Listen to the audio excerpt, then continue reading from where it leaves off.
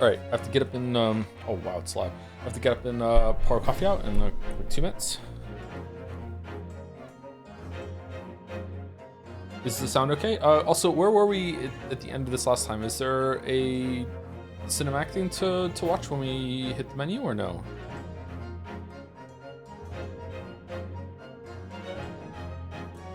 Morning Joe sounds good.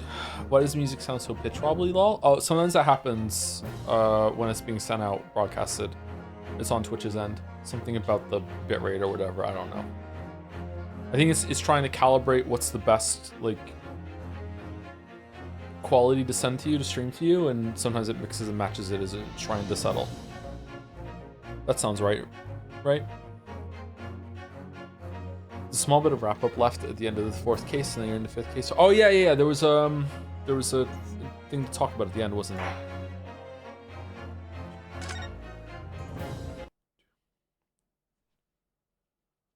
Okay, there we go. Now there's no music. Shit. Wait, is that a silent card? The best starter card is right there. Wow. Your question has been pulled. Stellar Blade, Pragmata, neither. Okay, neither is always going to win. There's always going to be, I would rather, you know, there's this dream game that I'd rather him play.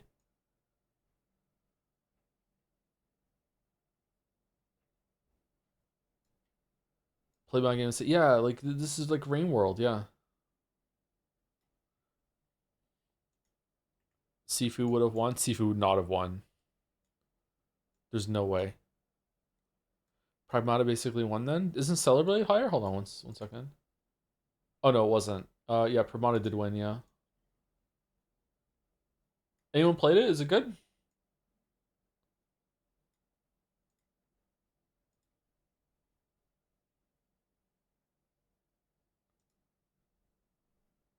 Elden Ring DLC playthrough stream for real this time? What do you mean? There was a fake stream of that? Demo was alright. Apparently it's dad slot. I'm something of a dad slot myself.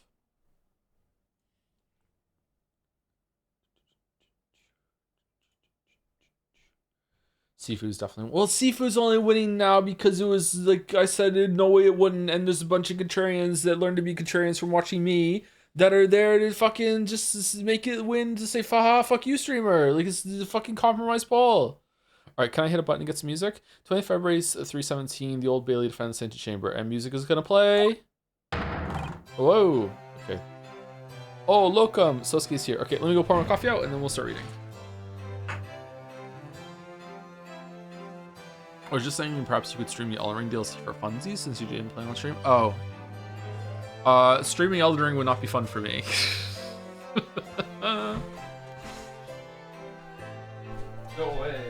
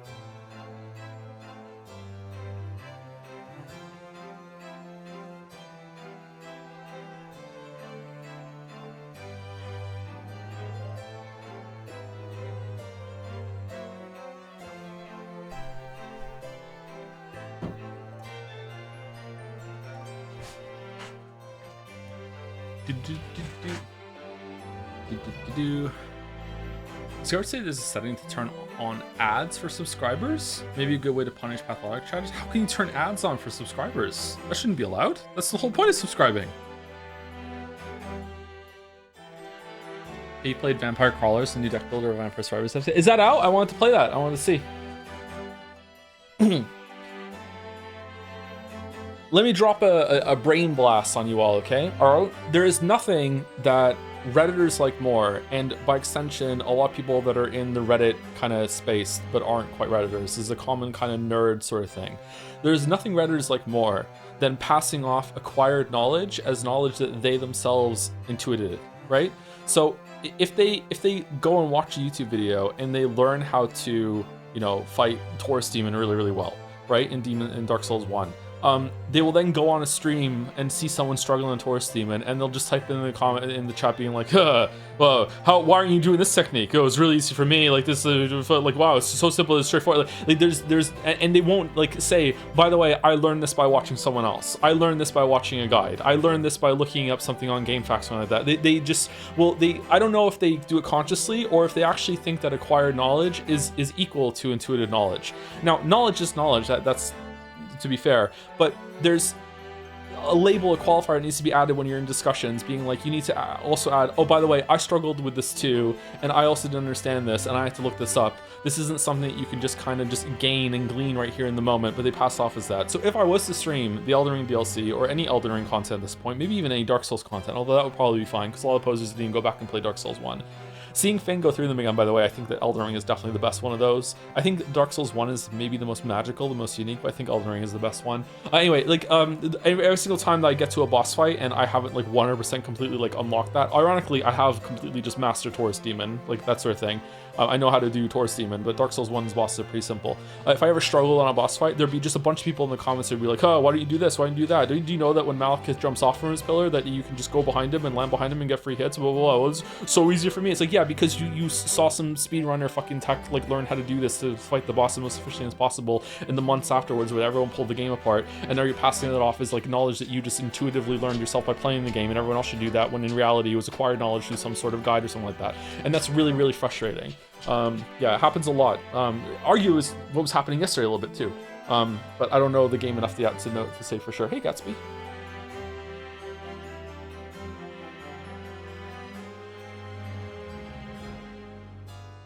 Hey, Gatsby.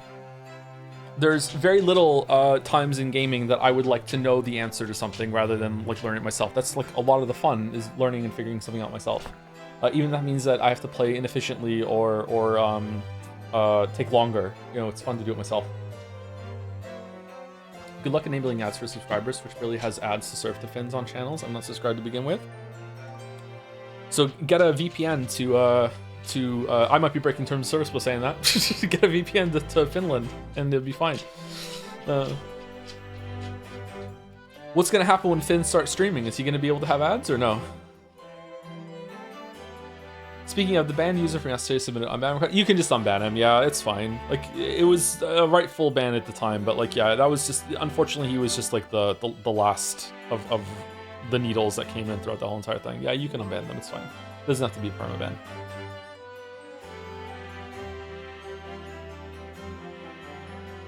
We won't have internet by then? Oh no.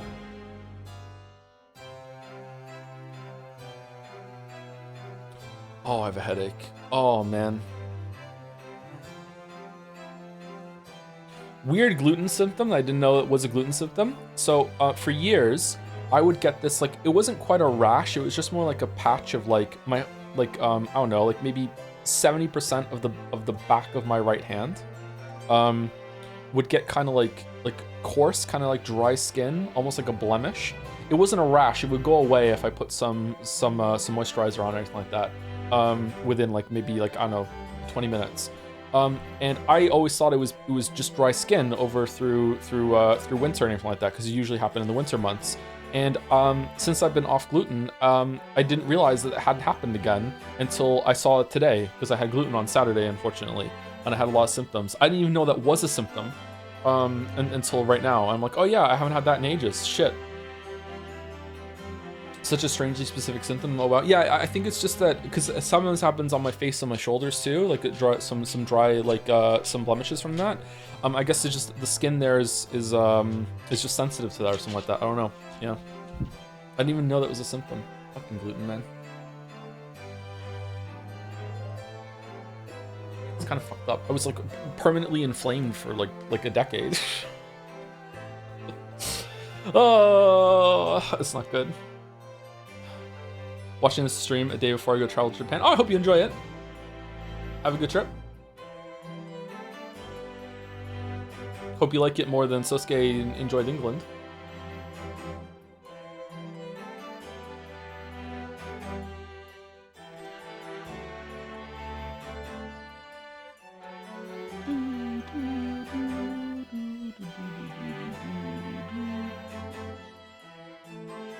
Anyway, let's get into it. And by get into it, I mean say thank you to the first round here. Not too many subs to thank you at the beginning of today's stream, and then we're getting into reading it. Apparently, we're gonna have to haul ass to get this done this week because the next case is quite long. So I might go a little longer today, tomorrow, and the next day. So we might want to have to return to 6 hours in order to finish this today. So we might want to take some more breaks, but we'll see. We'll see how it is going. But yeah, there's not really a way to go faster in Ace Attorney unless I'm reading faster. But yeah, we'll see. I've also been reading almost all morning, so good luck to me. In retrospect, that was probably a bad idea. Shit. Oh well, okay. Thank you, Chris Astle, for the 70 months. Thank you very much. Thank you, Deus Navan, or Deus Navan, for the 24 months, 2 years. Thank you very much. Thank you, Darfker, for the 31 months. Thank you, Arrow False, who I always think about criticizing my Factorio belts whenever I read their name, for the 11 months. Twitch lets you share sub anniversaries for gift subs now. Anyway, it's been a while, huh? Has it been a while? I see your name. Thank you very much for the resub and the message and the jobs. Thank you, Andres, or some say Andres, 114 for the 9 months. For no reason at all, how many people is an orgy? Love the streams as always. Keep on keeping on. Oh my god, what the fuck? I don't know. 5. Why are we being horny on main? What do you mean? I think 5.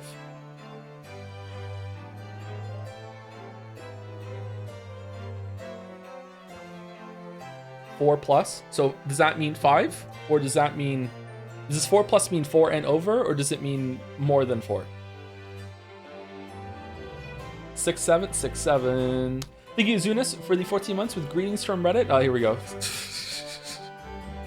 The Reddit army has arrived, thank you. And thank you to Grimbles for the 50 months too. So glad you're getting to case 5. I almost dropped the game, taking a year-long break after case 4, but I'm really glad I came back and finished it. Thank you for the amazing streams. Oh, you're welcome. What was it about case 4 that made you stop it? Was it just boring to you, or just kind of tired, or whatever? I thought case 4 was okay.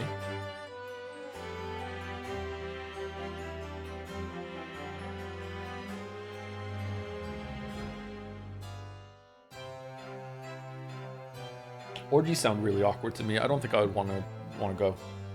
No, because I'm invited, but yeah, like no, not a fan. Yeah, I dropped it case 4 because I got tired bored too. So someone else in chat. Okay.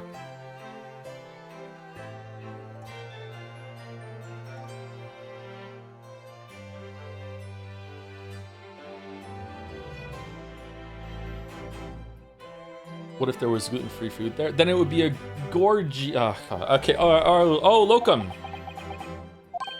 Wait, you mean me? Okay. What even happened in the last case? Someone was walking down the street. There was a fight going on in an apartment. They were throwing things. It hit the window. It dropped the book. Ollie was crawling along, picked up the book. Then a knife was thrown out. It landed in her back.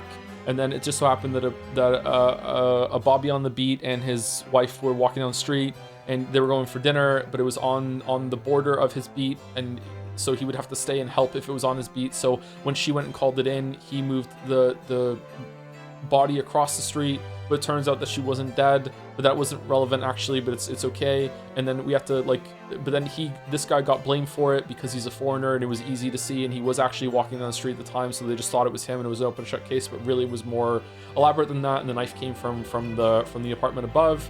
And then we unraveled it all, and it turns out there was kind of like an accident, and it's just because of the woman was going crazy because she thought that her husband was being unfaithful, and we didn't ever get a resolution on that if he was or not. Was he? I don't know if that is the case. There was also these 2 weird people that showed up at the end of the investigation part. One was quoting Shakespeare all the time, and that wasn't relevant at all to the case. Also, some green old man is me. Oh, I was there too. He fucking had nothing to do with it. I don't know. what the fuck that was going on. Did you know that the not-to-be-named gacha game that you've played currently has 1,700 plus OST?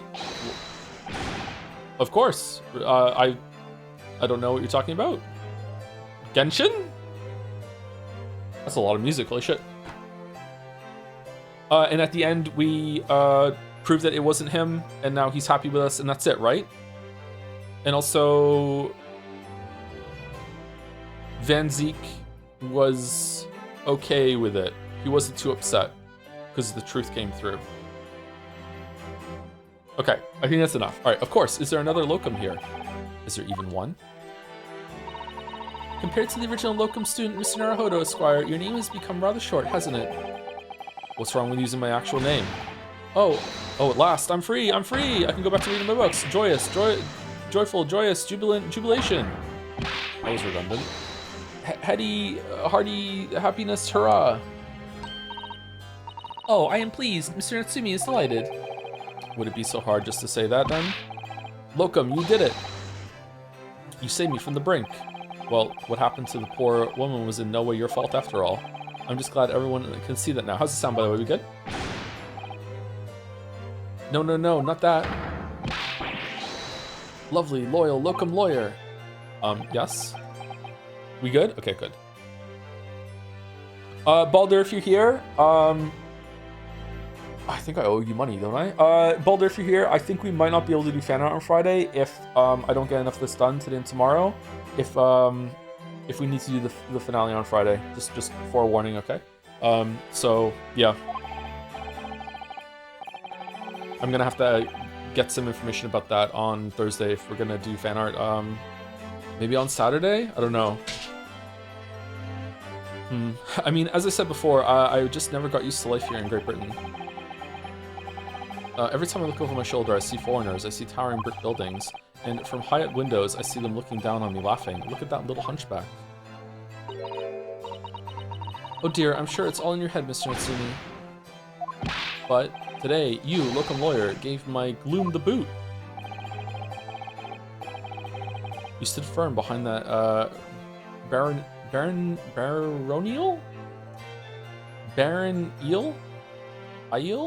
baronial bench before those babbling British. He reminds me of like an artist. I can't place it though. Or am I just thinking of Chaplin? Who does he make me think of? I don't think it's Chaplin. Nice bait, streamer? It wasn't bait, sorry. You battled to the bitter end, laying bare the baffling truth, and when I beheld the blinding fireworks among the beams of the Bailey's roof, I bellowed. Edgar Allan Poe? Maybe it is Edgar Allan Poe, yeah. Behold, the best barrister ever born. Well, that's very flattering, and we're very pleased for you. This has given me a wonderful anecdote to recount to my old friends back in Japan. An anecdote? Is that what's to become of all my hard work? Ah, there you are, my dear fellows. Clearly, you don't own an air fryer. I apologize for keeping you waiting. I rose late this morning. Sholmes! Oh, Mr. Sholmes, what a pleasure to see you. I see I am here not a moment too soon. A disaster has been averted, I'm glad to say. Oh. The trial should begin presently, Mr. Naruhodo, and I wish you the very best of luck. It's just finished. What? No! That my haste was in vain? Og, it's you! Herlock Sholmes. I hate this pose. This pose makes me uncomfortable. Oh, have we met, sir? This is Mr. Natsumi, the man you had arrested, Mr. Sholmes. Ah, I see. I failed to recognize you at first. Our previous encounters have taken place in the gloom, either of your bleak lodgings, bleak lodgings or that prison cell. Hey, most suppose I won't. Oh, I didn't see the follow-up caps. Have you played Vampire Crawlers? Is it good? I didn't realize it was out. Why are there so many fucking roguelikes, turn-based roguelikes coming out all of a sudden? I haven't even gotten back to Megenics in ages. Did my morning Slay the Spire 2 run. I'm up to Ascension 8 with Silent, which doesn't mean anything because the Silent is just fucking busted. I'm playing on the second monitor right now. First run was very boring, but once I unlocked a few items, it became very fun. Oh, interesting. Okay. All right, maybe I should check it out then. How far are you in eugenics? Not any further than I saw on stream. I haven't played that save file since the last stream. I started a second one and I haven't caught up to where I was. I've just been doing a lot more runs and just trying to breed cats. But I haven't played eugenics in about 2 weeks. Thank you, Lure _ for 36 months. Thank you, Rush, for 3 years. Mostly lurking since 2018, 2017, but finally hit 3 years sub. Thanks for all the laughs, Joe, plush chat. Oh, you're welcome. Thank you, Lure. I updated the poll to your satisfaction, streamer. Be real, chat. The next action game Joe should play next week is Pragmata, Stellar Blade, Seafood, Neon White. No, it's just fuck it. It's not an action game. Our previous encounters had taken place in the gloom, either of your bleak lodgings or that prison cell. I simply couldn't place that curious face in the light. Charming. This is all your fault. Hair lock Sholmes. We saw an action. It was a racing game. You're the reason I had to go through this terrible ordeal. I'm going to give you a piece of my mind. Uh-oh, he's doing a fucking Hadouken. My apologies, sir, but I assure you, I have placed you now. You're the fellow who abandoned that poor young lady and ran off, are you not? Has she been taken to hospital more urgently? I feel perhaps she would have regained consciousness by now. Oh, the pegging your bargain joke is dead. It's done. It's not funny anymore. The streamer is declaring, next time you see it, no one's gonna laugh. It's not funny anymore. Dead forever. No laughing allowed. But it was unavoidable, I'm sure. We are human. We are but human after all. Anyone would have been shaken by such an experience. We're done when I say we're done? Okay, Walter. I do feel very badly about how I behaved. Well, never mind then. Never mind. Now then, what was it that you wanted to say to me, sir? Nothing. Ah ha ha ha! Priceless! Oh, I'm sorry. Really, but... that was quite priceless. Poor Sosuke-san. Sosuke-san! Still, on the bright side, you've had an extremely entertaining experience without paying a penny. And, it would seem, you were not even found guilty. But there is no bright side. Whatever do you mean, Mr. Natsume? Even after this, I'm still cursed by the spirits and now by the Reaper! Ah, Lord Van Zeeks. I haven't forgotten, you know, what facing that man in court means. Even if you're not found guilty, you're still doomed! It will be alright, Mr. Natsume. Hmm? If the Reaper appears trying to make trouble, I will protect you. Hiya! Oh, for fuck's sake. Didn't we just learn not to do violence for fun? With a perfectly executed Susie takedown. Much as I like being turned on my head, a bit of warning might be nice next time, Mr. Susato. Miss Susato.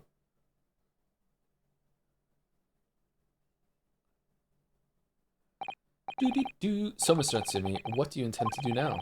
You mentioned something about recounting your experiences to your friends back in Japan?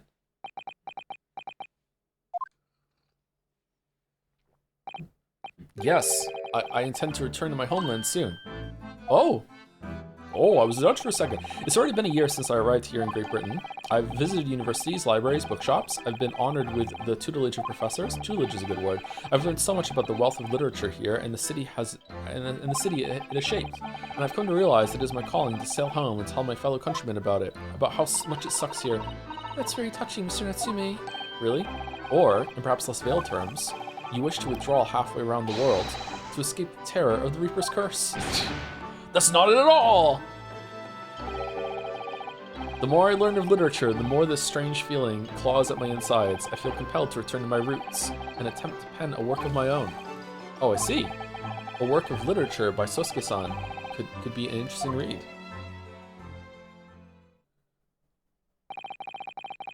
And what about Miss Susato and yourself, Mr. Naruhodo?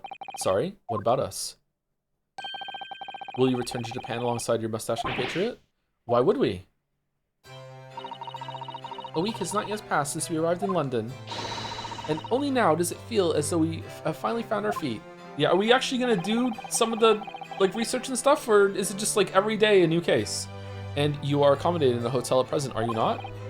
That's right, but we need to find lodgings before it bankrupts us. Oh, wait, are we getting paid? I've calculated we can only afford another 10 nights before our entire budget is exhausted. Well then, you could take my lodgings. Oh, the windowless room? Ah, but what it lacks in windows, it more than makes up for with a floor, a ceiling, and walls. Great. And of course, I'd be happy to leave behind the accursed evil spirit. Oh my, an evil spirit?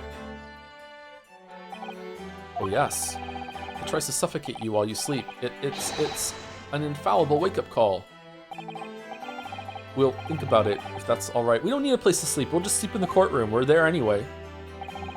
Fucking Van Zeeks probably lives in there too. Set up his tent when the judge goes. Campfire in the middle of there. Marshmallow on a stick. Alright, time to do some studying for my next case tomorrow. Perhaps I can offer a more welcome alternative. Would you consider taking lodgings with me? Really? Wait, really? Well, a vacancy has conveniently presented itself. What do you mean? Though it is up in the attic, I might add. Are you sure it isn't just a strange loft? I spoke with the landlady this very morning on the matter of price, and Iris is cleaning the room as we speak. Oh yeah, Iris. You must come at once. I presume you have no luggage to speak of? Oh, this is simply wonderful. What an honor to be invited to taking lodgings in the great detective's office's attic. I'm too overcome for words. So suggesting we look elsewhere is out then? Then it's settled. Iris will prepare a welcome dinner this evening. And you must come too, Mr. Natsumi. I insist. I don't know what to say, but thank you, and yes. Wonderful. Then I'll go and complete the paperwork for your formal release, Mr. Natsumi. It shan't take long. Somebody's happy. She's usually happy. I hate to see it. Someone being happy, man. Just, oh fuck, why are you happy? Locum. Who has the energy to be happy all the time? I knew you wouldn't let me down. I'm truly delighted to have met you here in London. Likewise, Mr. Natsumi. It's been a privilege meeting you too. Has it? It's a shame that we're going to have to say goodbye to so soon. Well, I've come to realize that I belong in Japan. But Locum, we'll meet again one day. Yes, I'm sure. And hopefully by then, I'll be a successful lawyer. Hopefully by then, you already are, bud. I'll be a successful author. Well, dear fellows, our carriage appears. Hopefully by then I'll have an air fryer. Our carriage appears to have arrived. Thank you. The last curry rice for the 17 months, by the way, with a +2. I love the +2 emote. It's so good. Shall we go, Mr. Naruhodo? Yes, Mr. Sholmes. I have little doubt Mr. Natsumi will be released in time for dinner this evening.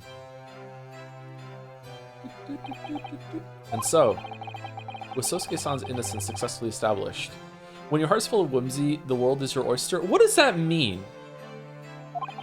Why do you want the world to be your oyster? We rode with Mr. Sholmes to what was to become our new home, 221 B Baker Street. Oysters have pearls, but so you want the world to be like your oyster where you make your pearl? Are pearls okay? All right. So having no information about this whatsoever. How do oysters make pearls? Why do they want them? Is that just like their poop? Is it like they're feeders that just suck in stuff, right? And is it like they collect a bunch of debris and then it just coalesces into the pearl? It's their equivalent of a kidney stone? Okay, do they ever let it go? Like if it gets big enough, do they just like boom? Nobody knows? Nobody knows. Not sure, actually. Sand gets trapped, and to protect itself, it covers it in stuff.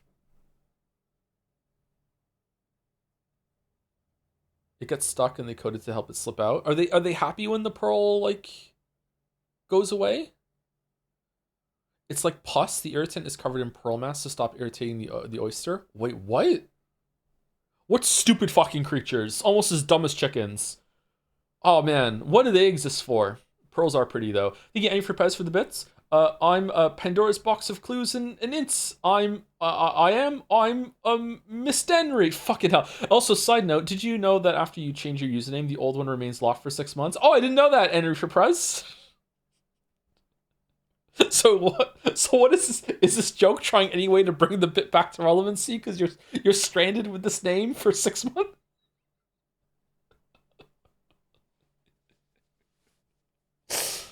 Oh, oh no.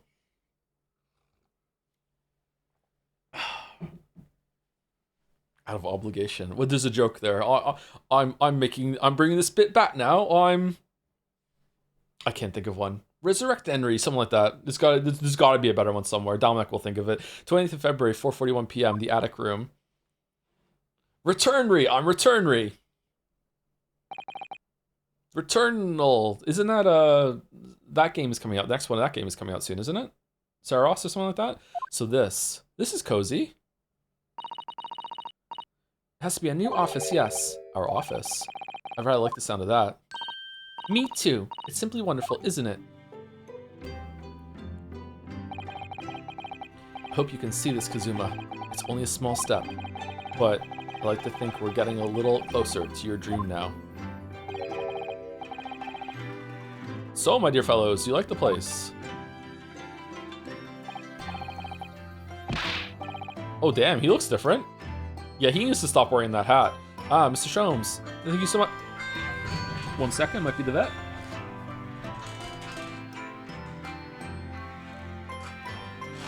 It is actually, bareback.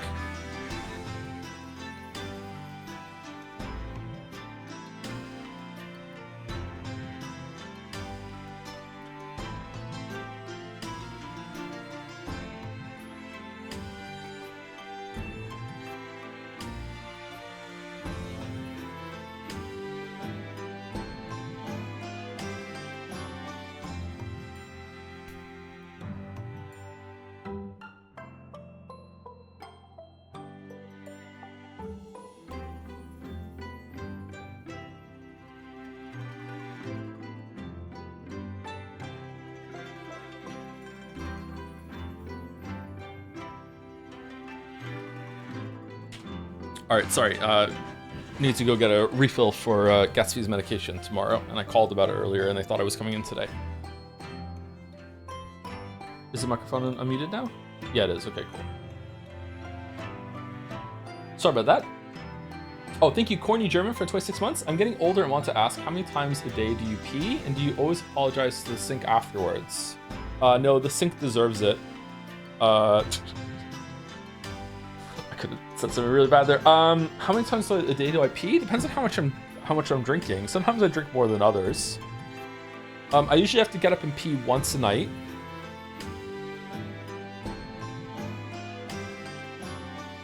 I don't know, 4 or 5 times? It depends. It depends, yeah. Is that too much? What's the average? How many times a day do people usually pee?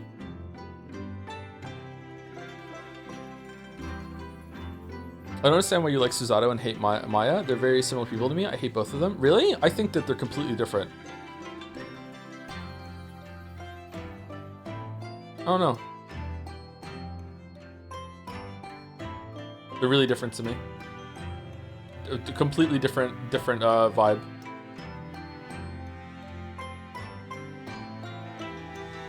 Maya is like way more, I don't know, bratty in a really aggravating way.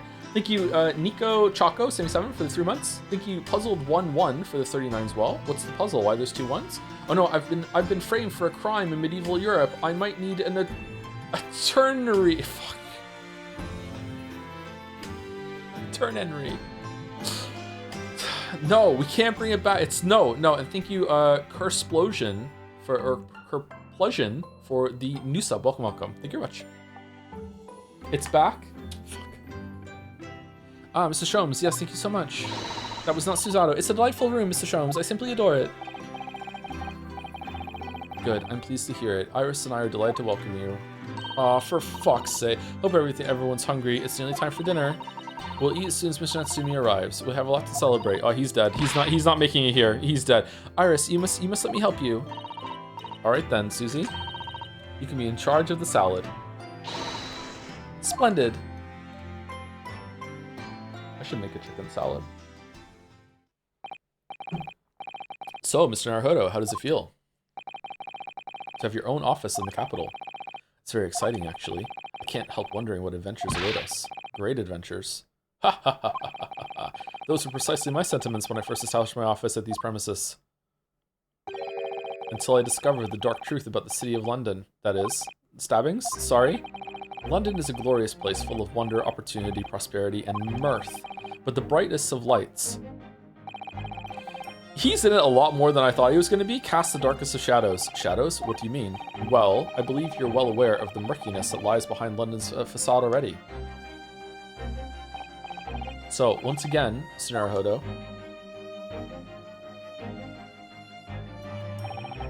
Welcome to London. Ooh.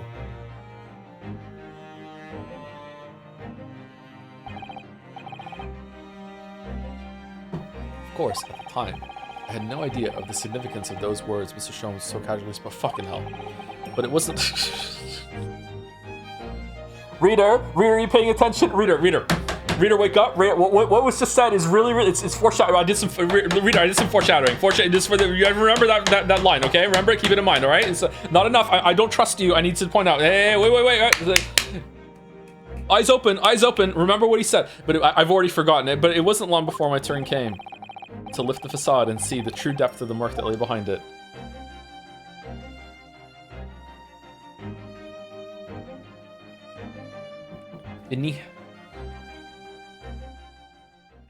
Landed in London for completion of episode 4 of the Great Ace Attorney Adventures. Save current progress. Okay, we should have powered through and did this last week. I'm sorry, but like, yeah, it was already getting kind of late. Mubby.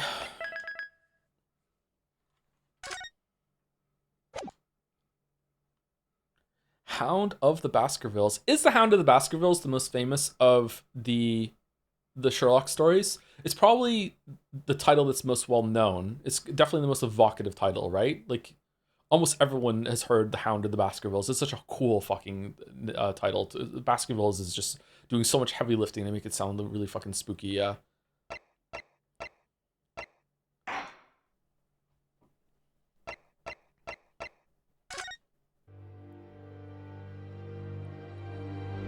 Hound it was, but not such a hound as any mortal has ever seen. Its eyes glowed with a smoldering glare. The whole of its oxidized body was outlined in white-hot flames. It's coming!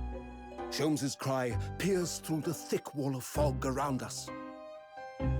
Wisps of vapor flowed over the pistol as I cocked it, and I waited, breathlessly, in the stillness. Nat 20. The silence lasted for what seemed an eternity, until, at last, it appeared.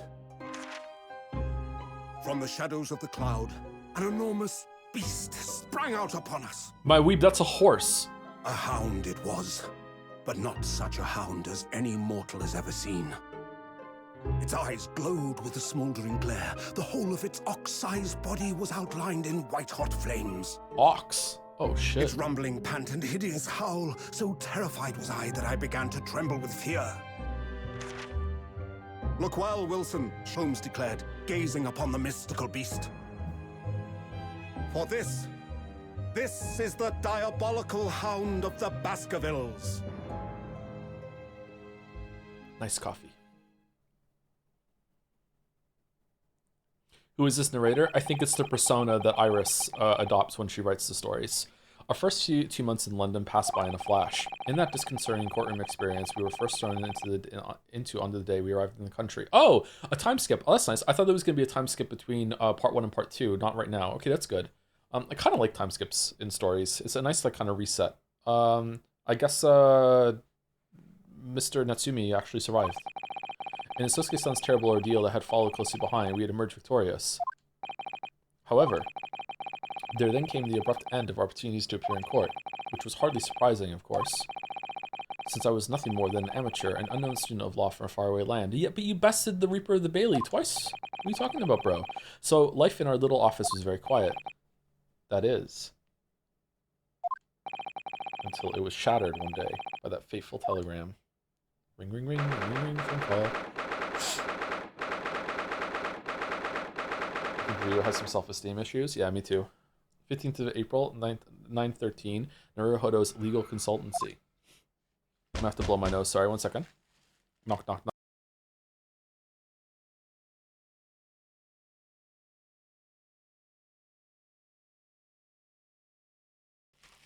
It's okay, Van Zeeks can fix his self-esteem issues. Oh, so we're just going full toxic yaoi. Toxic yaguai. Okay, yeah. Don't work on your own self-esteem. Get someone to fix it for you. Okay, alright, sure, whatever. Knock, knock, knock. Thank you, Jamma211 for the 17 months. With the toxic Yuri. We got Jomsif and ooh, this looks cozy. Nice. That morning, I was woken by the unreserved knocking on the door by the telegram boy. But after he'd gone, Suzato-san's behavior became very obviously strange. Suzato-san? Yes? Is it time to leave for court already? I'm evil, Suzato-san, now, since I read that evil telegram. Let me see, what case is it today? I don't think I'm scheduled to defend anyone at the moment, am I? Oh, no, of course not. How silly of me. But I think Iris said she would make us breakfast this morning. You wouldn't make that mistake. Shall we go down to Mr. Sholmes' suite? Yes. Iris makes the most delicious breakfast food. She does, doesn't she? And once our bellies are full, we can leave for court in fighting fit form. Let me see. What case is it today? Here we go again. Beans and toast. I fucking hate beans and toast. I'm a lawyer. It means a great deal to me, you know, that you cherish his armband so and wear it each time you appear in court. Well, it's very important to me, and it's what shows that I'm a lawyer. And whenever I wear it, I feel as though it gives me strength. Through Kazuma. I absolutely can't be without it, especially when I'm at a critical point in a trial. But just the other day, I noticed you wearing it when we went to visit that park. Sometimes I forget to take it off.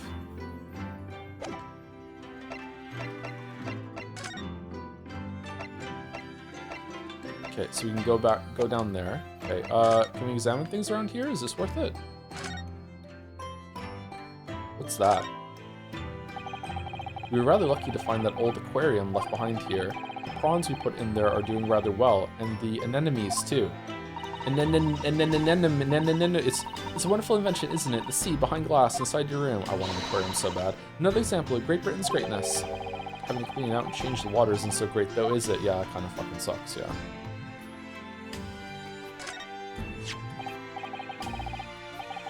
Ah, this must be the telegram. Let's see.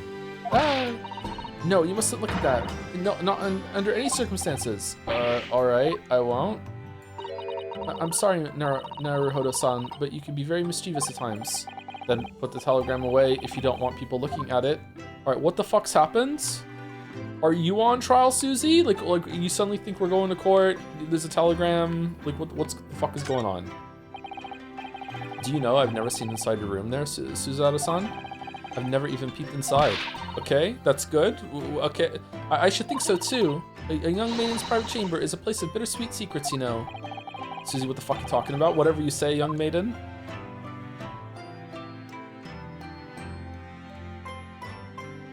You didn't even see it when you moved in? Like, you didn't get a tour, this is the room, and then you have to decide who gets what room? Come on.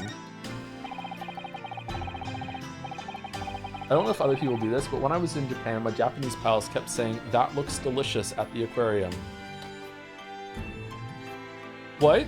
Thank you, Jamo211, again, because then we got Joe Camo31, which is a similar kind of name, with the exact same fucking spread of emotes there with the Toxic Yuri. What? Alright, that's kind of spooky. Glitch in the Matrix. Thank you, Joe Camo. Thank you, Jamo. Thank you, Clive. Thank you, Jill. We've only been here in London for about 2 months, but my desk is already starting to look a little messy already. A little? If you could tidy up once in a while, Suzato-san, I always say, making a mess is a small sacrifice to pay for being able to further your studies. The time spent tidying up is time you can't devote to the same cause. The time spent on ridiculous arguments is time that could be better spent on some simple housework. The arguments are the point. She wins, but I'm supposed to be the lawyer here. Ooh.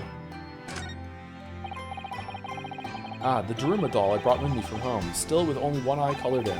I said I'd color the other eye once I won my first court case here in Britain, but I have ADHD, so I haven't done it yet. But you have one, haven't you? Twice, in fact. Because I feel as though I'm still lacking as a lawyer. I tell you what, why don't you color the other eye in once you think I'm a proper, fully fledged lawyer?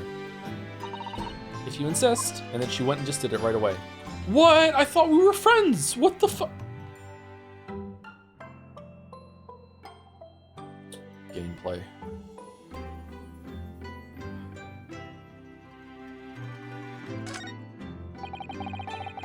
So this is a tea set that Suzada-san brought with her from Japan. Let's hope she hasn't noticed me slipping sugar and milk into my cup when she makes it. It's just so bitter. Tea is a drink to be enjoyed, Naruhodo-san. You really don't have to force yourself to drink it, you know. I don't like to see you screw up your face so. It's spring at last, and the weather is warmer now, but I love the smell of the fire and the steam rising from the kettle. Oh, would you like some tea, Naruhodo-san? Thank you, Suzada-san, but I'm alright for now. With the green tea Suzada-san makes for me from time to time, and Iris's unique herbal infusions, this place is paradise for a true tea lover. Green tea is such a wonderful accompaniment to British tea cakes, don't you think? I don't know if I've ever had a tea cake. I've had a digestive biscuit, as, you know, everyone does when you live in the UK. It's just a weird fucking name. Digestive. What the fuck are they... What, like, does it help digestion? Is it just bullshit? Digestives are good. They're good when you dip them in the tea. I like to get, like, a custard cream or whatever and put them in the tea. I can't have them anymore, but, like, yeah. That spade has been in here since we started renting the place. Okay, free relics. Oh, that's not a spade, Naruhodo-san. It's a murder weapon. It's a shovel. What's the difference? No, shovels are for digging. That's for scooping up loose material. It's a spade. No, spades are for digging. That's for scooping up loose material. It's a shovel. I don't want to dig a hole for myself, so let's leave it.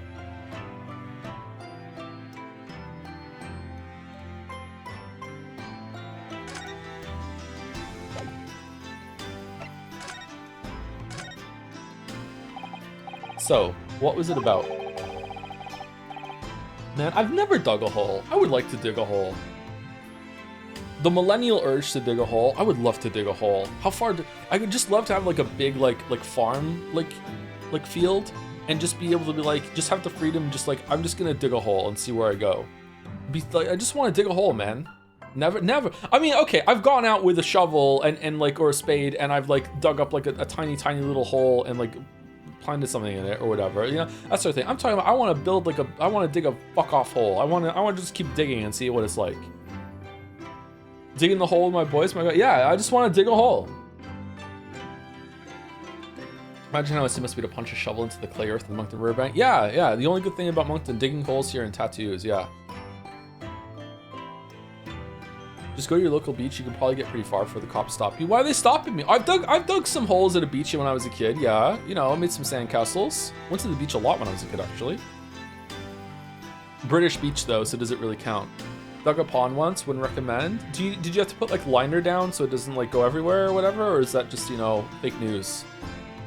The woke liberals want you to think that you have to put a liner down to protect your pond, but really you can just fill it with water. I would love to dig a hole, man. Maybe I should do it. Yeah, there's hard and soft liners. We used hard. Base. All right. The telegram that was delivered this morning, I mean. Oh, a telegram. I don't know what you're talking about.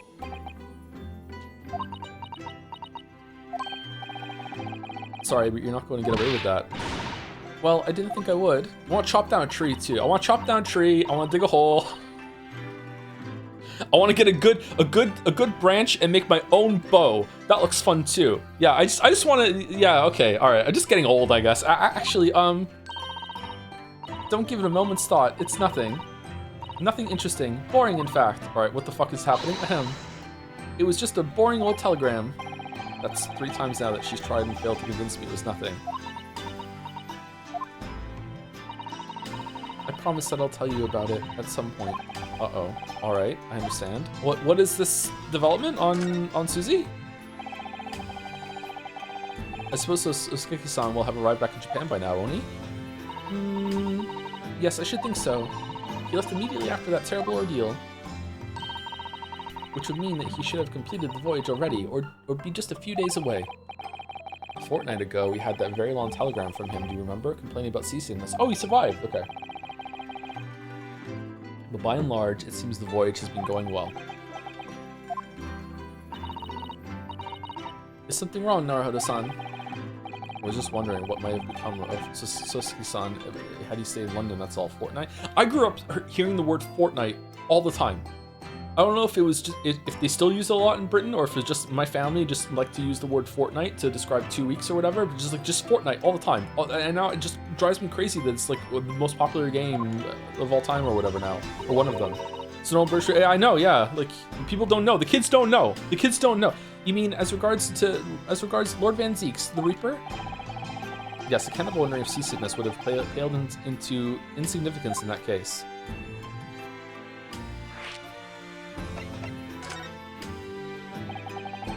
What is it they say? That no one who stands in the dock can be saved from the Reaper, right?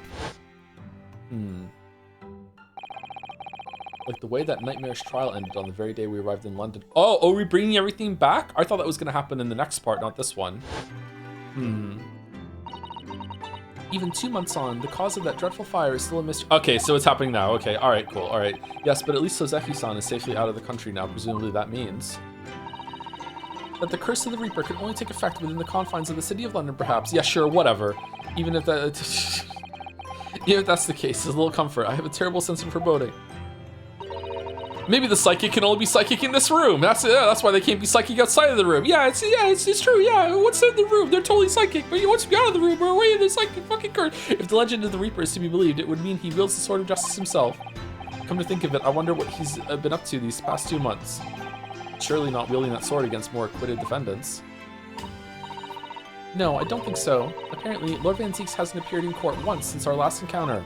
Ooh, oh? Yes, since Soseki-san's trial, he's withdrawn from judicial service again, it seems. Really? Okay. Flirting? Just like before, when he wasn't seen in court at all for several years. So, it's just been me who's had to face him in his recent, spate of trials? Hold on. Wait, what? Isn't that just...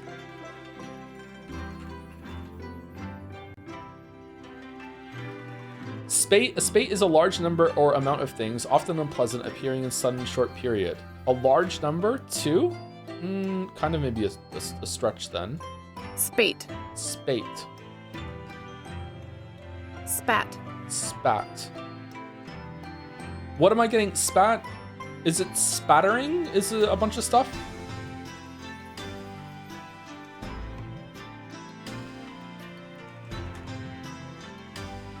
Spattering refers to a scattering or splashing with small droplets of a substance, such as paint, oil, or mud onto a surface. No, that's not it. I guess you could have like a spattering of something that you could do like that. Smattering? Maybe it's smattering.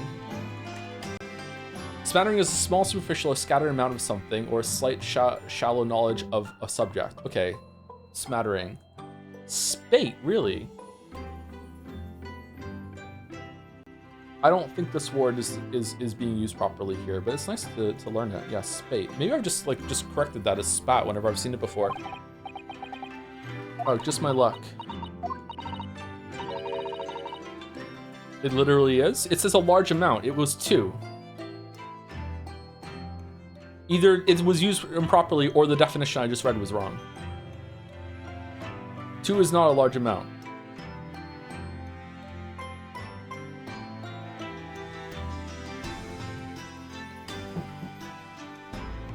I wonder if the left doesn't come into it. Sorry, what was that? Oh, nothing, never mind. It does work in this context. It really means just more than one. Definition is wrong. Okay, there you go. So yeah, it was the definition that was wrong.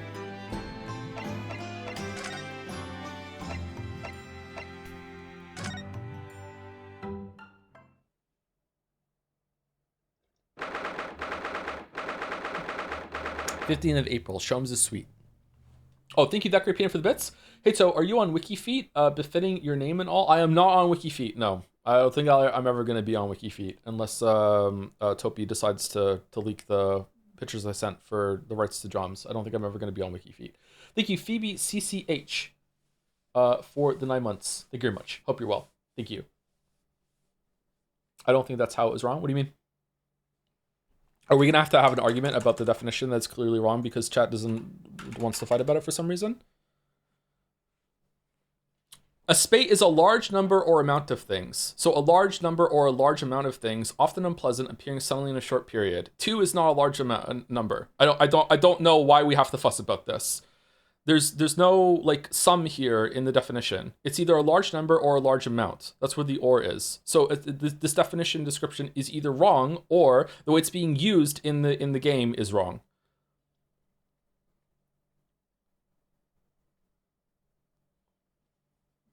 Two is a large number in this context? I don't think so. I don't think 2 can be a large number.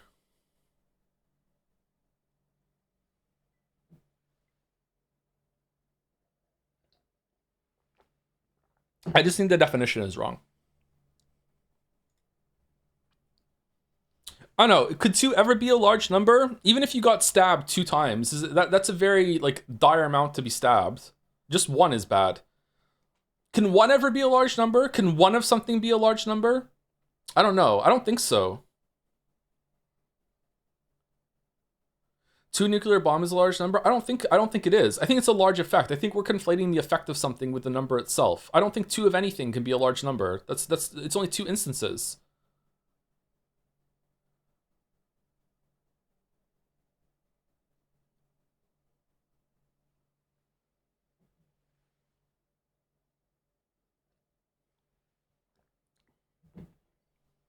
I'm trying to think of an example of I can. I'm coming up short. I don't think I can.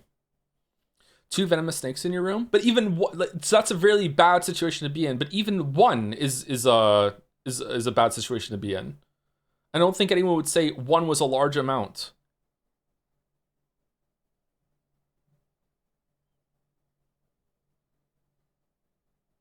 Good to see you're committing to finishing this game this week. I'm trying a new strategy that when chat gets insufferably pedantic, I'm just gonna lean on them really hard to see what happens. This is the new strat. Like I don't understand why we even have to have this talk, man. I don't get it. Like it is so obvious that the 2 is not a large amount, but apparently it was worth fussing about. I don't get it.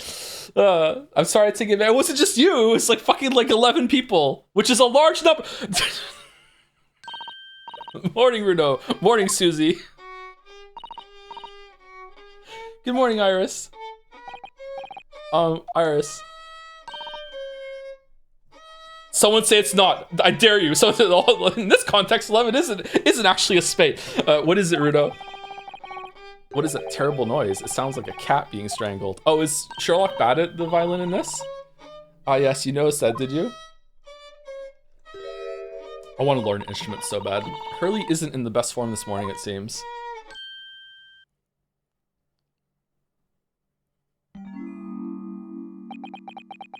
Hello. Hello, Mr. Shams. What's going on? Good morning.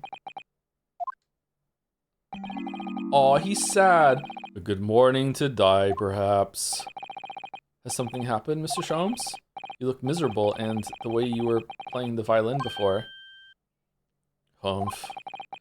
My analytical mind is dead. Music is dead. The world is dead. Damn this blanched existence. Do you have tears in his eyes? That's all it is, my dear fellow. Nothing of consequence. I'm afraid I don't understand. Well, Iris, isn't it time we ate? Some dry toast and insipid coffee for me, if it's not too much trouble. And some heroin. Meow. Cat. Oh look, it's Wagahai. Good morning, boy. That must be some sort of tiny door for cats to use. But how did it get there? Some sort of cat door. Say that again. Well, everyone, time for breakfast. Oh, wonderful. Let me help you, Iris. Ugh, it would indeed be a fine day to die. I knew something looked different.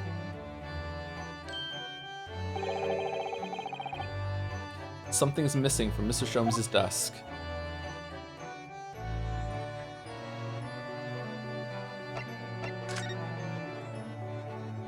Oh god, we have to examine the whole entire thing again? Okay, alright. I gotta say, this is my least part of the game, and also the last game too. I don't like going around looking at all these things like that. I'd rather it be more curated. Look at Mr. Sholmes' desk. It's completely clear. Isn't that enormous machine usually on? Oh, yeah, shit, the machine is gone. We can never hope to understand what goes on in the great detective's mind, Mr. Naruhodo. My least favorite part, sorry. Why, next time we're invited, we may find he's vacated the entire suite. That's scarily plausible, actually.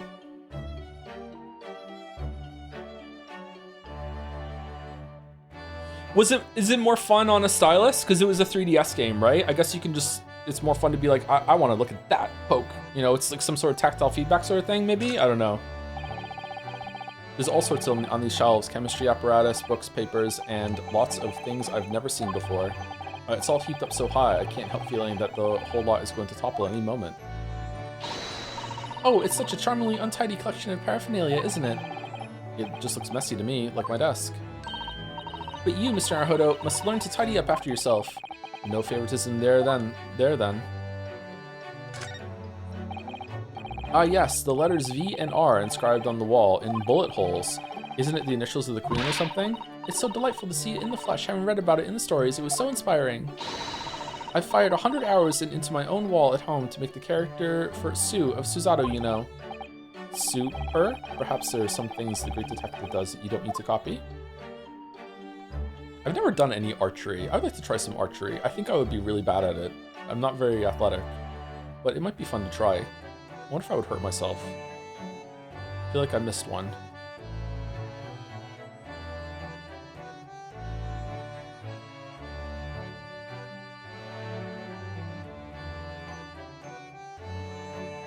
Okay, it's not too many actually. Maybe it's fine.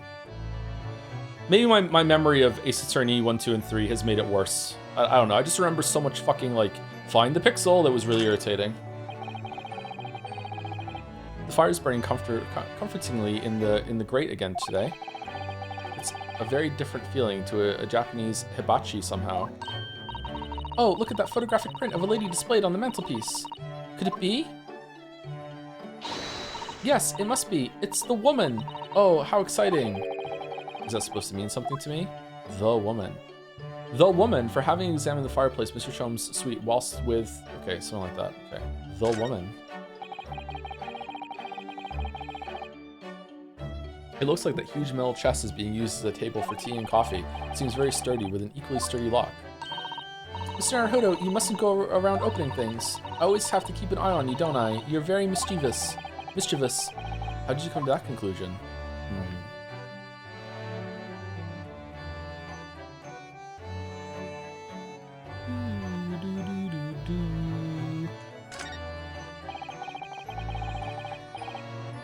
These are all mementos of Mr. Sholmes' past cases, I think. Does mementos have an E?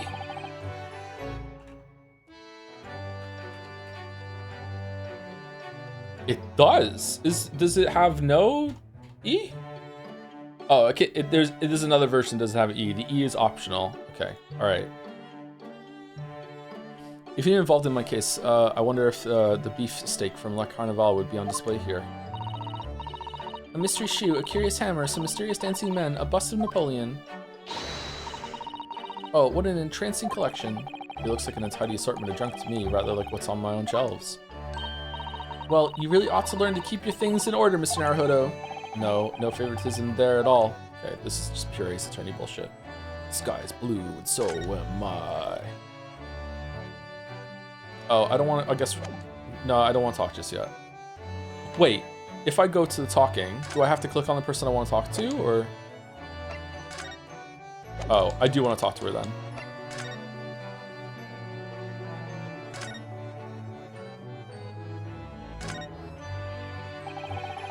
So Simi's cat seems to have settled into his new home then. Oh, it was his cat. Wait, did we see the cat before? We did see the cat before. Yeah, okay. We adopted the cat. Oh yes, and I've become very attached to little Waggy. Gatsby, if I get a cat, are you gonna eat the cat? Non-committal, interesting. It would appear his previous owner has completely forgotten about him.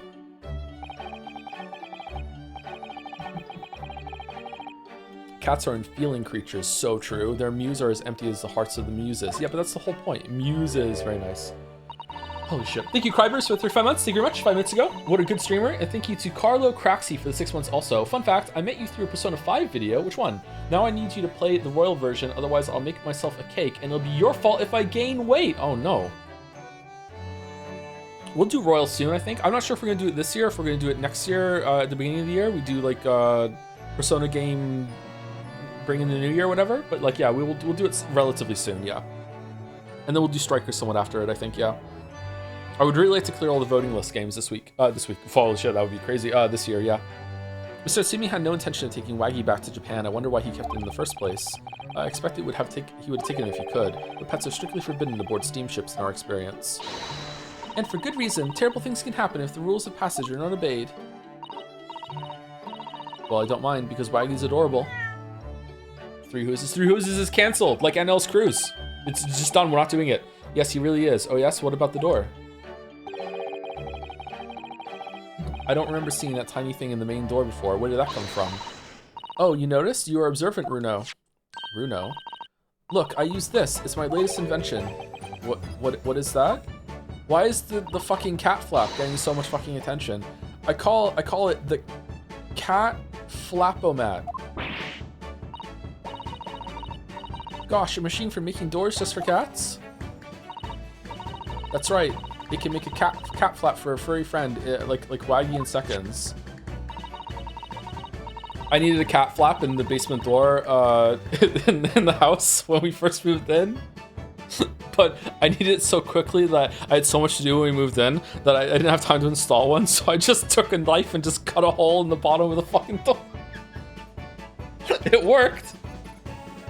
It was in the basement. No one was using the room.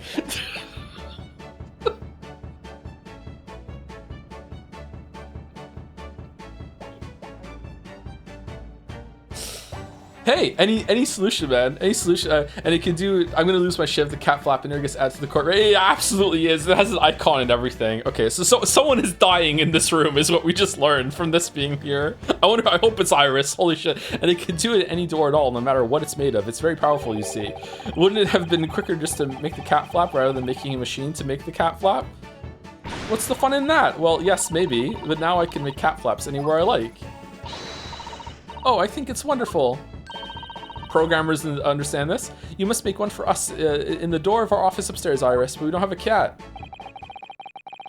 Ryu Flap. She really knows how to come up with unconventional inventions, this girl. Hehe. There's no way, the door was locked. There's no way a killer could have gone in. Wait, the cat flap. Yeah, he's secretly a contortionist. He just crawled through the fucking cat flap and went in there. He turned into a cat. Prove that he can't turn into a cat. Oh, I can't prove that he couldn't turn into a cat. Shit. This is where Iris notes down ideas, isn't it? Let's see. What does it say today? The Boscombe Valley Mystery. Oh, how intriguing. Crawling olive green.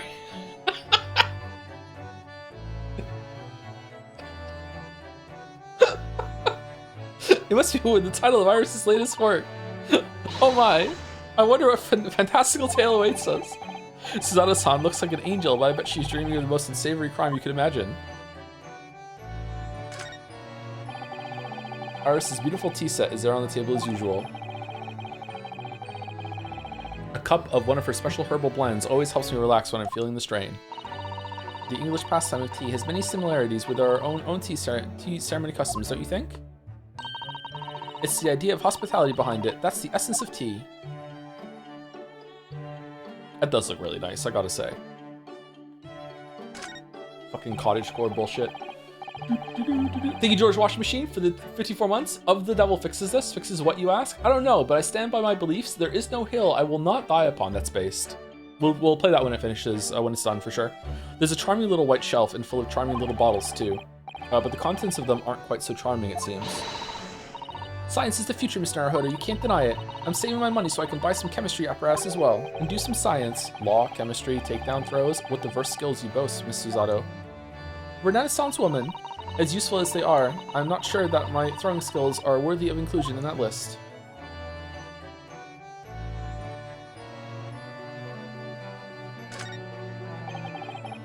Come to think of it, I haven't seen Iris doing much writing recently, but there's a paper already set up in the typewriter. Look, as if she's about to start. That reminds me, when I mentioned that Iris was in the process of writing a full-fledged novel, Mr. Natsumi was most impressed. Yes, Mr. Natsumi. That's what I'll be doing too, once I'm back in Japan, he said, through tightly clenched fists and teeth.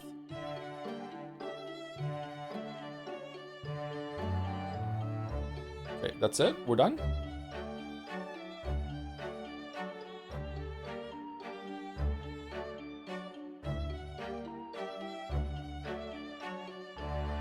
I need a Joe mode where I can hit a button and it will just highlight everything that you can interact with, and it has a little check mark all at once, so I know for sure at a glance, okay, I did everything. That's what I need.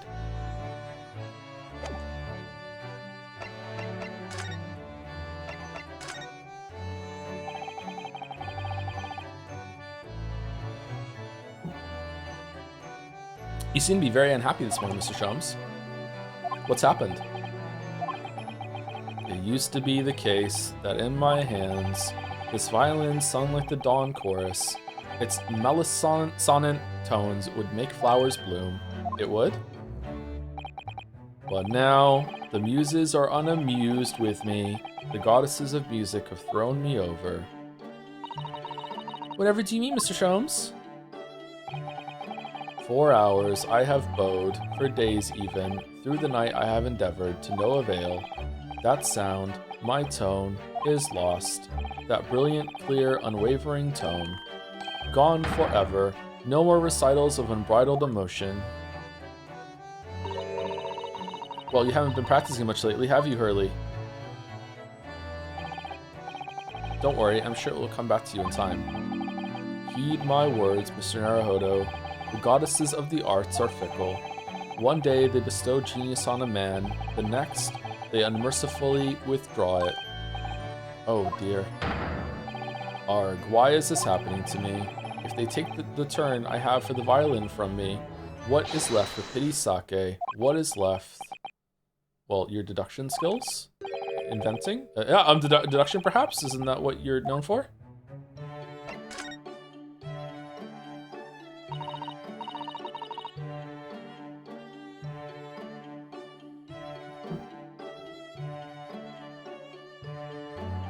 Mr. Shums, I don't like to pry, but your desk looks rather empty today. Well done, Miss Susato. Your observational skills do you credit. What, wasn't this like an analysis machine that could analysis anything, and then after it was made, he decided he didn't need anything to analyze, he could do it himself or some shit? Oh no, Mr. Shums, they pale into insignificance when compared to yours. You'd struggle not to notice, wouldn't you? You mean Hurley's great analytoscope? That's at Windy Banks now. The fuck is Windy Banks? Sorry, it's at a Windy Bank? No, Windy Banks, the pawnbrokery. The Harry Potter is this bullshit? What? You mean you've pawned that enormous machine of yours? It has some considerable value, you see. Quite undeservingly. But isn't it a very important machine for your work? I do wish you had consulted us if your situation had become so desperate. I should have gladly passed what little income I have to you. Dear madam, things are far from desperate. But the pawnbroker has your wonderful machine. How can it be anything but desperate? Making use of a pawnbrokery is quite ordinary here in London, I assure you. Is it? Doesn't sound ordinary at all. It would seem that neither of you fully understand how pawnbroking works. Oh, what's to understand exactly? You take the thing there, and you need money, and they give you money for it, and well, it turns out you knew it exactly. Okay then. What did you mean when you said we didn't fully understand how pawnbroking works? To the people of London, pawnbrokeries are akin to banks. What? Banks? On Mondays, merchants relinquish their finest jackets and trappings to their pawnbroker of choice. With the money they receive in return, they are able to trade happily through the week. And then on Saturdays, they go recover their things using the money they've earned. I had no idea. This has been a fascinating lesson for us. Okay, you're not a merchant though, Brolock Holmes, so why did you do it? Everyone does it, you see, especially people in inner London. Okay, so at some point the killer went and got someone's coat that they put in the fucking pawnbrokery and then did a murder and then went back and gave the coat back and then someone bought it back on Saturday and it's like, oh no, how did the wandering coat? Fucking Sisterhood of the Traveling Pants bullshit. And just like, oh no, there's no way someone could have that coat, it's your coat. Oh no, but I didn't have it that week. It was at the fucking pawnbroker so I could buy some inventory. What a great system we have here in London. Fucking everyone's using this fucking coat. And should they have the money to spare, they would purchase another fine jacket. Not to wear, obviously, but to pawn, should the need arise. Oh, how ingenious. So whenever we have something that's getting in the way, we leave it at Windy Banks, you see. What if someone bought... a pawnbrokery can be thought of as an extremely secure vault. No! Did you promise not to sell it? Who would have thought that even pawnbrokers are different here in Great Britain? Of course, you have to watch Hurley with it. Sometimes he pawns things he really shouldn't. Don't you, Hurley? Can we pawn you? What does it matter? The world is dead to me now.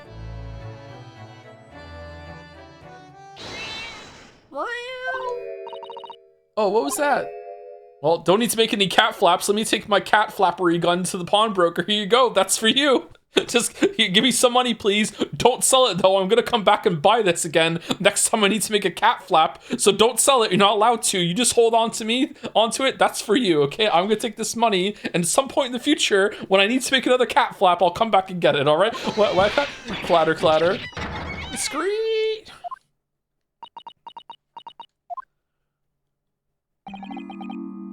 What was that?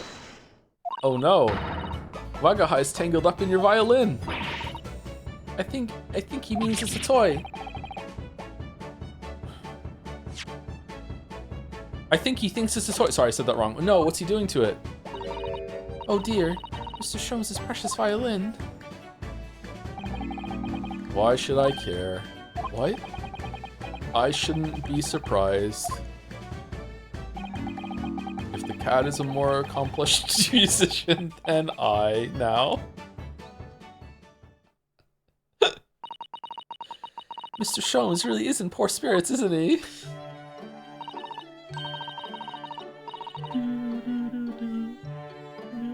Well, anyway, I'll put it back where it lives. Shall I, Hurley? Out of the cat's reach, if possible. Maybe we should assess the damage. Joe, pawn shops still work like this. They hold your item for agreed upon time, and if you don't have the money at the end of the deadline, you can pay to extend the deadline. Okay, you really? Okay. Well, not in every case, right? It can be used that way. I don't know. You can still just sell something without... That must be an optional part of it, right? What a crazy-ass fucking system, man. Hold on, but he doesn't need money. That was explicitly said. So for people in the city, it makes sense. But for him specifically, he's using it as like a vault. Like that's what they said. Like just storage that they're paying for. I don't understand why they're using it like that. But for other people, I can kind of get it, yeah.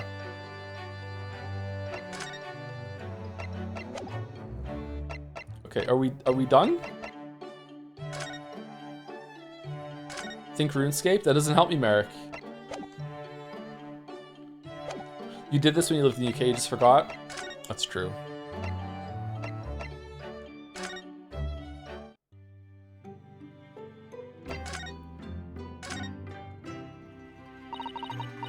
Can it really be that we've been in Great Britain for 2 months already? Yes, it's gone by in a flash, hasn't it?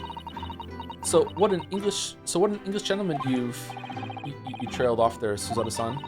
I'm so sorry. When I thought it through, I realized it's not at all true, actually. I simply don't feel that any Britishness has really rubbed off on you. Oh, thank God. No, nor you, to be honest. Well, that's obviously because... Yes, I know. Without a doubt. It's your kimono. It most certainly stands out. I adore the attire of English ladies. It's quite delightful. But somehow, I just don't feel ready to abandon my Japanese dress just yet. I wonder how Suzada-san would look in Western clothes. That would be interesting to see. It would be interesting to see, actually, yeah. Oh, are we done? Okay, so now that I did all the conversations, can I move on now? I feel like I missed a prompt somewhere.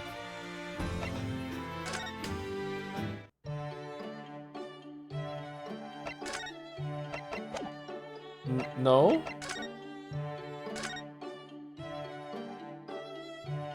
Uh-oh.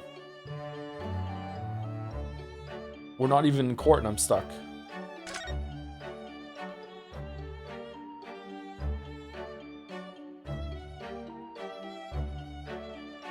Do I have to, like, show him something? Like, hey, like, look.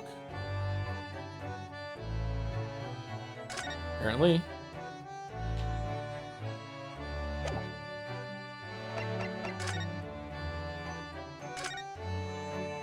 We're lawyers. Mr. Sholmes, can I ask your opinion about this? You lure me to raise my languid head with the promise of some mental exaltation. Yet in my morbid depression, I am confronted with the most mundane of problems. Oh. My mind finds greater stimulation in the unforgiving monotony of the floor than your miserable offering. Whoa! Always glad to help. Oh, my head weighs heavy on my shoulders. Okay, it's not that. Okay, do we have to look at the cat flap again? How did we look at the cat flap the first time?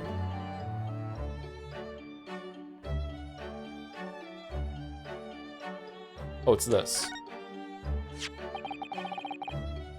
So this is the violin, is it?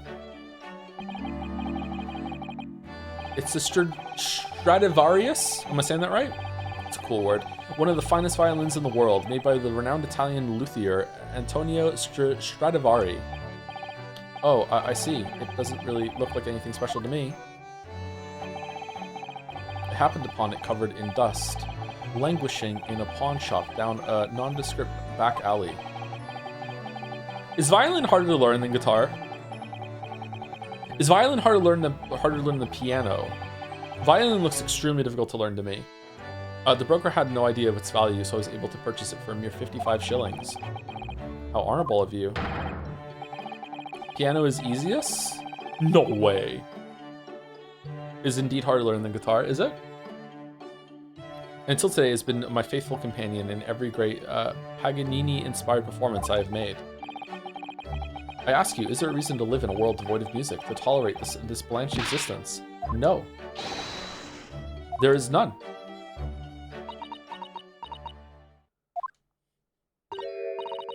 Mr. Sholmes? What, dear madam, what? My thoughts are preoccupied with fancies of release from this dull routine. Is it just that the violin's out of tune, and then it's just gonna be fixed then? Well, it's about the violin.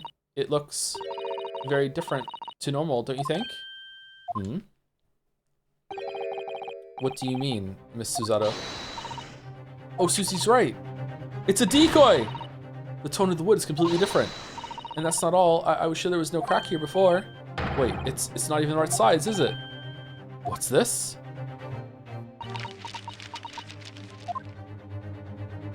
It's been pawned by the cat. I'm just... Translated. I thought I could get away with it too, as long as I went back and replaced it with the money. It was basically like a vault. I was keeping it in to sell my fucking catnip or whatever the fuck. What the fuck? I'm terribly sorry to have to tell you this, Mr. Sholmes, but the instrument isn't a violin at all. Wait, what? You didn't notice? Then what? I believe it's an entirely different instrument called a viola. What? It's pretty much a violin, though. You're right. You are quite right. This isn't my faithful Stradivarius? So what? Pray, is this piece of stringed flotsam? Not your faithful performing partner, then. Ah, I see what must have happened. You do, Iris? This is just a simple mix-up. It sounds like Iris might be able to tell us exactly what's happened if we ask her, but so we have to go through the menu and do it now. Here we go. Yep. Does she have robot legs? These are suspiciously stilt-like, don't you think?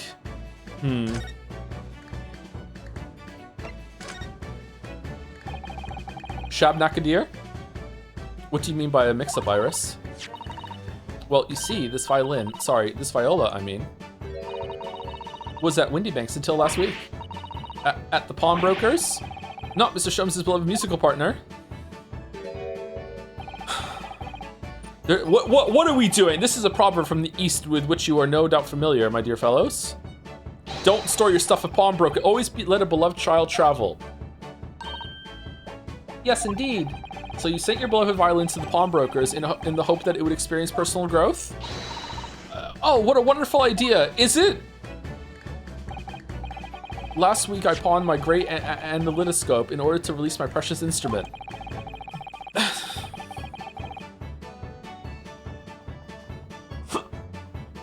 Is there some sort of coupon system? Like, the more you use the pawnbroker, it unlocks something in the tech tree or something. If you don't need money, why are you storing stuff in the pawnbroker? It would appear Mr. Windybank mistakenly furnished me with his tawdry fiddle instead.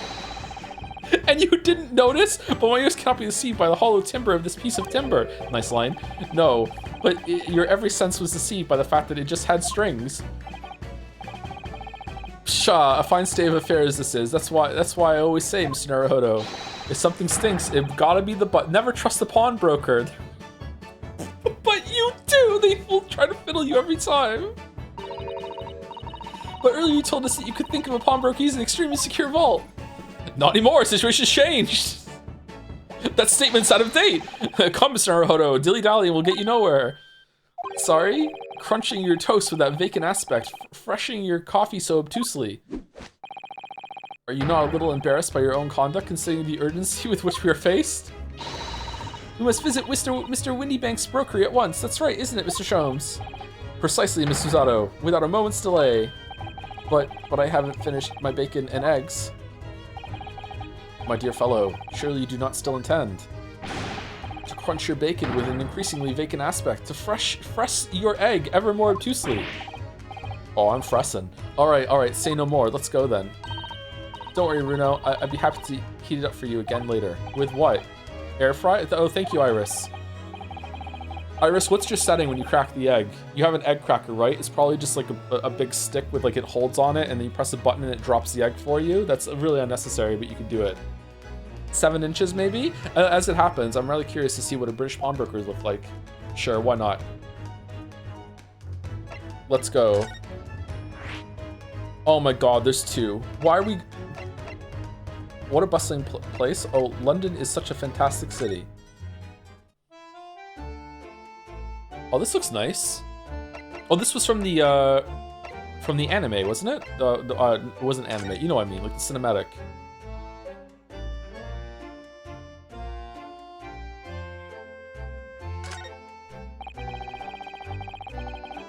Look at all the different things in the window of the shop. Jewelers, pawnbrokers. Oh, that's Windybank's, the pawnbroker. It's just downstairs?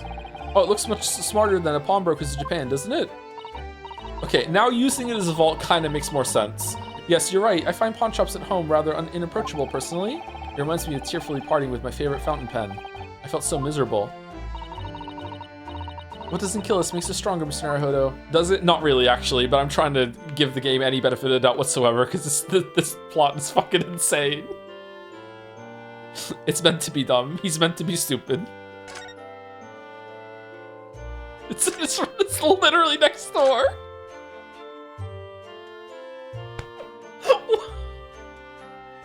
Why? It's already been 2 months since we started taking lodgings here by Mr. Jones's office. And we haven't given a single thing to the pawnbroker. We're fucking behind. Oh, that looks really nice. I still can't believe it. I never expected things would turn out like this. Oh, I know. To actually be sharing accommodation with the world's greatest detective. If I ever find myself before a court of law now, I will have not one regret. I don't know what you're talking about, but I'd be happy to defend you, of course. Do do do do do do do. This reminds me of Oxenfurt music from Witcher 3.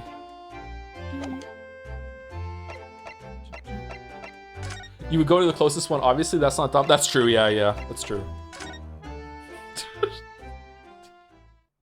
I genuinely don't know if this is a joke or not. I genuinely don't know. That's fucking great. It is? Okay, good. Alright. 15th April, Windybank's pawnbrokery. Yes, they fucking broke me, apparently. Alright, I hope there's not a character here that's gonna, be on trial. So this is a British pawnbrokery. This place slaps. I would love to go into this kind of store. Oh my, there are all sorts of tools and contraptions in here that I've never laid eyes on before. Suzato-san, and that spark of wonder in your eyes, you can't wait to scour the shelves, can you? I get the impression you enjoy places like this. Oh yes, I don't know why, but seeing such a lot of things I don't understand is a real thrill for me. Yeah, me too. Happens all the time. My dear fellows, let's not forget why we are here. Oh, Mr. Sholmes! We are calling on matters of business, not pleasure. And clearly Mr. Sholmes means business too, judging from the spark of fury in his eyes. Windy Bank. Oh, it's named after yourself. Ah, Mr. Sholmes, sir, welcome back. The judge apparently. Did you hear that brazen welcome? Well, yes, we are potential customers after all. We are disgruntled customers, Mr. Naruhodo, and it's time to inform Mr. Winnieback of our ire. Come, the fight is afoot. Okay, how long have you had the viola and you didn't notice? Because, you know, surely you check it when you get it, right? Greetings, I'm a lawyer. Mr. Winniebank about this. Let me see. I'll give you tuppence for it. Okay, all right. This is the system. We give it over to him, and he keeps it for a tuppence, and then we make more money being able to travel faster now because it's not weighing us down. And then when we have to go back into court, we come back and get it, and we pay 3 tuppence for it, and then that's it. And it's profit. Everyone profits. This is how it works.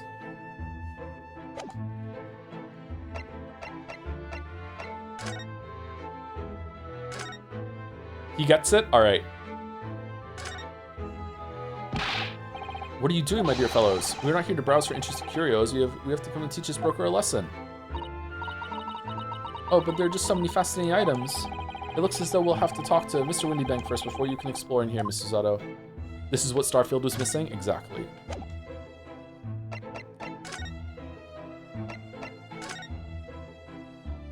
How goes it, Kupo? Pretty good.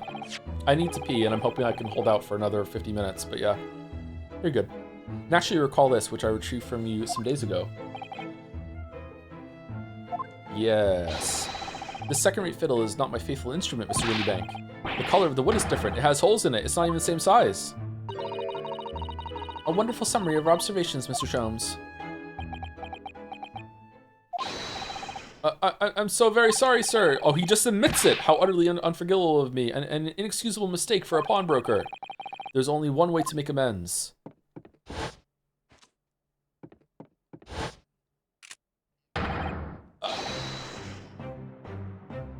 Persona? I have to take my own life. I don't think that will be necessary. Do you?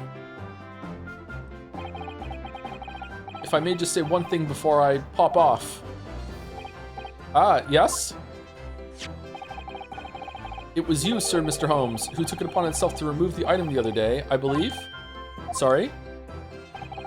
As I recall, I entered the storeroom to fetch your violin when I heard, here it is.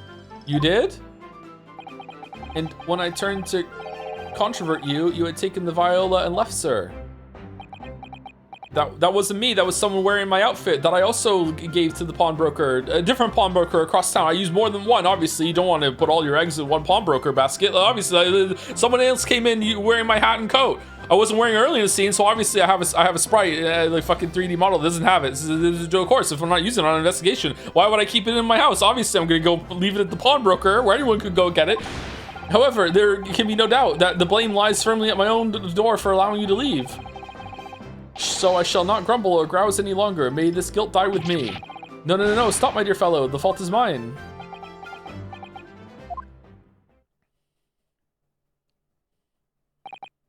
Phew. It would appear that the fight is over. Okay. Man, what a cool move. I do humbly apologize, Mr. Windyback. Evidently, my questionable disposition participated in this tragedy. Well, you wouldn't be Mr. Herlock Sholmes without that questionable disposition now, would you? Haha, I do believe you may be right, sir. Ha ha ha ha! It's either laugh or cry, I suppose. You are, it must be said, one of my more challenging customers. I needn't remind you of a peculiar collection of items you've brought through my door in the past. Oh? Peculiar items? Here we go. In the extreme, ma'am. For example, True Mom, the unpublished manuscript of an eponymous work, the novels of Herlock Sholmes, or some such. Oh my, a new full-fledged novel? And unpublished? A story I've yet to read, you mean? Ah, forgive me. I lost that too. Wait, before you die, you must tell me more.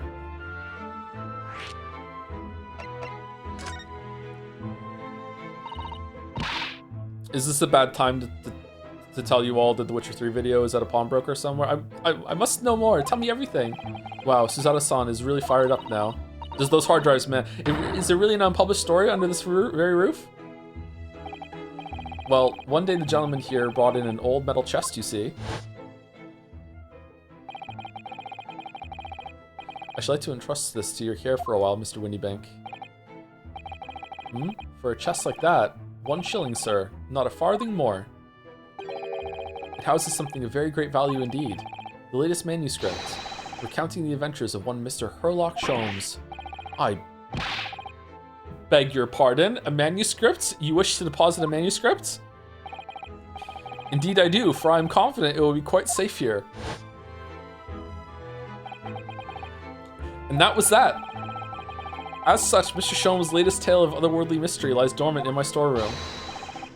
Mr. Sholmes, is that really true? Do I sense that someone doesn't want to talk about this? I continue to pay your fee, do I not? Then kindly continue to store my belongings securely. Of course, sir. Of course. They're safe and sound with me, I assure you, on my life. This is all very strange.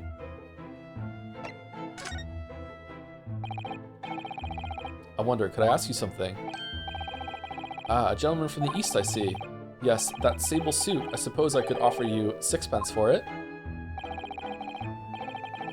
Without wishing to offend, the tone is somewhat dull. Sorry? Aha, but for your splendid attire, Mom, 5 guineas, no less. The colors are exquisite, the design, exotic. Eastern artistry at its finest, may I say. Oh my, 5 guineas, you say? How interesting. With that, you could give the kimono and go buy some clothes, and then when you're done with that, bring those clothes in and trade them in, and it's just free clothes, pretty much. Now I'm getting it. I see now. Yeah, just free clothes. Why do I feel though I've suffered some sort of defeat here? Actually, I was hoping to ask you about your business. Perpetual profit machine here at the pawnbrokers. I've heard it said that pawnbrokers are used rather like banks here in London. Yes, sir, indeed. Many of my customers utilize the establishment as you described. Isn't Starbucks like that too? Like they have more money in gift cards than anything else? I appraise their items and offer them a proportionate loan and 2 months of secure stowage. I don't like gift cards. If in that time they repay the original sum to me plus the agreed interest, their items are happily returned.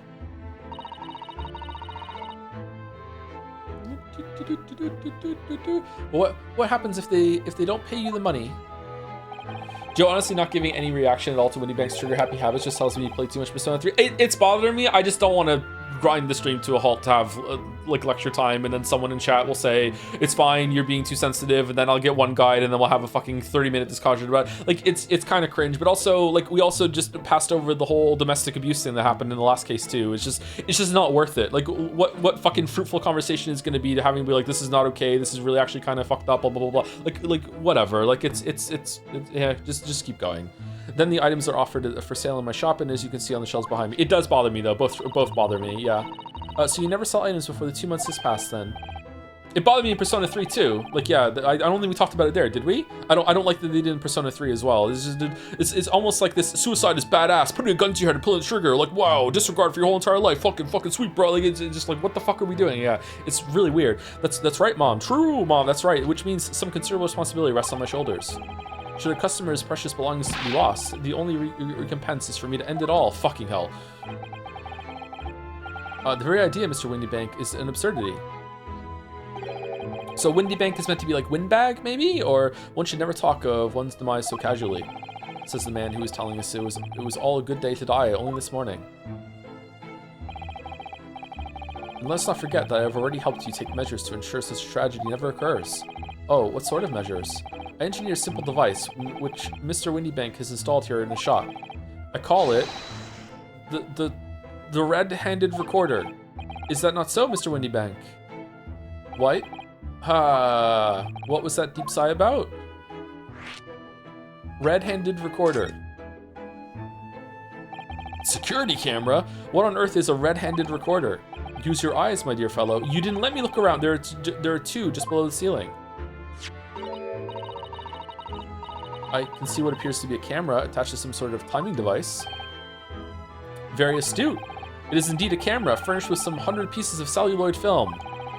What is your budget? Oh, because you're making so much money giving things to the pawnbroker that you can afford this. Is he paying you for this, or did you just leave this here? And every 30 minutes precisely, the camera automatically records the appearance of the shop. What? Here, I have an example I can show you. Oh god. Oh fucking hell. 4 a.m. Yes, a print from the camera set to record the activity at the shop counter. I developed a special type of film so sensitive, it produces a crystal clear image even in darkness. Sure you did, bud. What is this dog picture? Really? That's extraordinary. Yes, you can clearly see the counter and the door behind it. Look. Nice skull, bro. I need to get a skull. I'm so behind. So you see, were someone to enter the premises with ill intent, his identity would be so summarily exposed. But did you not say that the photographic prints were taken at 30-minute intervals? This, one of my favorite moments in a H-Bomber Guy video is when he's doing some like dunk on some YouTuber or whatever. I can't remember what it's about, but halfway through like delivering the paragraph, he realizes that the guy has a skull in his cabinet behind him. And he just derails into laughing about like why the fuck do you have a skull? Like, why is there a skull here? Why is the skull a part of your set? Indeed, as you may, my dear madam, I need to get a skull.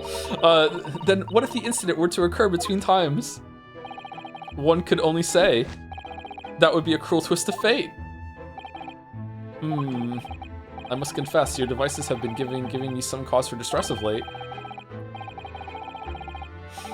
I beg your pardon, Mr. Windybank. Surely they are anything but distressing. Reassuring is the word. It's the cost of the film, sir. You most graciously placed not one, but 2 cameras in my shop after all, which means I must pay for nigh on 100 utterly useless prints every single day. Oh, you're paying for it. I'm afraid the cost of the film will break me before I'm very much older. Fucking candle meme? Nevertheless, a small price to pay to ensure the safety of my preferred pawnbrokery, no? My dear fellows, we verge on an age where safety and security come at a price. Oh, heaven help us.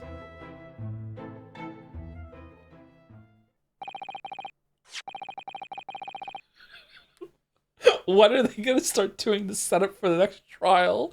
They are just talking so much. I know, right? Absolutely none of this is relevant. It's fucking crazy. They're just all these details are just yapping about. Come on, let's get to the trial side. Now then, Mr. Sholmes, allow me to return your precious violin. Slice of life bullshit. Ah, the very thing. Thank you, Mr. Windybank. Perhaps this might mark the end of the peculiar items you try to pop, Because if anything were to happen to one of them, this would be the only answer. Fucking hell, bro. I really think you ought to stop waving that gun around. Someone could get hurt. Oh, it's not loaded. Fear not. Sorry? I've only loaded a single bullet. That's too many, so no one but myself could possibly be harmed. My god, the trigger discipline. He even has his finger on the trigger. What are you doing, bro? Holy shit, that's not really what I meant. I have never held a live gun. I've never held a real gun in my life, never mind one that's loaded. And even I know about trigger discipline and never ever point a gun, even a pretend gun. Never point a pretend gun at anything that you don't intend to kill. Yeah, you don't want to kill. I had a very convincing looking BB gun when I was a teenager. I had fun firing that around my room. But yeah, really, yeah.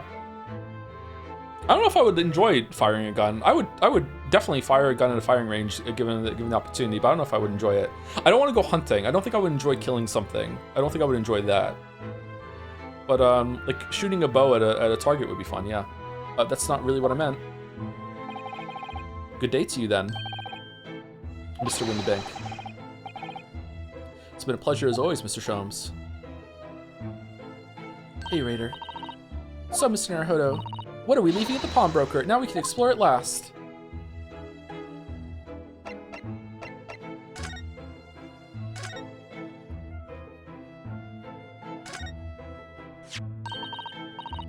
Look at this. Whatever could it be used for?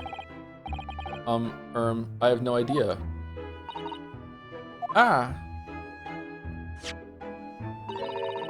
There's a small catch just here, look.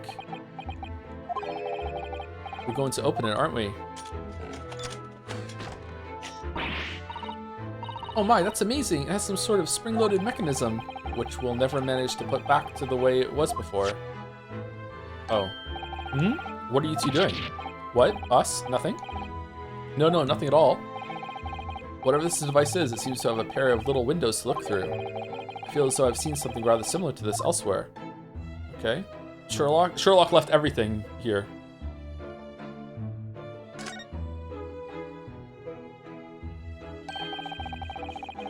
I'm thankful for my local axe throwing club. Is it okay? I understand. Is it? Do you get lucky when you throw the axe? There must be some sort of technique to it. How do you know it always lands blade first? Is it like you just get a feel for like the rotation that you're gonna do with the strength that you do it, or something like that? Like that seems really difficult. Distance to target? Is it a mix of both? You get a feel for it. The heft and weight? I don't know. Huh? I'd be kind of scared to throw axes. Like, what if I throw it and then it, like, spins back and hits me somehow? Oh, no. It's the same skill as throwing a ball? Well, it's related, but, like, a ball is the same all the way around. That's why it's a ball. Whereas with the axe, you'd have to... if you put a spin on a ball, if you want it to go a certain way after it bounces, maybe? I don't know. I don't know enough about throwing things.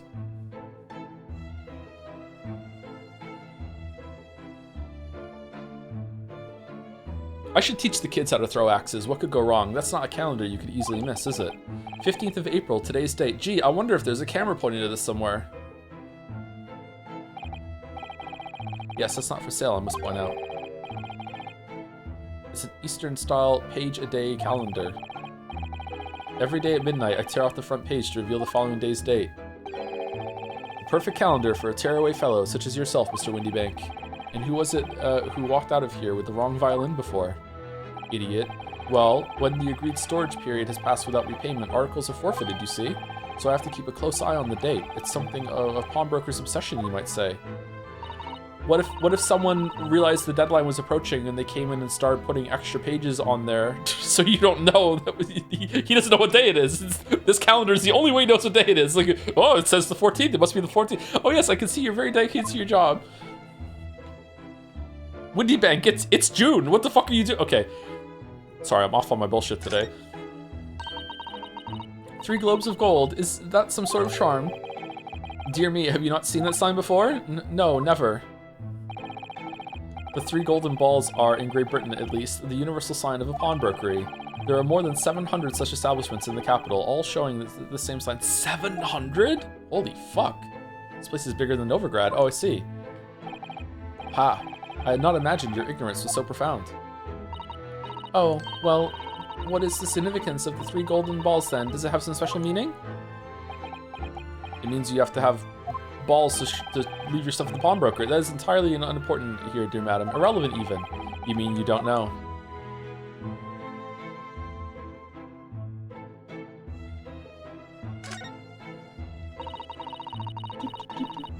Now, what do you suppose this rather enormous machine does? It seems to have 2 little windows for looking through.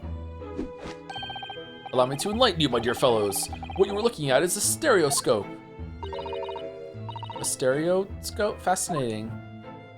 A monoscopy. It is aptly named, I assure you. Look at the eyepieces and see for yourself. Oh, I should be delighted to. Excuse me for a moment while I just have a look. Just before you do, there is something I should point out.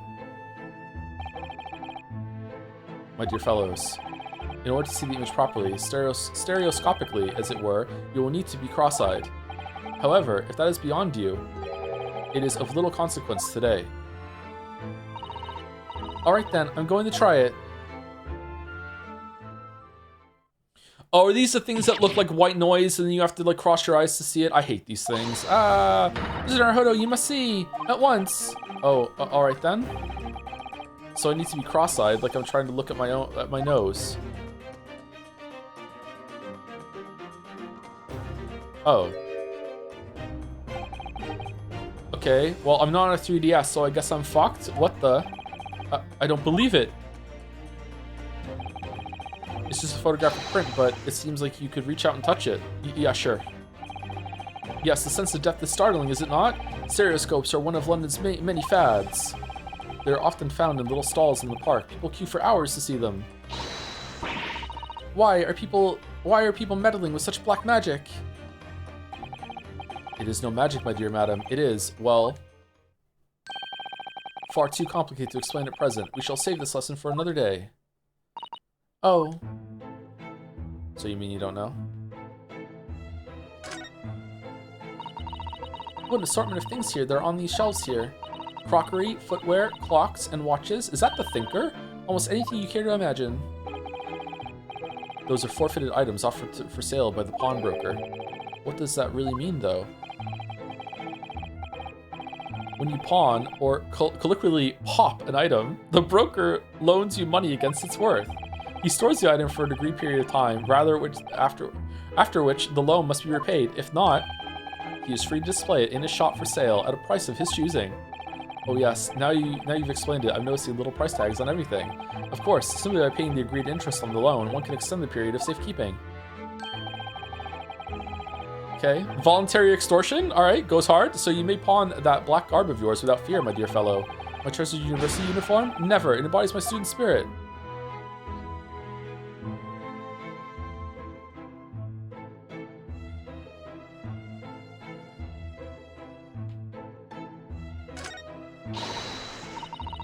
Look at this. What could this lovely, big, shiny box be?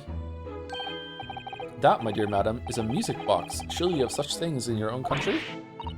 Oh my, yes, but I've certainly never seen one so large before. Shall we listen a while? Alright, let's cue 30 What's New Pussycat. Ah, what a sublime sound. It's like the music of angels. I've never heard anything like it before in my life. This particular specimen is of the larger variety, commonly found in public houses and restaurants. There is a metal disc inside on which the notes to be played are recorded. Simply by replacing the disc with another, any music you care to imagine can be played. My goodness, what a simply delightful machine. Indeed, though their popularity has waned recently with the development of the gramophone, of course. Ah, science and technology advance at such an overwhelming pace. It's true. What? Only tuppence for it? That ain't fair, and you know it.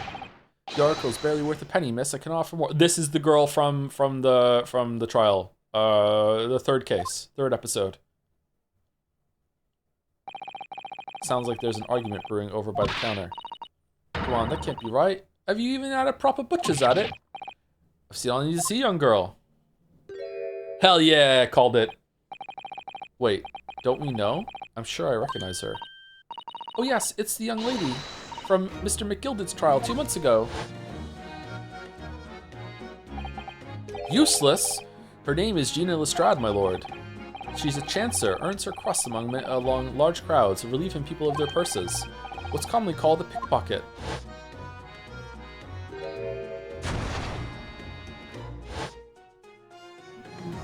Even you store things at the pawnbroker? Gordon, Bennett, you lot! Hello, Miss Lestrade. I hope you've been well. Okay, you're gonna put the gun to your head too? Eh? What? You remember me then, do you? Well, I remember being completely surrounded by smoke, that's for sure. So, what are you doing in here? Down and out like the rest of us? Nothing to eat? Come to pop that black weasel, sorry, coat, have you? What is it about this black uniform that makes everyone comment on it? Ah, good day, unless I'm much mistaken. You would be the young pickpocket who stole our experimental smoke grenade launcher. Mr. Sholmes! So, you have something of value to pawn, do you? Allow me to see the article, and I shall negotiate with Mr. Windbeck on your behalf. It's the experimental smoke grenade launcher. Pull the other one. I don't need no help from some stuck-up D. True. Get out of my business, go on, or I'll make trouble for you. As you wish, Miss Lestrade, I will happily remove myself from your presence.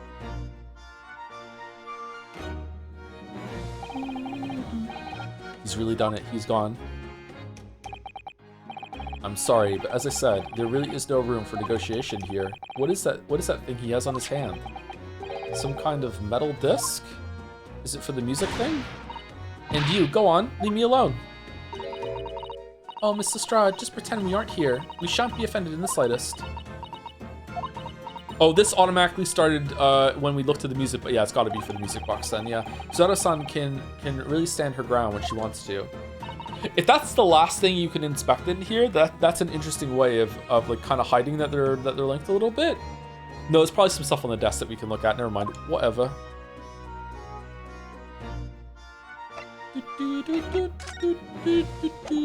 Nah, I don't want to. She might steal it.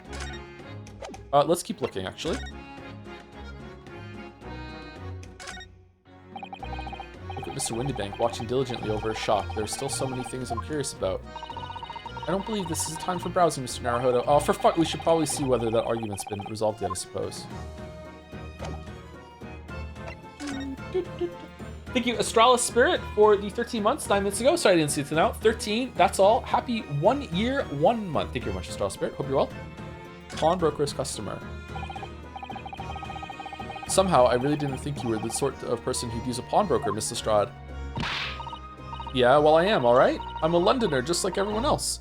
That a problem, is it? Want to fight about it? No, not at all. It's just that, well... Oh, I get it. I know what you're thinking. That thing probably don't even belong to her. Probably got it on the dive, didn't she? Well, yeah. Yeah, I can see it written all over your Chevy Chase.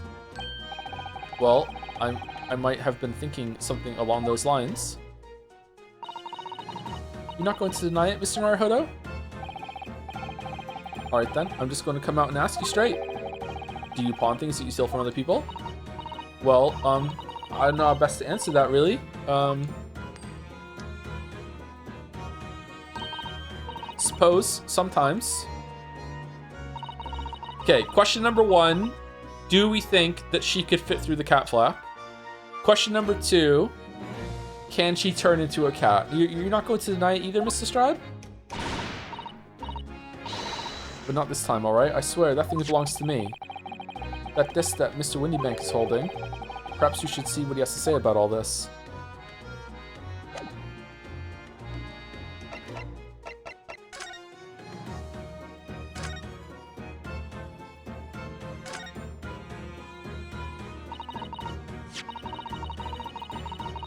Mr. Windybank, what exactly is this metal disc that Miss Lestrade has brought in? Cat ears under the house. Oh, she's a parapuss? Oh god, yeah, she was definitely stealing things then, yeah. Fucking classic parapuss behavior. It seems to have hundreds of little bumps on its surface. This is a music disc, you see, for use inside a music box. In a music box? What? You don't even know what a music box is? Tisk, you Eastern Law ain't too savvy, eh? I know what a music box is. I've just never seen one of these discs before. The small protrusions on the metal disc encode the tune to be played by the music box. You simply insert the disc and set the machine going, and beautiful music plays. It's so incredible. Tell us, what tune is on this disc? Well, I'm afraid I couldn't tell you that. There are so many different types of music box, you see. British made, German, Swiss. I have no way of knowing which particular machine this disc was made for. Why don't we try? I see. And that's it in a nutshell. I wouldn't have any customers for an item like this, even if the young lady forfeited it. Really, I'm already offering more than I should at a penny. What do you mean? Maybe it's got some really good music on it. Let's play. That's a pack of lies. He told me about it, he did. He said it was, well... He? Who? Uh-oh. Never you mind. It just ain't right, that's all. That disc's worth good money. I know it is.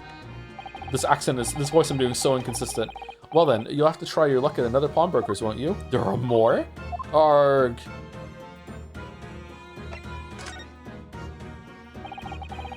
She's been here before, of course.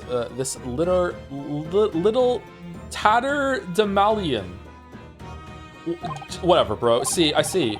What brought some dubious article or other with her? And brought some dubious article or other with her every single time, I might add. Dubious? What are you trying to say? I'm an honest customer, me. So, is there something dubious about the disc she brought in today? Nah, it just sucks. Well, if only it were that simple. Sorry? What do you mean? What she actually brought in was a storage ticket. A storage ticket, so... Tatterdemalion means a lot, 2 or more. Mr. Strad has actually come to redeem an article from you today, is that right? Yeah, that's right. A girl like me is a lot of stuff what needs storing. Alright, yes, that's definitely dubious. Chatter upgrading Pommel Strike and Slay the Spire. Wow, what a spate of cards to straws! The article in question would have been forfeited at midnight tonight. There she gave me the ticket for it and repaid both the loan and the interest. I was obliged to return the article to her. But what was the article? Do tell us, Mr. Windybag. Private. The little scamp is wearing it, man. It's the overcoat that she redeemed. Alright. Oh. What? What's wrong with that? It fits, don't it? I mean, it's mine, so of course it does. So, what about the disc then? How does that come into all this? The disc is something else. A new article to pawn, if the girl and I can agree to a price. It's the new clue. I'm confused. I thought you said that Mrs. Strahd brought in a storage ticket today. It's really quite simple. Yes, the child brought me a storage ticket and the money owed on it, as you say. Ryu, how are you confused? It's two separate interactions, okay? For this heavy black coat, which you returned to her care, as I understood it. Yeah, two separate transactions. Yeah, that's right. And rather unsurprisingly, as soon as the little ragamuffin put the thing on, ragamuffin girl, she's a ragamuffin. She went rifling through the pockets. Oh, you mean? And then she found the thing and she wanted to sell it. What? Don't you know it's rude to stare at a lady? Ah, I see. So it came from the pocket of the overcoat, did it? If you mean this disc, then yes, exactly, Mom. True, Mom. Sorry, Mom is ruined now, apparently. And she immediately tried to pawn it. For quite a high price as well. This is all rather suspicious, I think. Give it up. I'm just trying to pawn something like anyone else would. Mrs. Strahd, may I ask you deposited the overcoat here in the first place? Well, me. It doesn't really appear to be your size. Me old man. It's me old man's, ain't it? Wasn't she wearing this last time? Is it, Mr. Strahd? Yes, this is definitely all rather suspicious. Leave her alone! Out of my way, please. Is it Van Zeek's? He also uses a fucking the pawn shop? Who's this picture postcard English well, the killer, obviously. Look at him. Carlos? Good day to you, ladies, gentlemen. What's your problem, eh? There is no problem, as long as you remove yourself. I have a matter to discuss with the proprietor. And if you intend to make a problem of it, I shall see you outside, little girl, for the hiding you deserve. Whoa! Look, ain't it obvious? I ain't done talking with him yet. If you think you're such a gent, you should know how to wait in line. Well, you're an impudent little brat, aren't you? As well as a pickpocket. Huh? Who are you? How'd you know who I am? The question is, how do you not know who I am? Oh, he got you there. You haven't the courtesy to even remember the faces of your victims, it seems. What? You mean from you? Broker! Yes, sir? I thought he was pulling up the gun. I believe this filthy pickpocket, the pocket thief has just redeemed an article from you, no? Yes, The article in question belongs to me. I demand for it to be returned at once. The coat? Oh my! Now that's a lie. What are you trying to pull? Give me back my overcoat, you wastrel. And needless to say, any music box discs too. Oh, there's no way you would wear this overcoat. Look at your drip. It's not compatible drip whatsoever. Okay? This is a drop to your drip. There's no way. Fuck off. You just want the disc. No, you can't have it. You just can't. It's me old man's, or it was. Now it's mine. Goodness, Mr. Naruhodo. This is a very awkward situation. Yes. Can't believe this has nothing to do with the trial. I think perhaps we should hear both sides of the story in a little more detail. I think we should finish inspecting all the things around in the fucking shop. Can I please, let's go. Let's go. I want to inspect some stuff. I want to look at the skull. Oh, that was the last thing. We're done. Okay.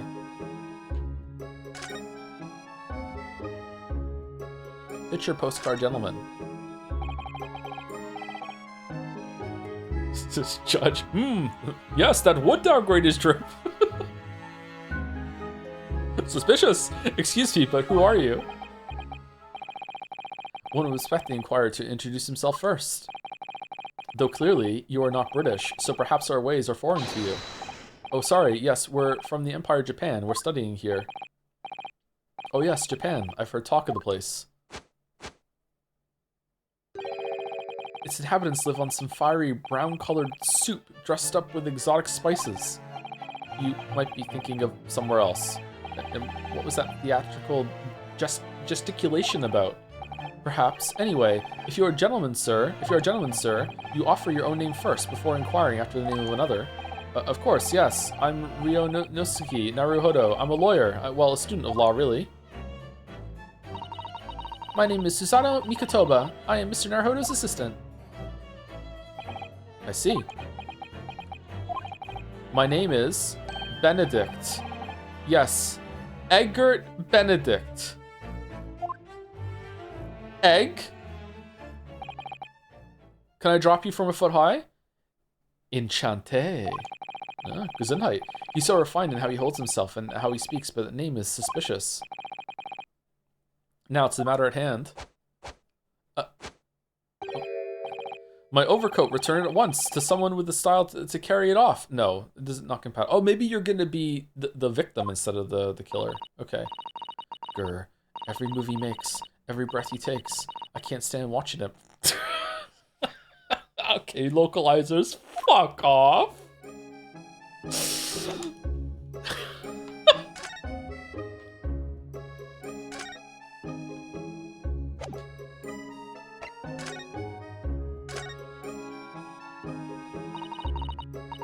Mr. Strad, is what the gentleman is saying?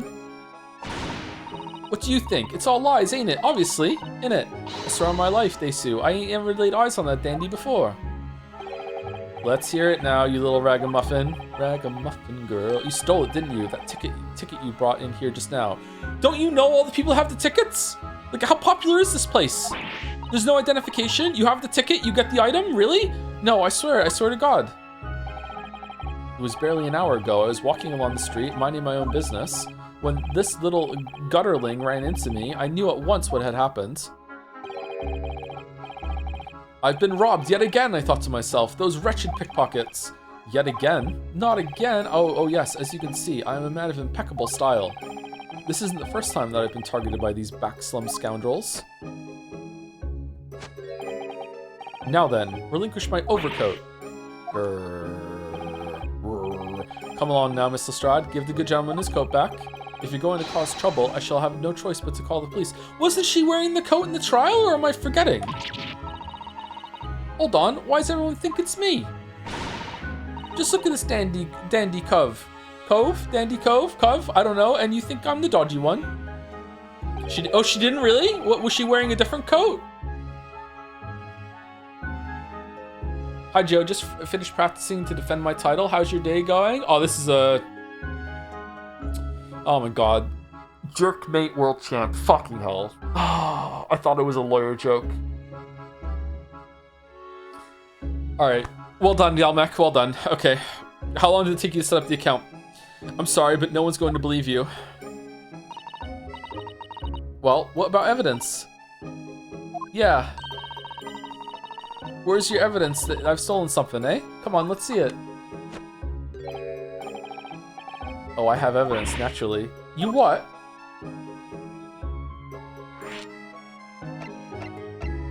She didn't have the coat, it was just her outfit underneath. Was it really? I remember her wearing a coat. Okay.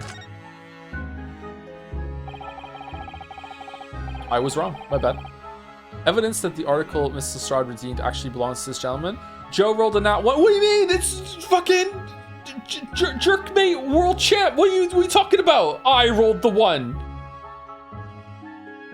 Evidence that the article Mrs. Lestrade redeemed actually belongs to this gentleman.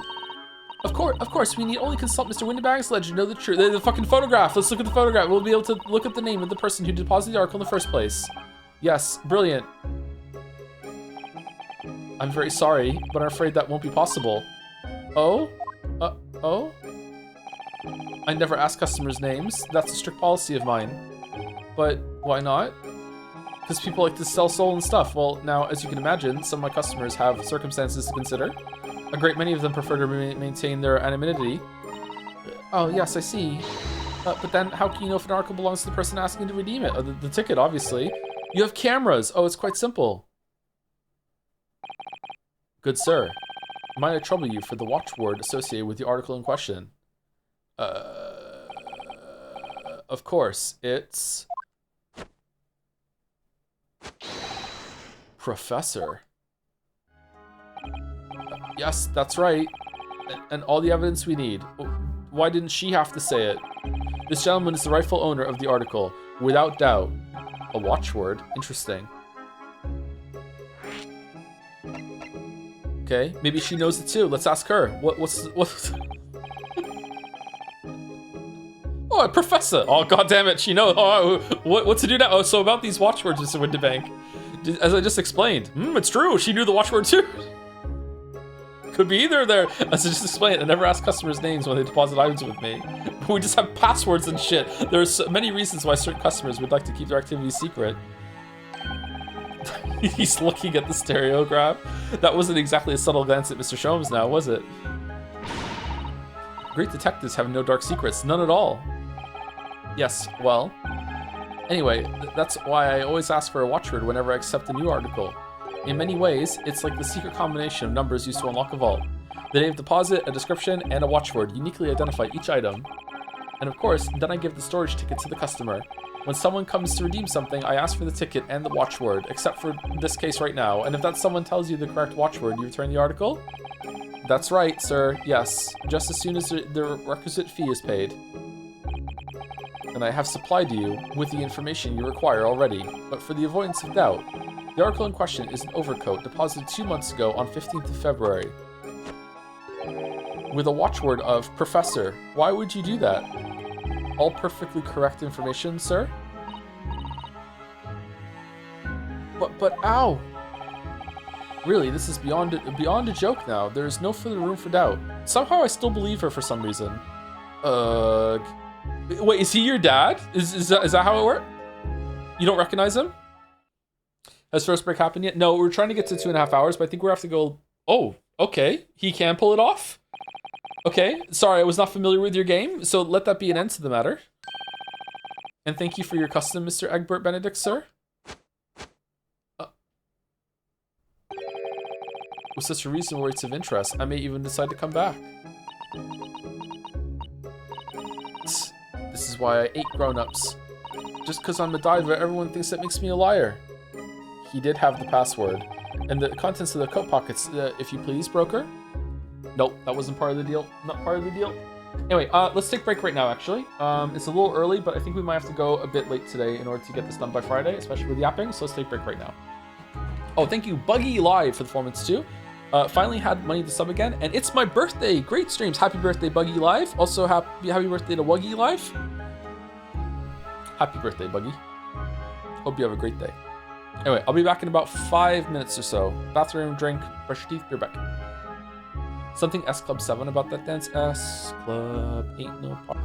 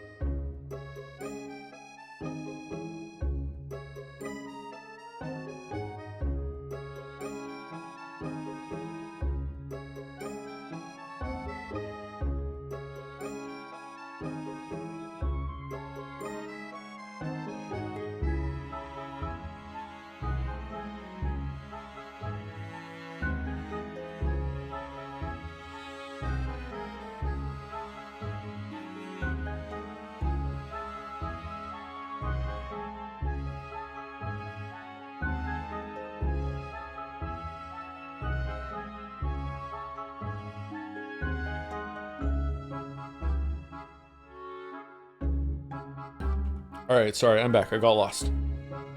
Sorry. Thank you, Queen Saf, for the 12 months. Is there a Benedict to washing your egg, Bert? Alright, well done. Impressive. Thank you, Queen Saf, for the 12 months. Thank you, Rich, for the 1 year. And thank you to Toasted Waffles. No, don't do that. Thank you for the 14 months with Meow and our favorite Yuri couple again. Chat loves them.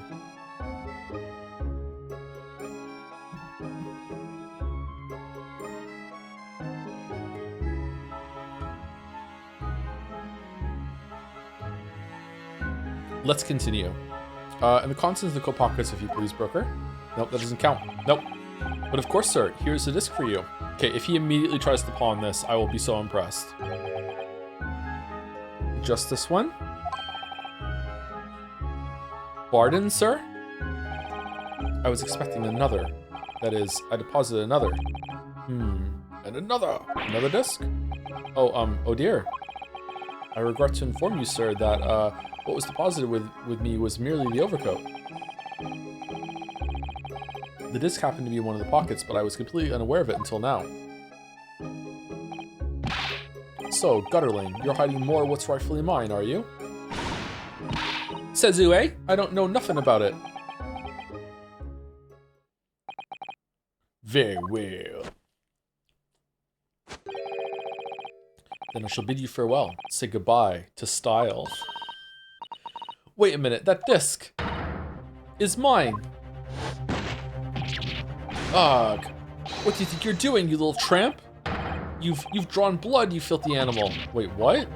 Oh my, yes, there's blood on the disc. It's because of all those sharp little bumps. The man must have scratched his finger on them. When are we getting to the trial? I found it first, alright? I mean, it belonged to me, old man. So you're not having it. Oh, you take it. Me? If I hang on to it, they'll have it off me again. So you keep hold of it. Mr. Strahd, Why is this disc so important to her? Court record. Music box disc. This metal disc is a metal disc used to play music in a mechanical music box. This piece of music, which remains unidentified, is stored on the disc by means of small protrusions. The music box disc can be entered in the court record. You there, in the black livery. Livery? Hand that disc to me at once, please. No, don't. He's lying. Grown-ups are all liars. But Lestrade, I'm a grown-up. What do I do now? How am I going to resolve this?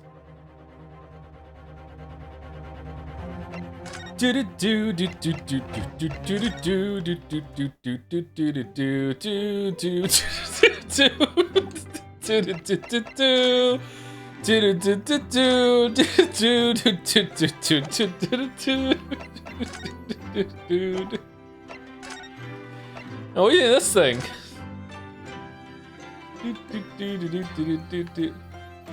For McGilded. Oh, there's a little scrap of paper stuck onto the reverse of the side of this, look! And a scribbled word or two. It looks like somebody's name. For McGilded? Is he not dead? McGilded? It couldn't be! But it is Mr. Naruhodo, a name I shall never forget, for as long as I live. But why? Why is his name on this? Music box disc's information has been updated in the court record. Why indeed? Maybe it's upside down.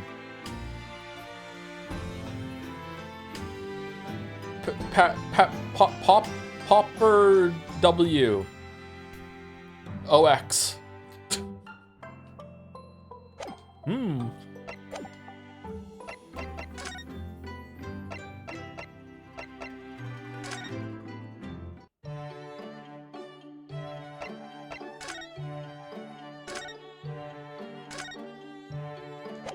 Okay, do I really have to go back? Okay, all right, I guess we're going back. Is the music gonna be playing? Violin's still going hard? Yeah. This is my favorite song in the game so far, by the way. It's got such great tension to it.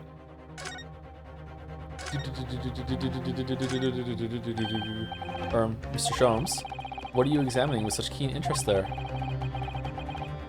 As you enjoy a bar of caramel, I see. I love caramel. So, you found me at last, Mr. Naruhodo. sorry. After that young pickpocket sent me on my way, I was forced to lurk in the shadows, cruelly ostracized as the rest of you partook in the jovial atmosphere of fellowship. I had nothing to occupy my mind, but was too ashamed to let society see what my downfall had done to me. So feigning mock interest, I pretended to examine the tedious trinkets in this desolate place. Whilst, as you truly observed, gnawing on the only friend I have left, this 7% solution of caramel. Pray, do you claim to understand the depths of my despair, Mr. Naruto? But how could you? I was so lonely, so desperately lonely. Then, why on earth didn't you rejoin the conversation? Things have gone from bad to worse here, you know. Me when my joke doesn't get pinned. Yes, I overheard much of your conversation, or rather, in my craving for human contact, my ears devoured every word that was uttered. You really were sad, weren't you? Poor Mr. Sholmes, I feel simply awful for you. It would seem that my inferences are correct. Oh, surely you're not about to tell us that you've solved the entire case once again? My dear madam, sometimes I wonder, were my genius for deduction to be commoditized, how much could I pawn it for? Fuck you, man. Well, he just his whole life is just taking things to the pawn shop. It's what he lives for. He's just pawning for no reason. He's doing pawniums at home, taking the machine back. What the fuck? 6 minutes in pawning it. What the fuck are you doing, Sholmes? All right, if we do a fucking dance of deduction right now with the fucking spotlights in here, I swear to fucking Todd. It seems Mr. Sholmes has had another flash of inspiration, but who knows if it will help resolve the situation between Mr. Strahd and the mysterious gentleman. What's the right thing to do here? Listen to the... Just fucking listen. Yeah, of course.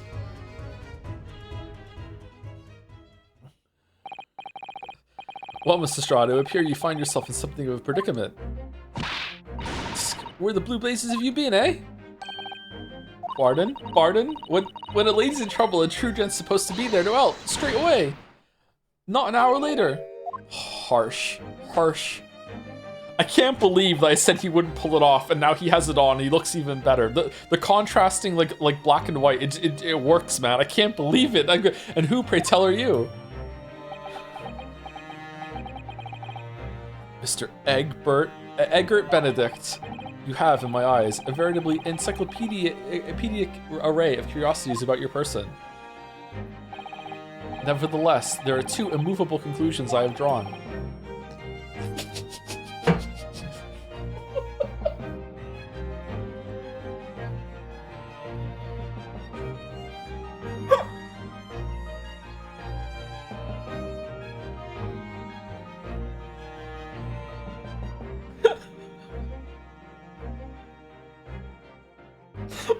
Why? I beg your pardon. Versus this. Why is everyone arguing over who gets the peg pardon? I don't understand. The true reason for your visit is this pawnbrokery today. There's something you have not yet revealed. And the second is this. A considerable crime is in contemplation, one you will orchestrate with intent to steal a vast sum of money. Well, Mr. Benedict, what sates you my deductions? How? He's turned white as a hard-boiled egg. It would seem that once again, Mr. Sholmes has made a flawless deduction. Just who do you think you are, sir? It's not funny. We need to stop it. It's not funny. Pegging is not funny. Yes, as I hoped. That is precisely the pained expression I was looking for.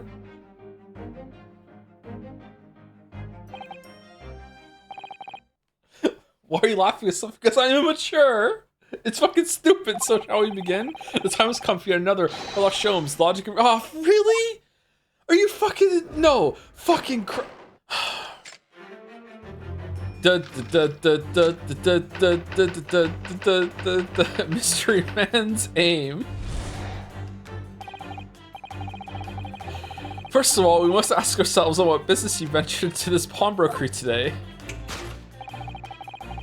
You claim to have followed this pickpocket here, having had the redemption ticket stolen from you on the street. But that is most certainly a lie. The real truth is something quite different. Here I thought we were just gonna point out that there was a fucking thing on the back of the fucking disc. Whoa, what have you got? Is it about the crystal tower? As revealed by that which you hold in your hand. Yes, what brought you to the shop in the first place is the staff recruitment flyer. Wait, what? The piece of paper in your hand is a staff wanted advertisement from this very shop. Yet even the most unobservant would soon realize that a man of your appearance has no need of such employ. In other words, Sumari, there is some ulterior motive for your actions. The cane which you unwittingly clutch to your person exhibits an incontrovertible contradiction. What utter rot. I've had this cane for years. AG? The contradiction of which I speak is, of course, the missing ferrule. The end of any walking cane would be terminated with a metal ferrule to protect the wooden tip. And yet, detailed analysis shows the wooden tip of the stick to be utterly bare. Yep, that's true. You need the goggles for that. Therefore, there's only one conclusion. The rod that you hold in your hand, which appears to be a walking cane, is in fact no cane at all. You recoil, sir. Something wrong. Is it a sword? And in your recoiling, you inadvertently facilitate the answer to the next conundrum to present itself. Namely, what is the truth behind the rod you bear? Yes, your reaction betrays the truth. He's a menace. The handle, which you evidently would like to conceal, is the key to understanding this riddle you see. From the moment I saw it, my suspicions were aroused. What walking cane demands such a stout handle, mused I. It's a hammer. You're a judge! But of course, as I said, this is no walking cane. No, that rod.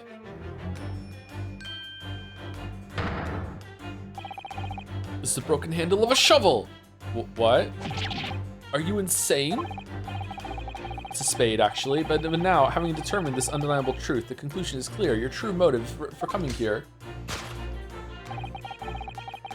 was to take employment at this establishment in order to excavate the ground beneath the premises. What a calculated crime you've conceived, sir. A wickedly calculated crime. It's not November. Why would he be digging tunnels in London? The tunnel underneath the pawnbrokery. Sure, why not, bro? Great crime. Great crime. Now, Mr. Benedict, let us continue. For we must expose the details of this elaborate crime you have been planning. This is utterly absurd. You suggest that I, a gentleman, indeed intend to excavate the ground beneath this pawnbrokery with a broken shovel? You know, that part actually tracks. What on earth do you propose I could expect to find there? Some long-forgotten treasure, I suppose? Save for a fanciful theory, what possible reason could I have to do as you say? Oh, but there is ample reason. Remember when Carlos came back in the firefighter uniform? As you are only too well aware, Mr. Benedict. And your furtive glance is more telling than I could have hoped. What? Let's consider what would motivate a man to infiltrate a shop such as this and covertly dig beneath its floor. The answer is revealed by the council notice on the counter to which your eyes were inadvertently drawn. I think ZTD might have been one of the favorite things we ever did. That was such a fun time. Oh my god, it was so funny. This letter gives notice of public works to be carried out in the local area. And according to the enclosed plan of the upcoming sewerage works, beneath the shop runs a sewer that adjoins another, one that runs under the bank on the opposite side of the road. This madness has entered the sewers now, has it? By excavating the ground beneath our feet, you would gain access to the waterway.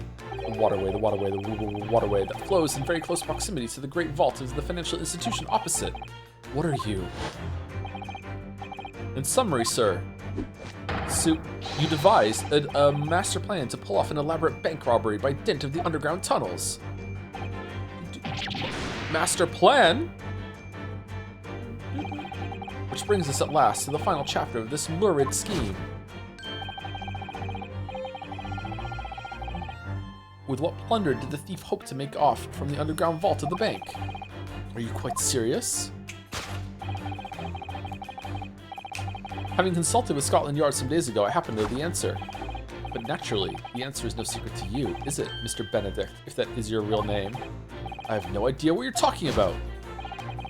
Allow me to present a rather interesting piece of evidence. You see, this picture postcard tells us all we need to know. This is a long dance of deduction. A postcard of the Great Exhibition? I'm afraid you've quite lost me. Currently, in the final stages of preparation, the Great Exhibition will soon be underway. And the government has provided extra funds to complete its centerpiece, the Crystal Tower.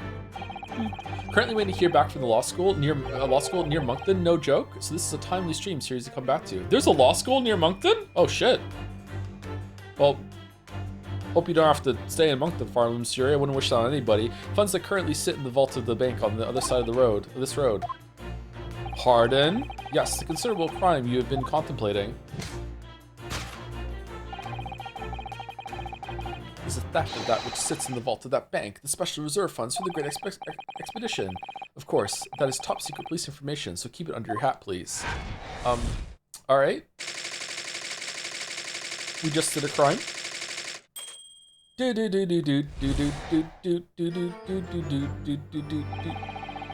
Thus concludes Sherlock Sholmes' great deduction of this pawn-broking puzzle.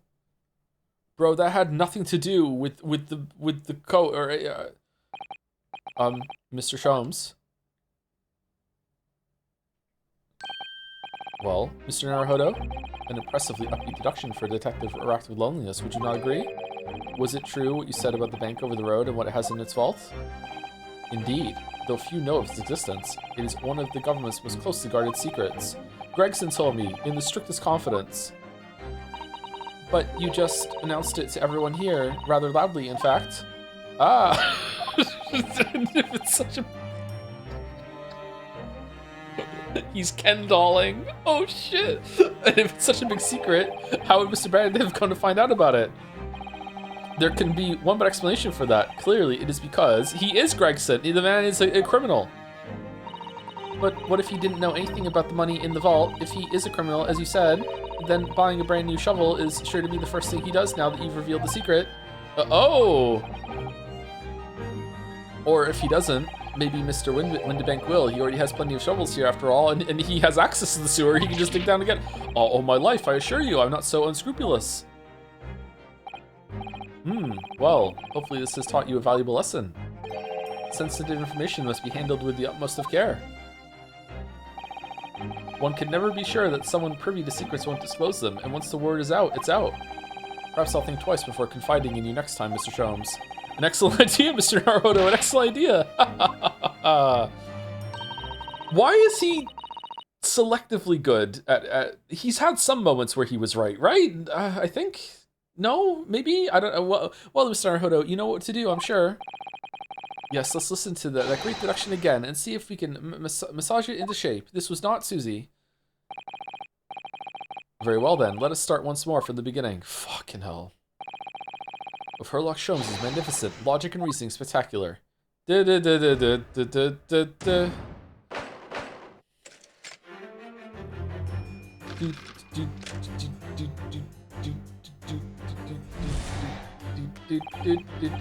First of all, we must ask ourselves on what business you ventured into this pawnbrokery today. Okay, I don't like that you have to repeat the whole entire thing. Clearly, followers pickpocket here having their redemption tickets stolen from you on the street. But that is most certainly a lie. The real truth is something quite different. Okay, it just automatically does it, right? Do I have to hit a button or no? As revealed by that which you hold in your hand. Yes, what brought you in the shop in the first place is a staff recruitment flyer. Yeah, it just automatically, okay. So Mr. Sholmes' reasoning, Mr. Benedict came here in order to apply for a job so he could dig down through the floor. Yes, in an attempt to tunnel into the sewers to gain access to the money in the vault of the bank across the road. But he wouldn't get very far with a broken shovel, would he? No, I think that's fair to say his motives lie elsewhere. The question is, where? What did bring Mr. Benedict here at this particular point in time?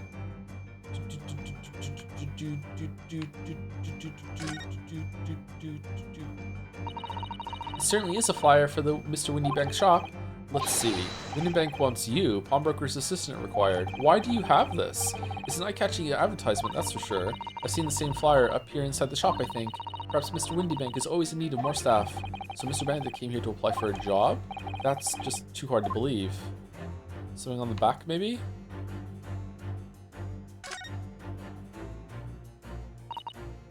Oh, Look at all the scribbled notes on the back of the flyer here. I don't believe it. What is it? Listen to what it says. Name, Gina Lestrade, height 5'2", green cap, scruffy waistcoat, grubby white shirt, blue satchel, ragged. It's a detailed description of Miss Lestrade. Is he just letting us read this? Goodness, there's even a sketch of her hat and all. Although, if he showed it to her, she'd fire that smoke grenade launcher in his face for sure. And look, the details of the shop have been written down here too. Windbags Pawnbrokery, Baker Street, redemption deadline 15th April, which is today's date. Why would Mr. Benedict have all that information scrawled on the back of that piece of paper? Is it, McGilded did?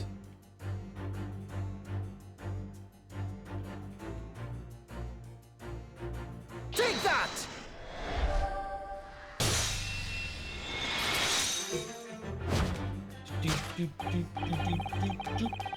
Thank you, Top Lettuce, for gifting a sub to Barden. Yep. He deserves it. Yep. Thank you, Top Lettuce. Thank you so much. Yes, what brought you to the shop in the first place is the info about Miss Lestrade. Quite so, my dear fellow. It would appear that the writing and sketch on the reverse of the flyer pertain to the pickpocket Miss Lestrade and to Mr. Windybank's pawnbrokery here. Ah. You originally told us that you had merely given chase after Miss Lestrade stole the redemption ticket from you.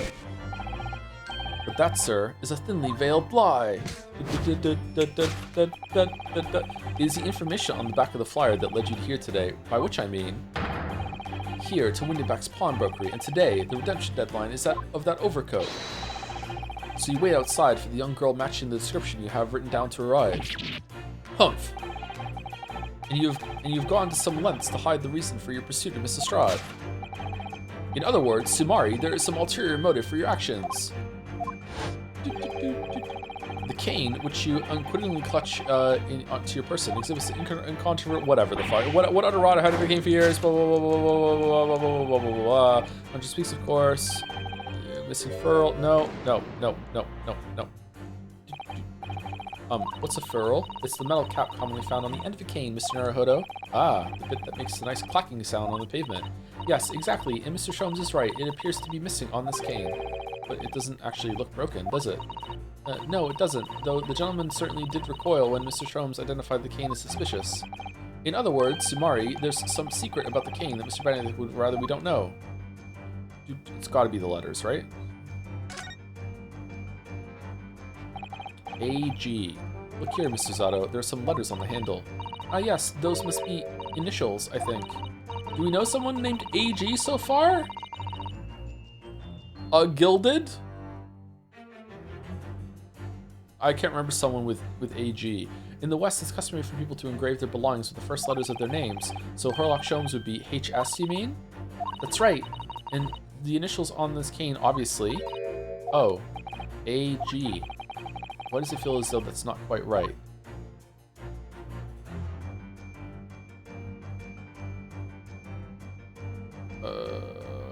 I don't know. Can you just share it with the group?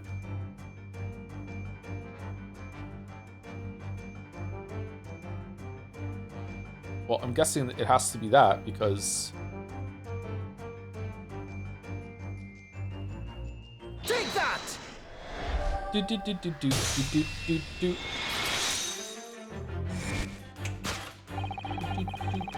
Contradiction of which you speak is, of course, the initialing. A most astute observation when you say, Mr. Egbert Benedict.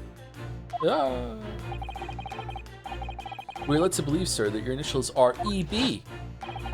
Yet, in a most possessive manner, you have in your grasp a cane bearing the initials AG. Oh, was he just saying it's not quite right because it doesn't match his initials? I thought he was saying more than that. Okay. An incontrovertible contradiction, indeed. Would you not agree? No, you're wrong. This cane isn't... You said before that you'd had that cane for years. Oh, he did say that, grrr. You brought your sword in here? So don't try to tell us that you just borrowed it from a friend or found it in the park. In short, though you hold yourself to be a gentleman, you have withheld your true name. Uh-oh. A genius. Oh, he's just a G. Okay, you recoil, sir. Something wrong. Well, and in your recoiling, you inadvertently facilitate the answer to the next conundrum to present itself. Namely, what is the truth behind this rod you bear? Yes, your reaction betrays the truth. The handle, which you evidently would like to conceal, is the key to understanding this riddle you see. Let's consider the bare bones of what's happened here. Mr. Strahd redeemed that fine-looking overcoat. Is Joe deaf? Maybe. Why are we saying I'm deaf this time?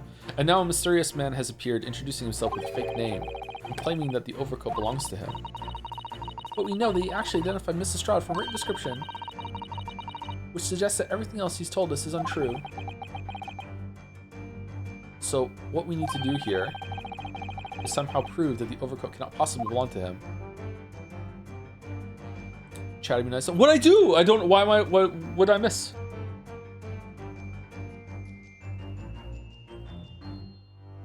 Is Joe dark? I have no idea what this comment is talking about. Oh shit! The coat is ripped.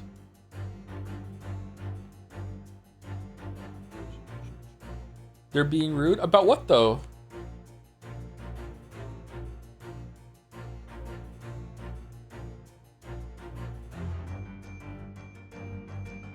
Someone said it's Joe dead. Yeah, but why?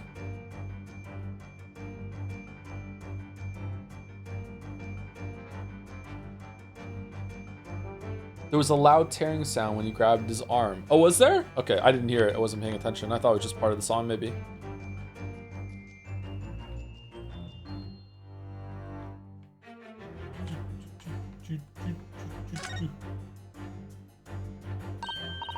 Oh, the seam on the shoulder there is coming apart. Look, so it is.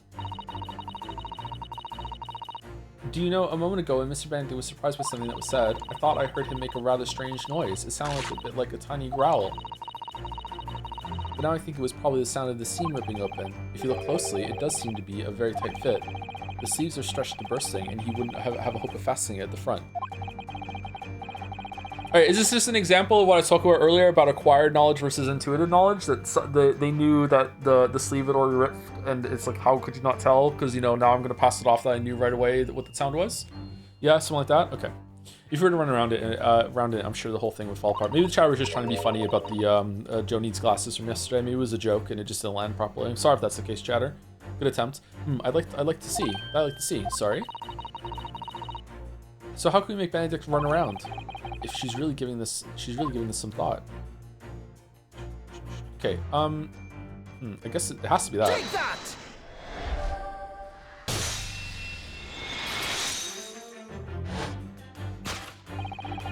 Split seam, which you evidently would like to conceal, is the key to understanding this riddle you see.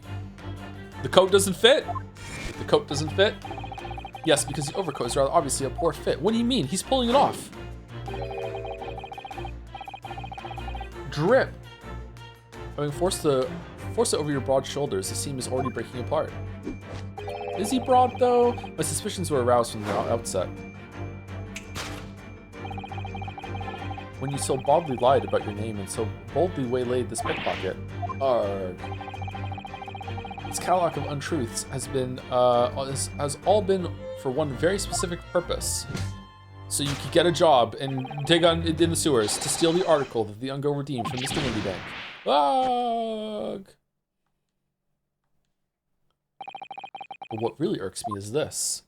The considerable crime I initially imagined has been considerably curtailed. To abscond with a redeemed item. Alright, so I don't know. How would we fix these? I think that these are really entertaining. I enjoy these sections. I really like when Sholmes and Ryu kind of double team and it moving across in the environments. It's really fun. But I really just don't like it that we have to see them twice. And his shit just goes on for too long. But I think going through it again and having it be you interject has some value. So maybe if you just made it a bit shorter the first time and also like it sped through this part right to the interruption, I don't know. But I like them. I don't think they should go away. I just think that they just take a little bit too long. And I think it's definitely worth it for the moving around with the spotlights and the snapping and the pointing. I really like it. It's really cool. It's just fun. Now, Mr. Bandit, let us continue. For we must expose the details of the elaborate crime you've been planning. This is utterly absurd. You suggest that I, a gentleman, designed a wheeze to flip some Pathologic article of pawnage. Have you forgotten that I redeemed the article in the proper manner using the watchword? Had I not been the one to deposit in the first place, how could I possibly have known the relevant details? N'est-ce pas? Is this new? Oh, but the watchword can be discovered. As you were only too well aware, Mr. Benedict. Alright, so if I can interrupt here, that would be interesting. Ah, so your furtive glance is more telling than I could have hoped. What? Let's consider how one might come to learn a secret watchword relating to the pawn property of another. The method is revealed by the council notice on the counter to which your eyes were nervously drawn. Yeah, okay, I like this better. That he's updated it now. Okay, that's cool. All right. The direction of deduction must change rather dramatically now, I think. Yes, no more talk of tunneling into the sewers, which is a pity because it all sounded rather exciting. It did, actually, Anyway, you can't deny that this mysterious gentleman didn't know the watchword. Yes, Professor. If you didn't know that word, Mr. Windbag would never allow you to redeem the article. Okay, but he let the girl redeem it, so did she know the word too? Or looking at it another way, if you did know that word, Mr. Windbag would allow you to redeem the article whether it was yours or not. So the question is, could this gentleman have found the watchword out somehow? Was he listening in through the door outside? Okay, what are we looking at? What's the council notice? Baker Street Works is the title. Yes, and it does mention sewer works, as Mr. Sholmes said. Oh, and specifically mentions that tonight's sale at the confectionery shop on the corner won't be affected. Key selling first, confectionery later, Mr. Naruhodo. Curse my overly expressive face. Old lamp? This seems to be quite an old lamp. It's obviously been well looked after, and there's oil in it too. In other words, Samari, it's still in use. Yes, it would appear so. But as for how it could be related to Mr. Benedict knowing the watchword for the pawned article, I have no idea. That makes two of us. Yeah, it doesn't. Notelet. Look at this, Miss Susato. Ah, it appears to be a memo that Mr. Windbag has scribbled to himself. Let's see. What does it say? Oh, Professor!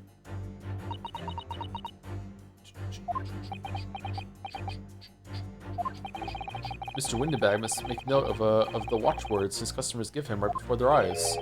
And an alarmingly clear script as well. He just read it? Oh dear, I don't know where to look. Who knows what other secrets I might see? Take that! I'm starting to question this whole pawnbroker system. Seeing some flaws. The method is revealed by the notelet on the counter to which your eyes were inadvertently drawn. Yes, the broker here follows the same procedure whenever a customer comes to redeem an article. He asks the customer for the watchword and notes down the response uttered on a notelet he has to hand. Then he consults his ledger and confirms whether or not the watchword matches that of the article in question. I would expect nothing less of a diligent pawnbroker. But his diligence clearly has its disadvantages. What are you talking about? It is increasingly apparent that you were present in the shop before your accusation against Miss Lestrade. In all likelihood, you followed her inside and then observed her talking to Mr. Windabank. When the diligent broker made a note of the watchword as is his common practice, you observed him writing the word professor on the notelet beside the ledger. Wait, what? And that, sir, was the master plan you devised to steal the pawned article from the young Miss Lestrade.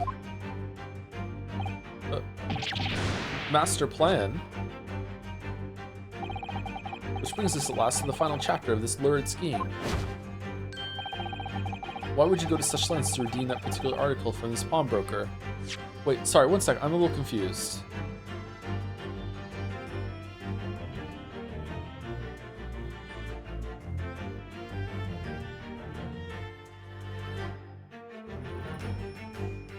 So he was in the shop when the girl deposited the coat?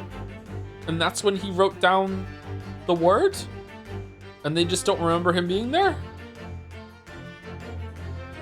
Because why would he write it down again now when she says the word? Or is he...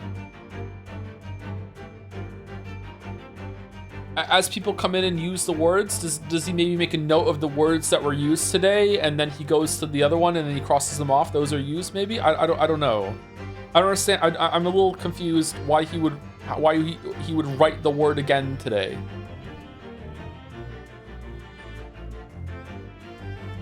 But that's fine. Not a big deal. I'm just a little confused. I don't follow. Thank you, Snarkarino, for the 31 months. Thank you very much. And thank you, Platwolf, for the new sub too. Thank you very much, Platwolf. Welcome, welcome.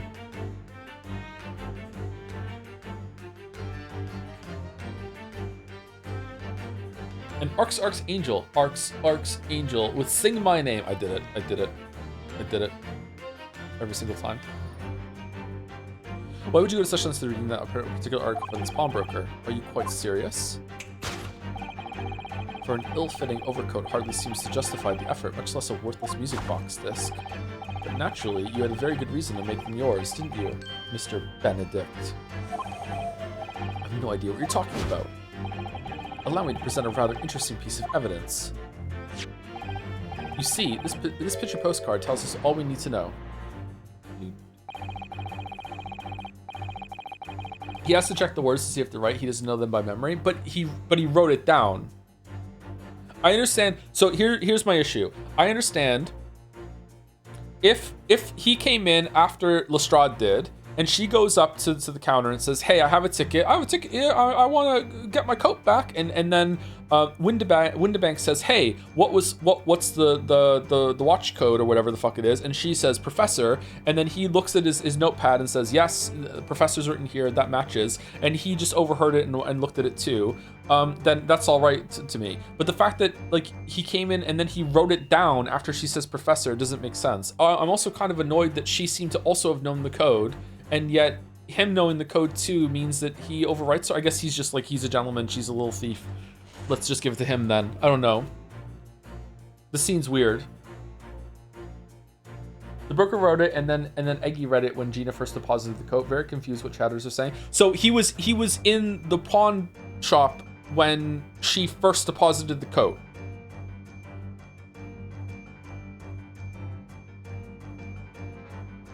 That's the implication. Yeah, if that's the implication, then I understand. I just don't. It's a little unclear to me.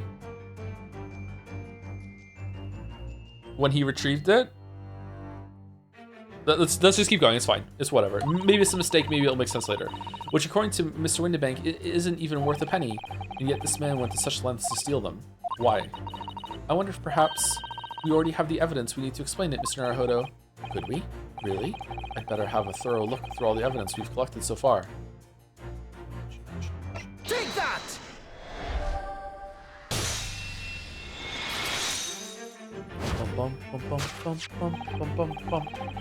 You see, this music box disc tells us all we need to know. It's that on the back. It reads, "For McGilded."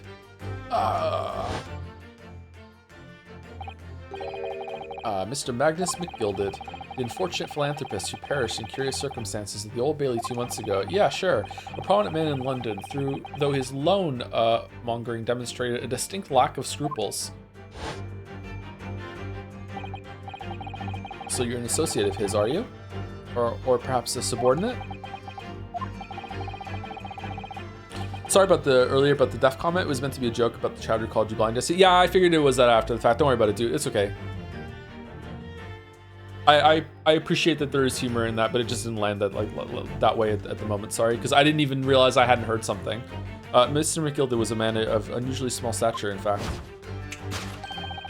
He was precisely the right size for that overcoat that you squeeze yourself into.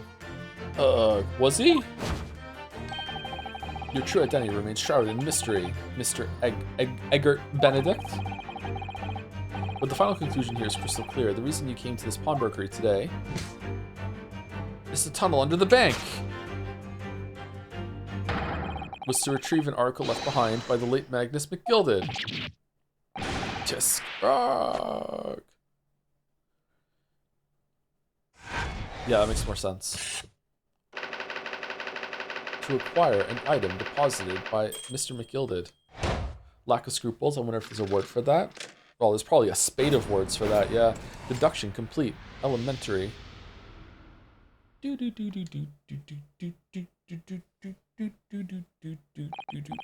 Well, well. Mr. Magnus McGilded. Not a name I expected to hear in these circumstances. Mr. Sholmes, I'm afraid there's something very troubling on my mind. Pray tell, Miss Susato. Well, according to what Mr. Windibank told us earlier, today was the final day on which the coat could have been redeemed, was it not? Yes, Mom. True, Mom. That is correct. Today would be precisely 2 months since it was first deposited. Well, today is 15th of April, so 2 months ago today would have been 15th February, sir. That's right. It's all carefully recorded in my ledger. Deposited at 10:30 p.m., I see. What? But that suggests... Yeah, the violin music. Yes, 15th February. It's precisely the day on which the omnibus murder took place. And 10:30 in the evening is precisely the time at which the terrible events were unfolding. Wait, what? Suggestive is not the word. It would seem the matter is entirely beyond coincidence.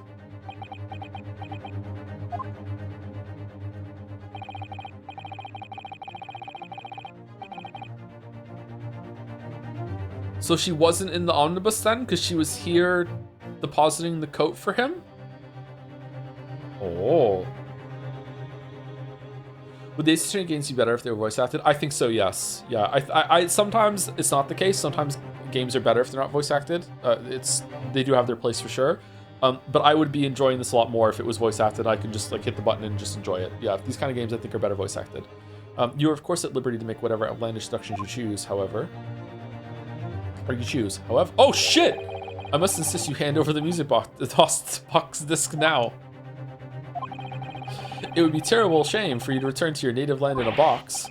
A music box? What do I do? And absolutely nope. Is that Windibank's gun? There are some things that a man must protect at all costs. This may be one of those things. And again, it may not. Mr. Windibank! This is my shop. I can't allow any harm to come to my customers. If that were to happen, I should have to take my own life. Mr. Windibank, no, shoot him instead. All right, that's enough. Inspector Gregson? Inspector? That's right, Sunshine. The alarm was raised on one of our dedicated emergency lines, so we got here as fast as we could. Now, what's all this about, eh? What the fuck you talking about, Gregson? Oh, praise be. You're here at last. I was moments away from forfeiting my own life in my own very establishment. In my very own establishment. It would seem you have the upper hand. Take off the coat. Yeah. Fucking more chips? Right, you lot have some explaining to do. I don't appreciate being bothered with some petty argy-bargy. Petty? Mr. Windibank very nearly met his end. Yeah, by his own gun as far as I can tell. Oh dear, I could murder some fish and chips right now. Oh my god, I'm hungry. Fuck. But the whole of Britain could meet with its end if I don't get to the bottom of the case I'm supposed to be working on. What? What on earth is the case, Inspector? Spare no detail, Gregson. I might have said a little too much. No matter, it's nothing to do with you lot. Is someone tunneling in the sewers? Anyway, sir, you're gonna have to come with me down to the station. But of course, Inspector. He's getting away. Get after him, lads. Whistle the beat officer, too. Sir. He just said no one left? There's been a...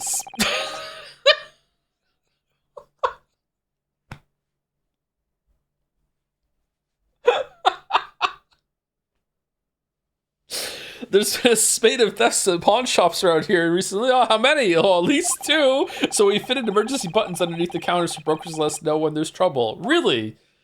Really? Did they have that technology back then? Oh, Inspector, I was very worried there for a while. Very worried indeed. Now then, Mr. Permanently in mourning. Oh, yes? Because we're wearing black. Okay, I'll be taking that whatever it is of McGilda's down to the yard. Thank you very much. So hand it over. Oh, yes, of course. No, don't give it to him. It's mine, that is. Mine. If you had electricity, you could do anything, I guess. But Shatter, I have electricity! I'm sorry, miss. You know what? It tracks, but anything belonging to McGilda has to be taken as evidence now. Thank you, Anonymous Gifter, for gifting a sub to Spate. Wonder how many resubs Spate's gonna get up to. 2? Thank you, Has Minicus, as well, for the 4 months. This is the first stream of the Great Ace Attorney Chronicles, and the absolute confusion is lovely. I refuse to watch VOD, so here I am puzzling things together. Poggers. As evidence? If the police demand something as evidence, my dear fellow, we have no choice but to capitulate. It's all yours, Inspector. Grrr. Oh yeah, she wasn't wearing a coat like that, was she? She was dressed like that. Alright, my bad. And so we handed Mr. McGilla's disc over to the Inspector Gregson. And we're summarily turfed out of the shop and onto the street.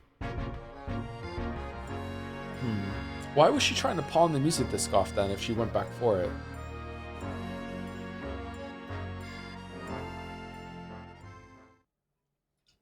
Damn. Alright, time to have a completely unrelated murder. Fucking just all of that had nothing to do with it. No pawn shop, no fucking camera system set up, take a picture every 30 minutes. Fucking the fucking analytical fucking thing from the computer, nothing. Whole new job, 15th April, Baker Street. It's still 15th April? See? That's why I ate grown-ups. All they do is feed you a pack of lies and take stuff away from you. Oh really, Mrs. Strahd? Tell me, is that overcoat keeping you warm? What? Oh my, surely you were given that. Yeah, the D let me keep it after I looked daggers at him for long enough. He went through the pockets and then said, go on then, have it, before telling me to scarp her. Always pays off giving people a look like you ate them. Can't help feeling that it's going to get you into serious trouble one day. What I really wanted was that nice shiny disc mind. Oh, you weren't trying to... Wait, were you trying to pawn it? Or were... Is the smoke actually moving in the background? Oh, look at that in the top left there. Were you trying to pawn it for money, or were you just trying to pawn it to keep it safe? If you're trying to pawn it to keep it safe, why were you arguing about the price? Just out of fucking just like, I just like to haggle, Lamayo? Like, what was that all about? The music box disc? But Mr. Windibank said it was practically worthless. I think I'm gonna go and have another bash. Give him a long, hard stare. I think not, Mrs. Strahd. We shan't enter Windibanks again today. Why not? That's not fair.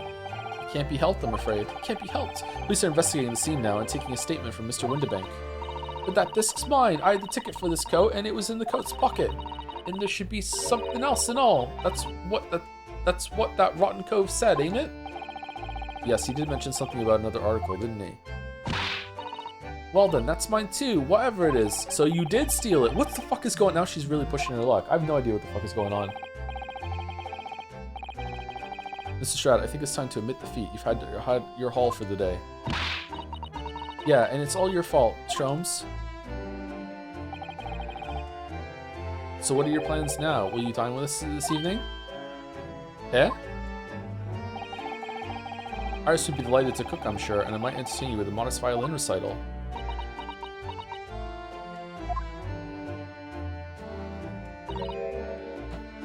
One second, chat.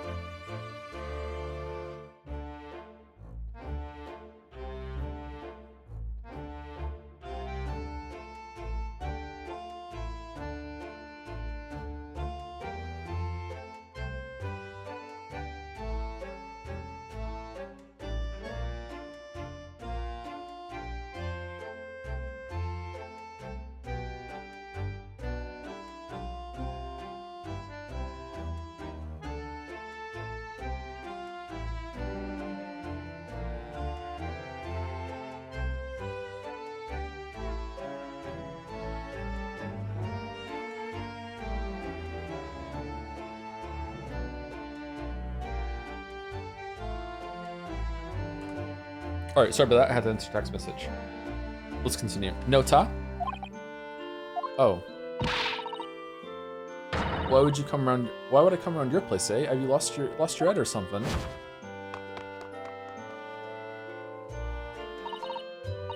Oh dear, she's gone.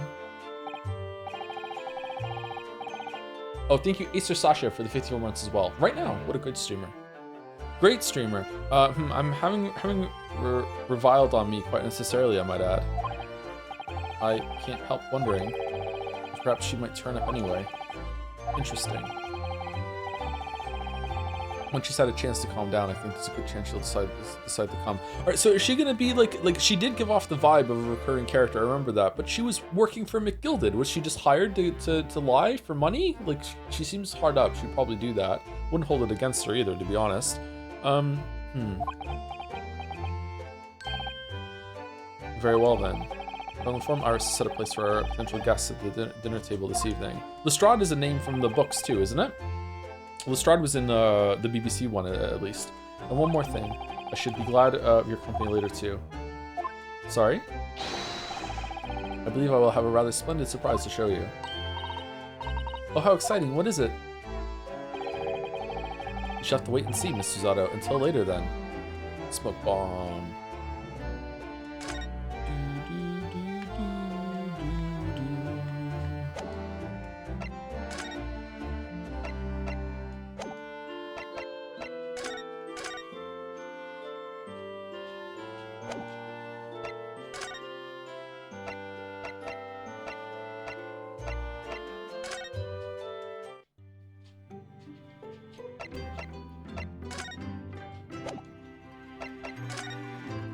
Yeah, the disc is gone.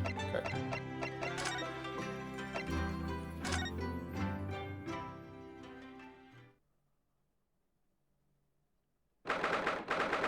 April, 3:46 p.m. Sholmes' suite. Ah, Susie and Runo, come in, come in. Good afternoon, Iris. Thank you so much for breakfast this morning. Wow, we were at the fucking pawn shop for hours. What? Oh, don't mention it. Goodness, look at the time already. Yeah, what the fuck? There's no way that tracks. Busy as always? I am. I'm preparing everything for dinner this evening. How many people did we murder with shot put balls in like the couple hours that they just skipped over suspiciously? Already? You're obviously cooking something special, are you? Oh yes, after all, there's a special guest joining us. Guess who it is? Go on. Hee hee, you'll never guess. Look at those little eyes of hers shining. Oh dear, it is awkward when you already know the answer, isn't it? It's Ginny, isn't that exciting? Oh, what a surprise! Yes, that's wonderful news. Wow, Iris seems overjoyed at the idea. Can't wait to learn some pickpocketing tips from a real professional. Oh yes, that does sound like fun. I'm not sure that's entirely appropriate. Are you Mr. Naruhodo? By the way, Iris, what's Mr. Sholmes up to? Most important part of pickpocketing is picking your target. You have to pick one that is stupid enough to keep things in their back pocket. Just, you know, just grab the wallet. That's it.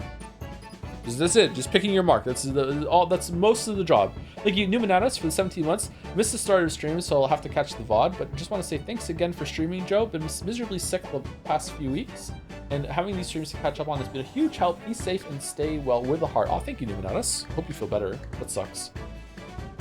Sick for weeks is rough. Holy shit.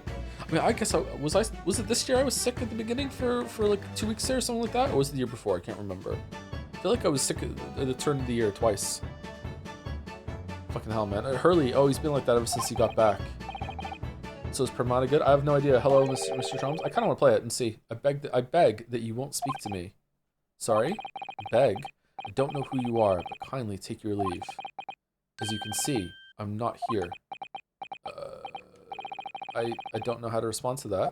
You still can't play the violin? Oh, the violin is updated in the background there. I do apologize. When he gets like this, he's completely oblivious to everything. Yes, I see. Really, he behaves just like a child sometimes. Hurley does. So Sholmes and Iris have something of a parent and child relationship, don't they? Yes, except that Iris is clearly the parent here. True. Come to think of it, I wonder where her real parents are. Oh, we're doing this, are we? What's the matter, Runo? You have ever such a funny look on your face. Oh no, it's nothing. Is he actually your dad? Because your eyes look a lot like his, don't they?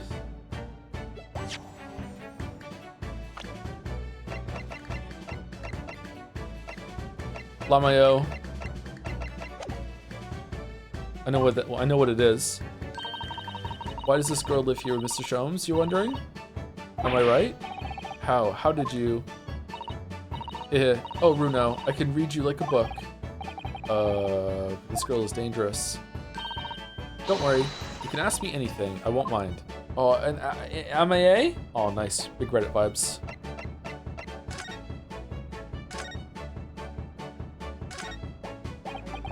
So, Mr. Sholmes, what are you so engrossed in? Did you not hear? I am not here.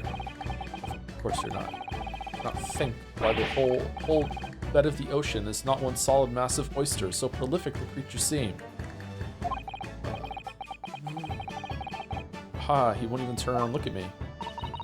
It's best just to leave him alone when he's in one of his moods like this. Yes, I can see that.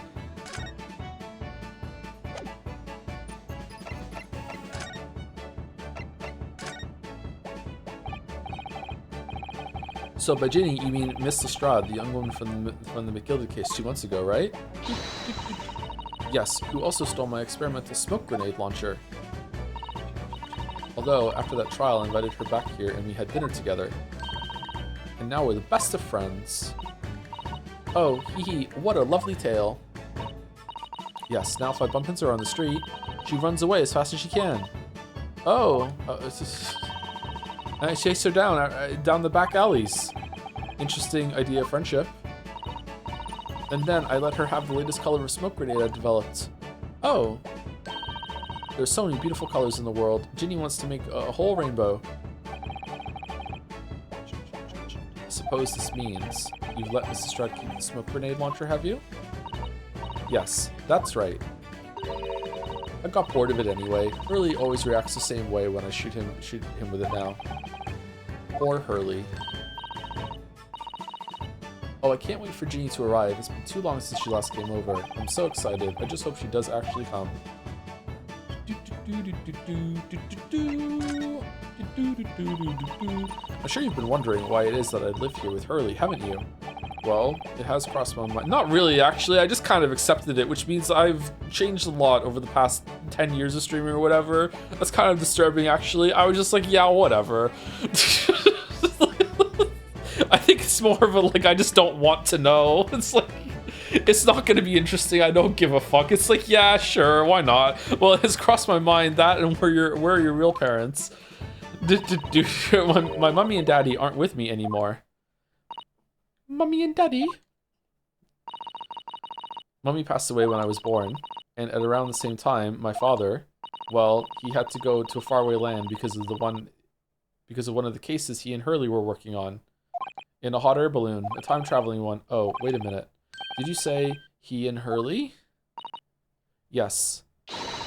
Daddy and Hurley were always solving mysterious cases together. She didn't mention that before.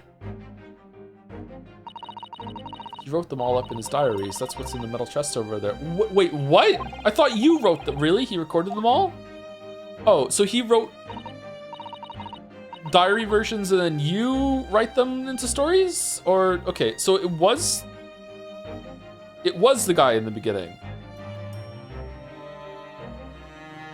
Do you not know your dad is dead? The Sholmes know he's dead. What the fuck is going on here? So you mean it's true, Mr. Sholmes? Really did have a partner with whom he tackled some of his most taxing cases.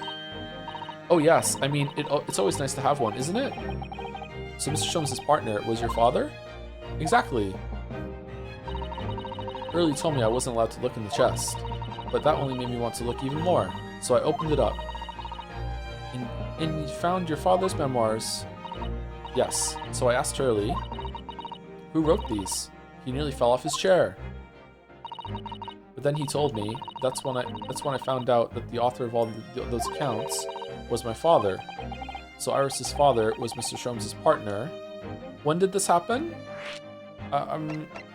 So you weren't always right, because the accounts in the paper have been around for a while. I practically lived with Hurley all my life. I was tiny when he took me in. So, it came as quite a shock when Hurley told me he wasn't really my daddy, I mean. What? It must have... Huh?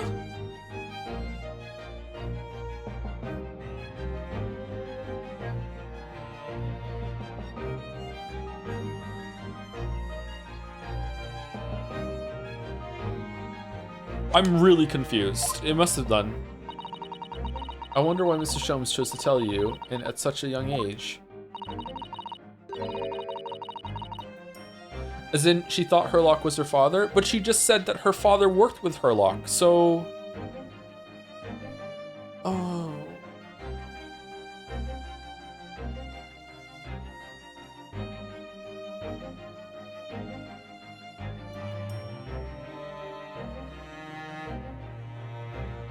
She didn't know that when she was young? What? How are you confused? She didn't know until she opened the chest and found his diaries?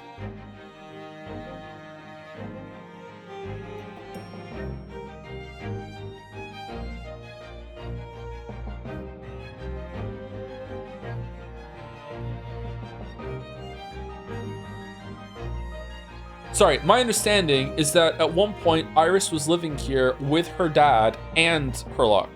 This is not true? The next joke is Joe has no object permanent. Okay. At least this would is because he wouldn't have been able to hide it from me. Well, having lived with Hurley all these years, you might say that his ways have rubbed off on me. There are some things I can just see. Especially lies. I almost know when people are lying before they open their mouths sometimes. Wait, what? Right. Anyway, I was so fascinated when I read Daddy's diaries. That's what inspired me to write. The Adventures of Herlock Sholmes, actually. I'd always assumed Mr. Sholmes simply told you all those thrilling stories. Oh no, Hurley's hopeless like that. No, I'm sorry, I'm still confused. I don't get it. Like, maybe it's just the Wilson thing at the beginning that's making me think that was a recent thing, but like,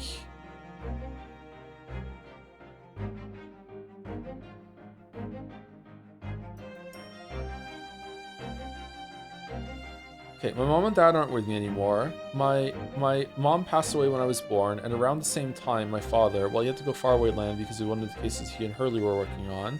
Oh, wait a minute, you said he and Hurley. Okay, so yeah, okay, it's here. So she never knew the dad. Okay.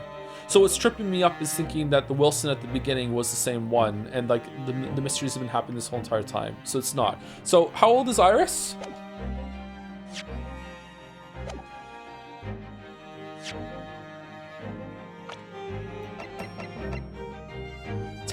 So there's been a 10-year period when that Herlock has been soloing all the stuff and hasn't had a partner. So the Wilson that's at the beginning was completely irrelevant. Okay. So Herlock has been without a Wilson for 10 years. Okay, so when did he take you in? Did it say?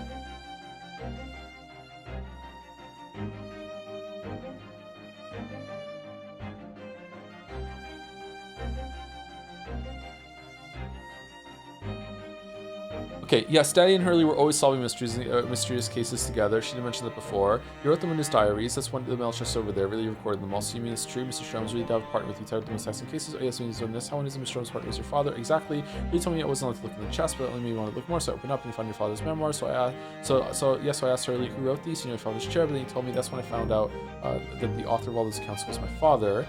So Iris's father was Mr. Sholmes' partner. Converse Iris's father. Apparently with Hurley all my life. I was so tiny. I was tiny when he took me in. Tiny. Okay, so that doesn't necessarily mean that you remember being taken in. Okay, so you just been here the whole time. It came as quite a shock when Hurley told me he wasn't really my dad. I mean.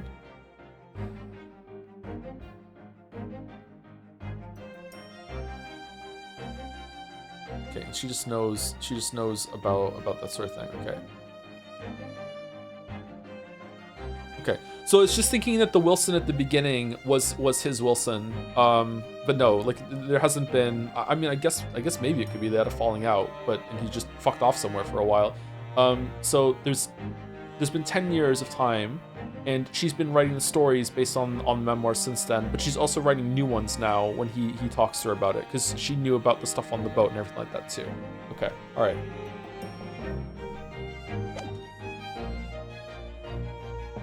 Oh no, Hurley's hopeless like that. He forgets everything as soon as he solved the case. It all but vanishes from his mind. Oh, I see. The other day, it was so embarrassing. As usual, he totally forgot about the case he just solved. So the very next day, he gathered together all the people involved and proceeded to solve the case again. It was quite a shock for everyone. You can say that again. You share your father's surname, don't you, Iris? That's right, Wilson. Daddy is Dr. John H. Wilson. I learned from his diaries that he's a doctor of medicine, you see? That's what prompted me to study so that I could earn a doctorate as well. Iris's father, who went to some distant land, and is a doctor by the name of John H. Wilson? The court will now hear the trial of Ryunosuke Naruhodo. Oh, it is him! Kindly state before the court the name of the victim in this case. Okay, all right. So what? Come on, chat. Like, if you think that it turns out it is, if you think that Wilson is her dad and is the same one that was with Herlock, like it's not really clear about the timeline and everything there. Like you would expect that they would have fucking like been doing shit this whole entire time together. Like what the fuck?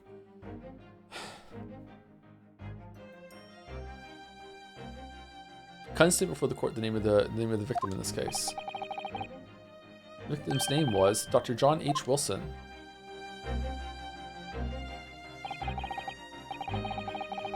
That's right, visiting professor of medicine at Imperial Yummy University, and the man who, in the most bizarre circumstances, lost his life just before we left Japan.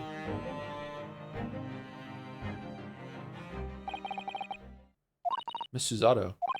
Yes? Perhaps you shouldn't pursue this conversation any further this time. Oh! What? Actual tact and consideration? Holy shit. We wouldn't be getting this in a Persona game. I think that would be for the best.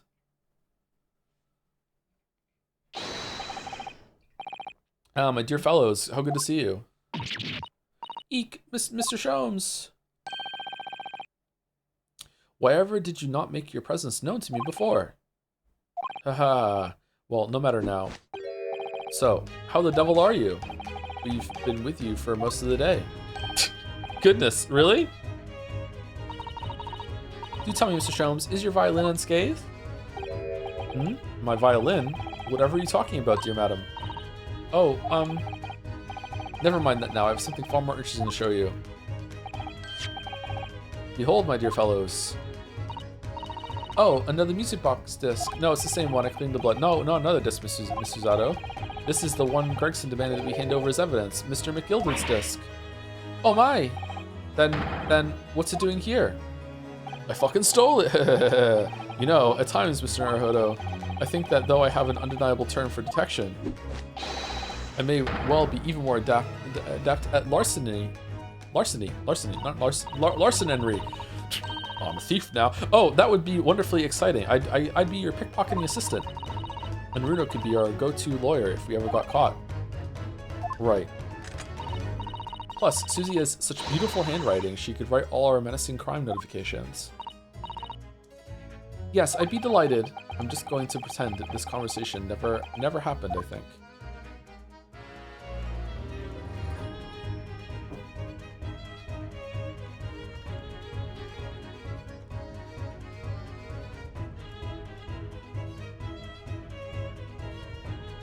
Why did Wilson leave?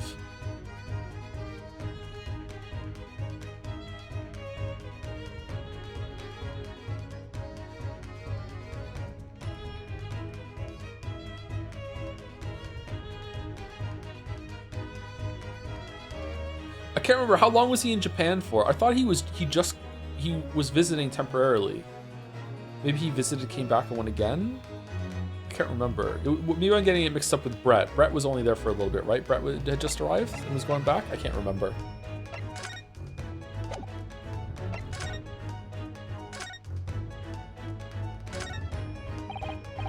Now this really is Mr. Sholmes' faithful performing partner then. The Stravadar, the Strappy Scar, the Scrapifarius. No, it's no good. It's gone. Those are all awesome spaceship names. The Virtuoso's violin that he found in a pawnbroker's and managed to buy for next to nothing. After all we went through to get it back, he's just cast it aside on that chair. I was looking forward to hearing the beautiful sound it makes when Mr. Sholmes plays it. But it does look rather sorry for itself there, doesn't it? Although, at least Wagahai hasn't attacked it yet, even if his eyes are saying it's only a matter of time.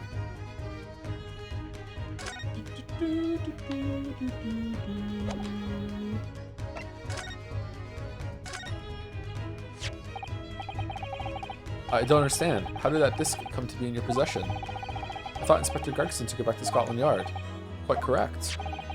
And that sort of uncompromising attitude is precisely why I always carry some of this. That's a bar of caramel, Mr. Sholmes. Your one and only friend in times of loneliness, if I'm not mistaken. You know how delicious this is? People will trade me anything for my caramel. If you humor me, my dear fellows, cast your minds back to when the good detective confiscated the disc. I'll be taking that whatever it is and McGilded's down to the yard, thank you very much. So hand it over. Oh yes, of course. If the police demand something as evidence, my dear fellow, we have no choice but to capitulate. It's all yours, Inspector. Yeah, same pose. For the briefest of moments, I had the disc in my hand, did I not? Yes, you did, but I still don't understand. I swapped it for a chocolate bar. It was precisely that moment that I summoned my one and only friend into action. I pressed the disc into a pair of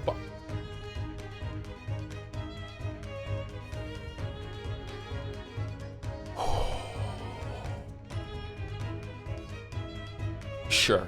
I pressed the disc into a pair of bars like this. That's amazing! The disc and all its minuscule protrusions have made an image in the caramel. Don't eat it, there's blood all over it now. Indeed, this caramel is quite exceptional. I developed it myself, you know. Suitably soft for making impressions, but resistant to melting, the result of a precisely controlled solution. How extraordinary! Carrying a pair of these, this is some fucking, like, opera house level fucking bullshit there.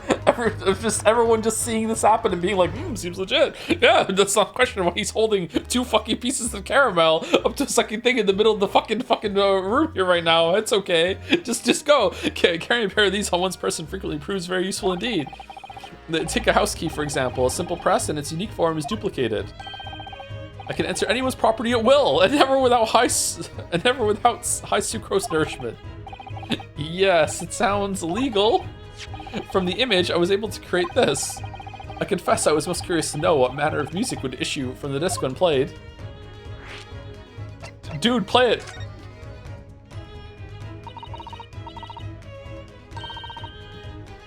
Do tell us, Mr. Sholmes, what music does the disc play? I don't know. Well, unfortunately, I have no idea. No idea. None whatsoever. Are you familiar with the workings of a music box, my dear fellows? No, I'm afraid not. Goodness, you don't know, Runo? Do you know, Iris? Why is this getting a...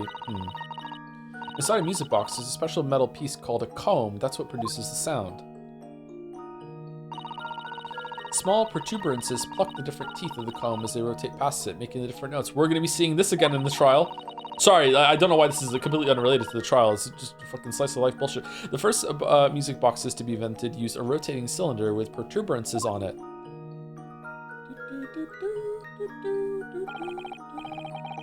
But over time, a new type of player was produced, which uses discs such as these. With that development, the popularity of music boxes spread far and wide, and all around the globe. Really? Because I feel like the cylinder is a more compact version. What was the advantage? Why exactly? Because the discs are easy to produce and can be interchanged to facilitate the playing of different tunes. There are a great many firms in Europe now manufacturing music boxes as a result. It is wonderful to be able to enjoy music even when no performer is present.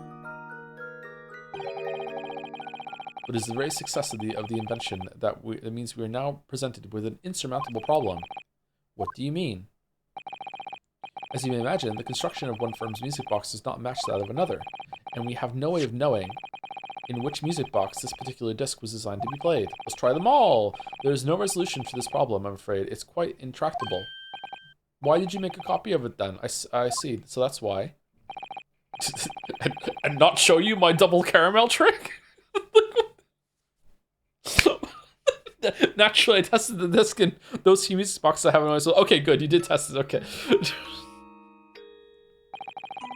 But as you can hear, to no avail. Play it backwards. The results were equally unsatisfactory in this one. So, I am presently engaged in acquiring an example of all the music boxes ever made in Europe. Every single one? That's early for you. That's early for you. Always taking things too far. Good thing we don't have any money issues, because you're not going to the pawnbroker. But my dear girl, and the solved riddle is quite repugnant to my constitution. But surely all the different types in Europe will amount to a huge volume of music boxes, won't it? Yes, that's certainly true. In the worst, forgive me for being really stupid, chat. But if you make an imprint of something and then you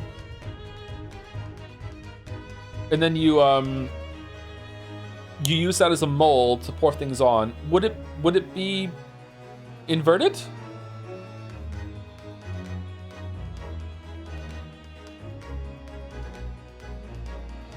If it was a flat key, it would be fine. If it's like a shape on a circle, the mold is inverted once you cast it uninverts. Yeah, that's right, isn't it? Because what the material you pour into it is going to be at the same alignment of the thing that you press into it, right? So the mold, maybe that's why my brain is thinking of it then. Okay, yeah. All right, cool. Thank you for the clarification. Yes, that is certainly true. In the worst case, I shall just have to ask you to vacate the attic room. What? Uh-oh.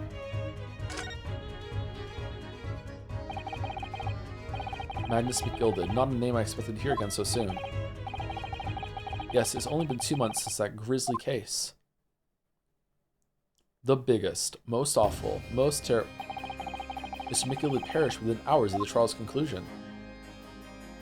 I missed him so much. Was it the curse of the Reaper? No one knows. Still now. I think the Reaper knows. The omnibus was reduced to a pile of ash. Not a shred of evidence remained. And with the man's death, the truth about the murder in which he was so intimately involved was buried.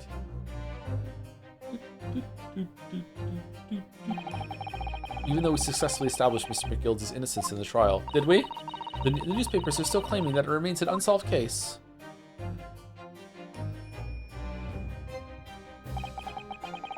The murder of the brickmaker, Mr. Thrice-Fired Mason.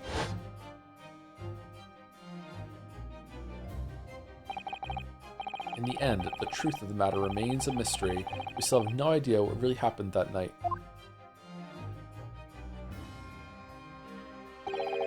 And although Mr. McGilder was found not guilty through my defense, I still don't know if that was the right judgment or not. I don't even know if he's even dead, to be honest.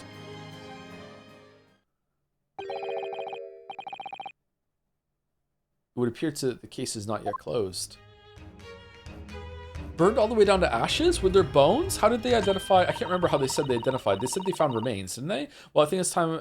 I think it's time I started getting things ready for dinner. I think Ginny will be here before long. Thank you, Iris. Thank you, Iris. Everyone say thank you to Iris. Thank you, Iris. Oh well, you must let me help you then. Of course, Susie. There's plenty to do. I think I shall investigate the condition of my faithful performing partner. Now then, where did I leave it? Let this be a lesson to you, Mr. Sholmes. Never leave anything too precious with the pawnbroker. Huh. Yes. You may be right. Oh, that reminds me of something Mr. Windibank said before. He said that he had a manuscript of Iris's in pawn, didn't he? Did he? Yes, he definitely mentioned it. Mr. Sholmes' latest tale of otherworldly mystery lies dormant in my storeroom, were his words, I believe. So you heard about that, did you? I expect you were as incensed as I was. Oh yes, the idea of such a wonderful story languishing in Mr. Windibank's storeroom, gathering dust. Is that from the chest? Is like a story that he won't let you read? Or is it one of yours? My dear madam, I'm quite sure I told you already. The pawnbroker's storeroom is the safest place for it, more secure than a bank's vault. And what about your Stradivarius, Hurley. Was that safe and secure? Well, there may be the occasional mix-up, caused by a certain impetuous someone not too far from me now. Do you have any idea how long it took me to write that Baskerville story? Oh, it's her story. Okay, it's not from the chest. Okay. Oh, it sounds so exciting. The Hound of the Baskervilles. I should love to read it.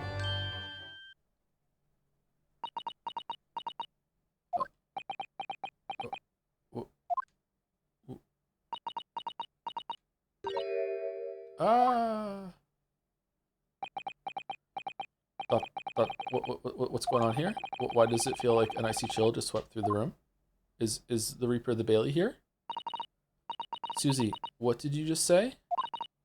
You said the Hound of the Baskervilles, but how could you know the full title?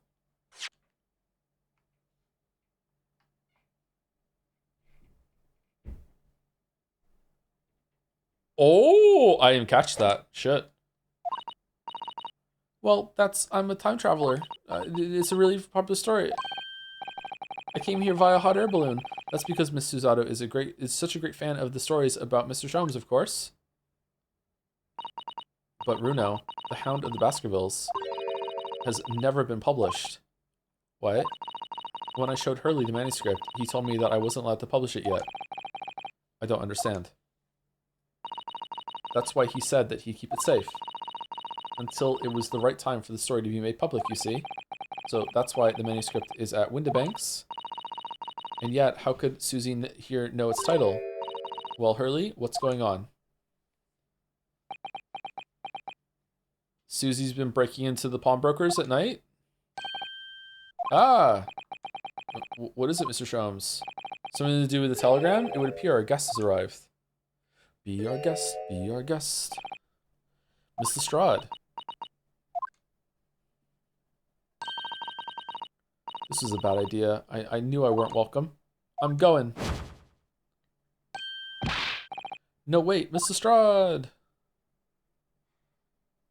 That chair looks so comfy in the back, doesn't it? It's beefy, too. Oh, man. We've all been eagerly waiting your arrival. Haven't we, Iris?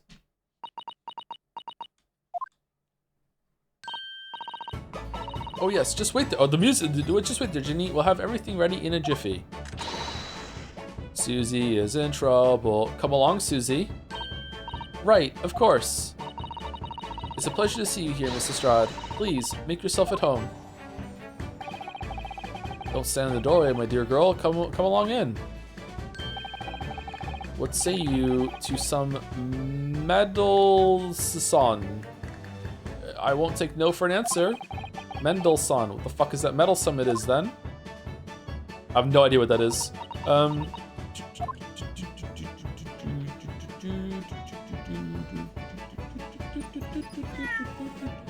Wow.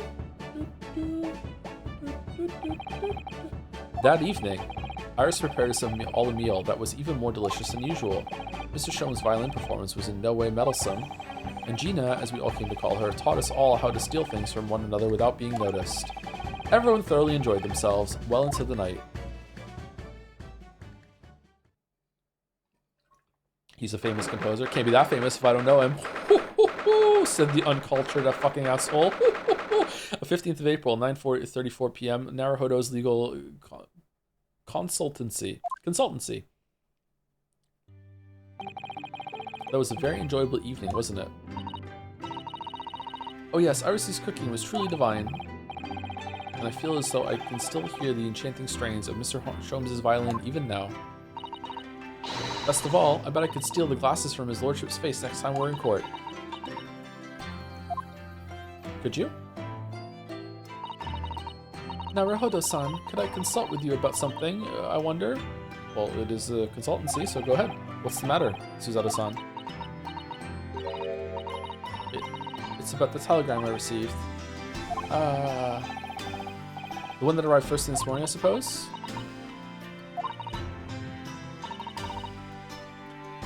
I've been summoned. What? Summoned? What do you mean? The telegram was from the Lord Chief Justice office. Lord Strongheart has asked to see me. The Lord Chief Justice? When? Tomorrow morning. What? Then we have to start preparing at once. Oh no, that won't be necessary, Naruhodo-san. I've been summoned alone. What for? Susie, have you been killing people alone? What on earth for? I have no idea. I suppose I shall find out tomorrow. What's all this about? Did you check your kimono into the pawnbroker and pretend to try on different clothes and someone took it and killed someone? Is that what happened? What happened, Susie? Susie, fucking talk. Whatever it is, it's making me feel very uneasy. Knock, knock. Oh, who could that be, I wonder? Good evening, friends. Iris, hello again.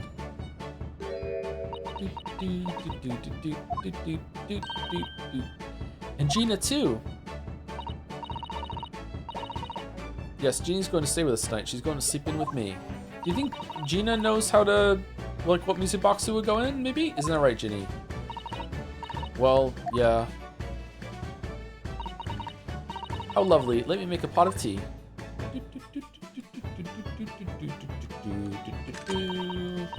You know, I've learned so much today. Oh, what in particular? All those things Ginny showed us. Wasn't it wonderful? You mean all those pickpocketing techniques? We had fun trying them out on each other, didn't we? I think I've awakened a natural talent. I could earn a living from it. Earn. You might be getting ahead of yourself a little there. Really? So we went the whole dinner without asking Susie how she knows the title of the story? Really? So what brings you up to our humble quarters at this late hour? Well, you see, I came to return this. Wait, what? That's mine. Oh my, however did you? I told you, didn't I? I have a natural talent for it. Oh yes, I'd forgotten. Iris literally is a child genius. And we hate her for that. So anyway, here, you can have it back. Not that I really understand why you wear it though. Ah, thank you. Alright then, good night. Yes, good night.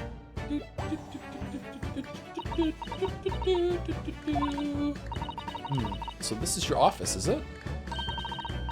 What do you think, Ginny? I think I wouldn't fancy my chances with a lawyer what lives in a place like this. Yes, me too. Ha ha ha! It seems as though Iris here still has something she'd like to talk about. I suppose she probably wants to talk about the manuscript. Yes, I suppose she probably does. Are we communicating telepathically right now?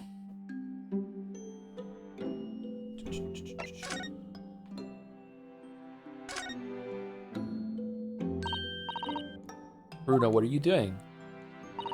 Look, I'm not going to steal nothing, alright? It's just all junk anyway. Charming. I suppose I should engage our guests in conversation, really. Why'd you let me look around then? Just fucking force me into the fucking... Do we have the disc? No, we don't.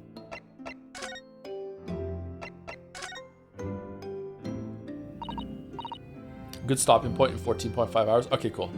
Iris, I suppose you're hoping to talk about the manuscripts, aren't you? Aren't you going to tell me? Oh, is she psychic? Is she actually psychic and she just read their minds when they talked about the man? Nah, it can't be that. I'm so sorry. I need a little more time, please. Alright, I understand. I hope I haven't made you feel awkward. Oh, you absolutely have. Oh no, not at all, Iris, not at all.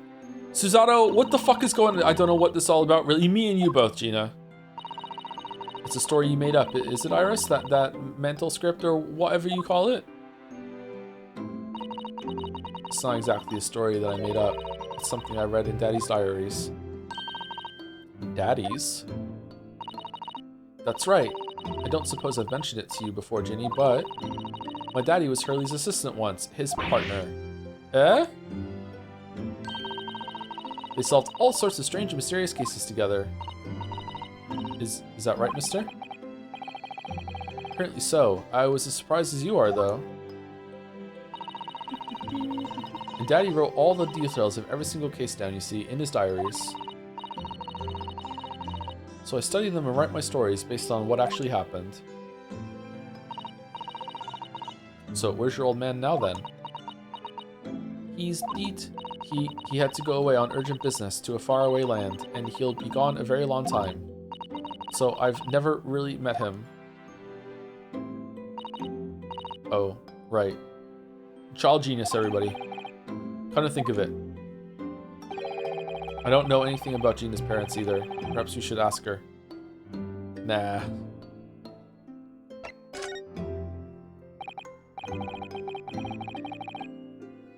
Iris, this Hound of the Baskervilles story. I take it that it's another tale inspired by your father's accounts? That's right. I thought it was fascinating. But it's different somehow from the other cases, I mean. Oh? How? It's like someone else wrote it. I don't really know. But it must be special in some way. Because after I'd written it and showed the manuscript to Hurley, he turned as white as a sheet. It was the first time I've ever seen him like that. Okay. Pays me have to say this after you've toiled over it for so long, Iris. But this story must not be published at this time, under any circumstances. Alright, so does it give away a killer? Does it give away a way to kill someone? Is it going to reveal to someone that we know that they're the killer and they can't know that we're onto them or something? Like something like that? Or what? But why not? It's one of my best works. I'm not at liberty to say. Not now, so please, do not ask me. Ask him, he has to answer if you ask. Alright then, I won't. It's kind of bullshit. It's kind of bullshit, Sholmes. Bullshlick. But I do solemnly swear that I will explain everything one day, Iris, when time is right. Okay, that's not too bad then. Alright. And that's how the manuscript came to be with Mr. Windibank, isn't it? Yes. Really? And then he took it to the pawnbroker.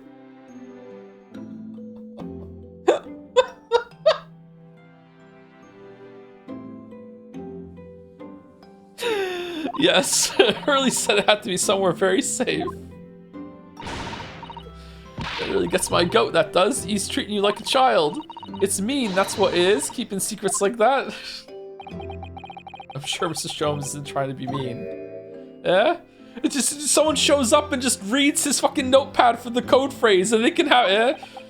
If he said it wasn't at liberty to talk about it, I'm sure there must have been a very good reason. All the camera systems and everything too? I think so too. You lot are too trusting for your own good. I agree with Gina, but he can't pull the wool over my eyes. Sholmes is lying to Iris. I bet my life on it. What? Hurley's lying to me? Don't go lying to me. Do do do do do do do do do. Your parents. I've realized that I don't know anything about your parents, Gina. Don't have any. I ain't got any, have I? Never did have. Oh.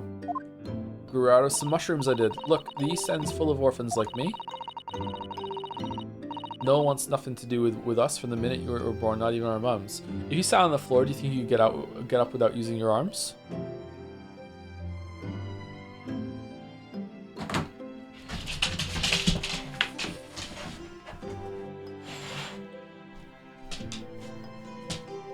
Yes, we out.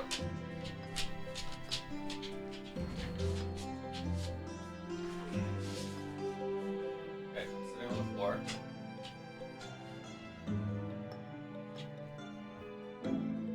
What do you mean not using my arms? I can't press off the floor to get myself started?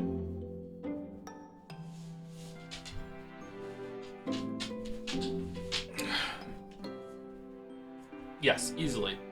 You just flip yourself up onto your knees and then you just stand up. Yeah, easy.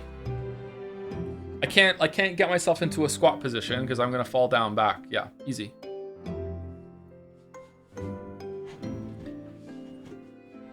Okay, now try with no knees. I don't think I can do it with no knees. I don't think I can get myself into a squat, like that.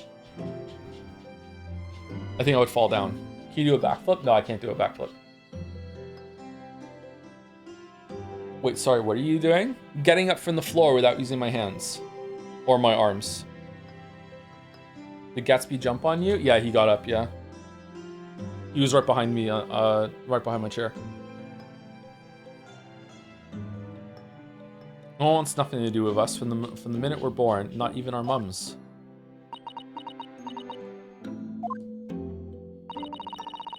But we all stick together. The older ones look after the little uns and make sure they get by.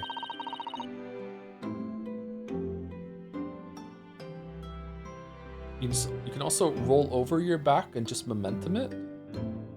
Huh?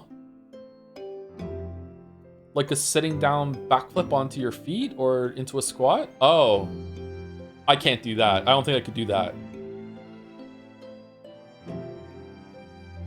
So that's why you're a pickpocket. I would be afraid to learn how to backflip because I'd be afraid of fucking it up and landing on my head and breaking my neck. I would be really scared to do that.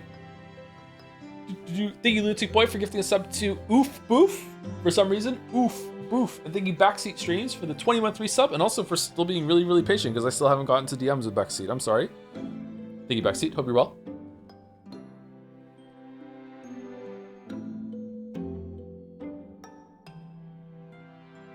I'm gonna play your Five Nights at Freddy's helper phone calls for the kids at some point in the future. By the way, if that amuses you in any capacity. I had to explain to Leo that the games are just random bullshit for a lot of it, and sometimes you're just gonna get you're just gonna lose. They're just gonna drain your energy because they're just constantly not gonna leave you alone. And, oh, poor kid. Oh, he got really upset when he almost beat like the last night in FNAF 2, and he got so upset. Now dive into my life. I love it. I get a kick out of it every time if I lift some pompous idiot's purse. And that's how we all afford to eat. I'm like Robin Hood, ain't I? That's how I see it.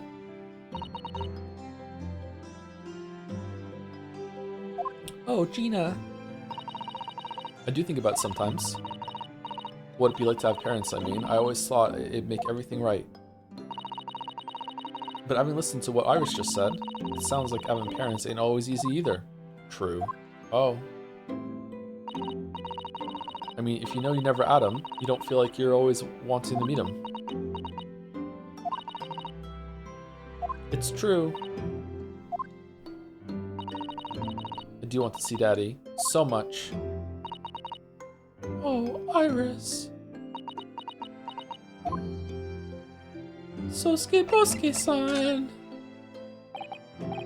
Gina, what do you mean when you said that you know Mr. Sholmes is lying to Iris? Well, he reckons he popped that mental script or whatever, right? But come on, that's obviously a load of rubbish. Oh my, why would you think that, Gina? It's simple. If that story was really in Old Winterbank's storeroom, there's no way someone from way around the world, in other words, you, Samari, could know about it. Shit. Sorry, Iris, but if you ask me, he sold it. Without telling you. But Hurley would never do something like that. I'm sure of it. This is a swing and a miss, Gina. No way. Ha. Grown-ups do a lot worse than that, believe me. Barefaced liars, a lot of them. You just ain't realized it yet.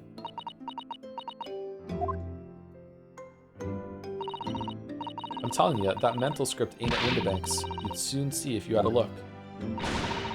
Even if you think you can trust him, I don't. That Sholmes is a liar like the rest of them. Okay, and then okay, is it gonna be just like a non-stop fucking like procession tonight of all of us except for Ryu, like simultaneously breaking into the pawnbroker's house, and we're gonna see like lots and lots of photographs, like that episode when there's a cabaret in The Simpsons of just like it's 30 minutes. Here's Iris going in. Here's fucking Gina going in. Here's Holmes going in. Here's I can't remember her name. Susie going in. Like, if I'm honest, I've wondered if Hurley's telling me the truth sometimes. See? Oh, but I don't mean that I think he sold it. I mean that sometimes I wonder if he might have hidden my manuscript somewhere I don't know. Even though it's wrong of me to doubt him. I would also think that. That'd probably be safer. If you think highly of him, there's no way he just left it at a pawnbroker's vault. Don't be too hard on yourself, Iris. A spate of break-ins, if you will. Yep. Oh my goodness, look at the time. You think that's the real time? come along, Ginny. We should go back downstairs. Yeah, alright.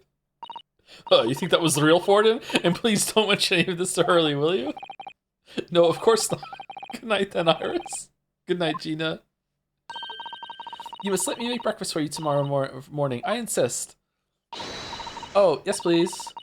I can't wait, Susie. Good night then.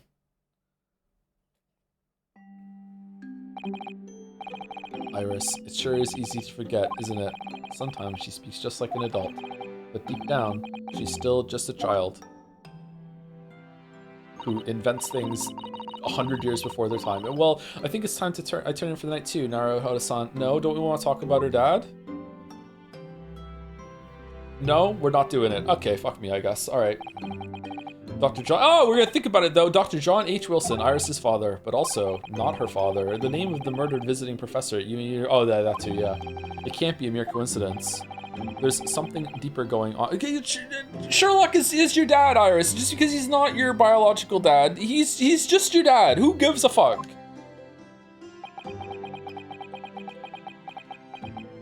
Poor Iris. Holy shit.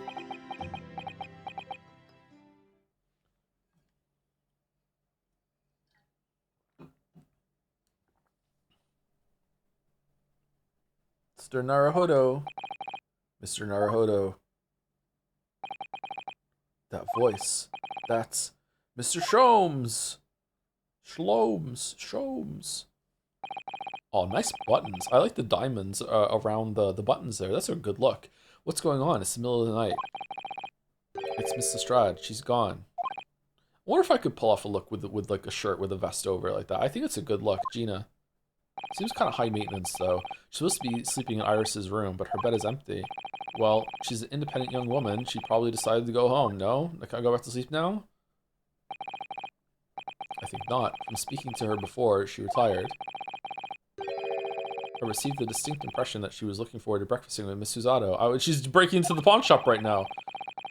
No, I don't believe the girl has gone home. I've been waiting for her for over an hour now. Do you sleep, bro? Do you just hang from the rafters like a bat and sleep? Over an hour, oh. If you'll indulge me, look out of the window, my dear fellow. What's this about? Susie's gone too.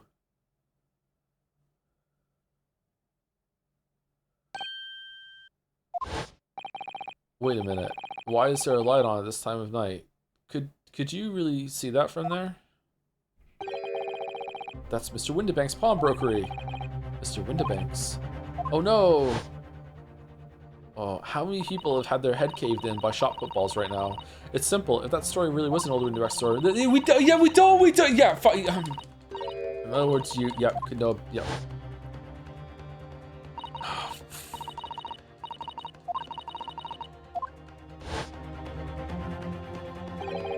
Could Gina have gone? Nah, it seems you have some knowledge of the situation, Mr. Naruhodo.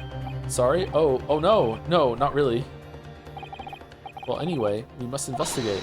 At once! Oh, you're here! Miss Susato! You got that kimono on fucking fast. Did you even go to bed? 16th April, 1:14 a.m., Baker Street. The door to Windibank's. It's open! And the lamp is burning. It must be Gina, mustn't it? Let us hope it's nothing more sinister. What? Come, there's not a moment to lose. I smell crime. Clearly something is afoot inside.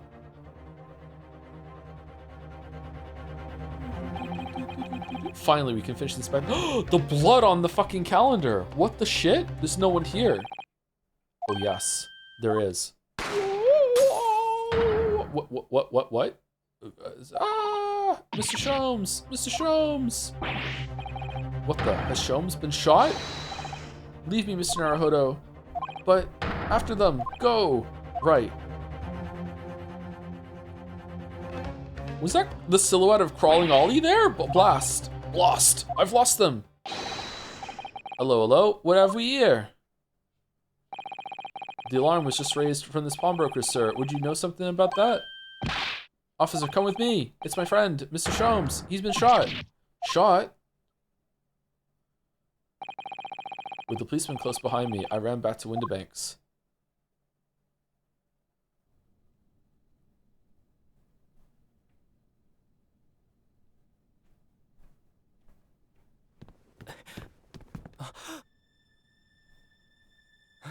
Mr. Sholmes! Mr. Narado. Who? How bad is it? Never mind me, but there's much at stake.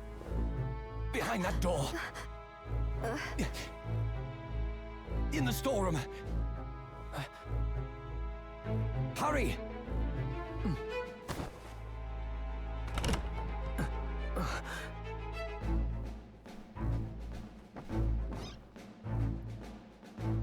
Suspiciously cat flap sized fucking little door window there. Oh shit.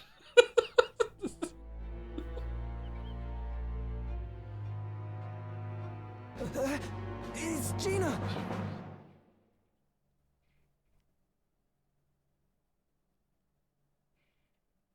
Windibank finally shot himself.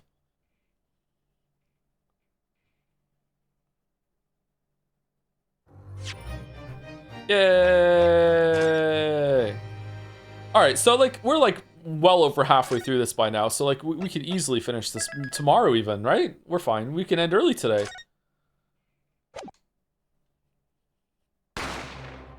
Bang! Ah! I'll be alright, Mr. Naruhodo. And after them, go! It's a weird doll behind that door in the storeroom. Hurry!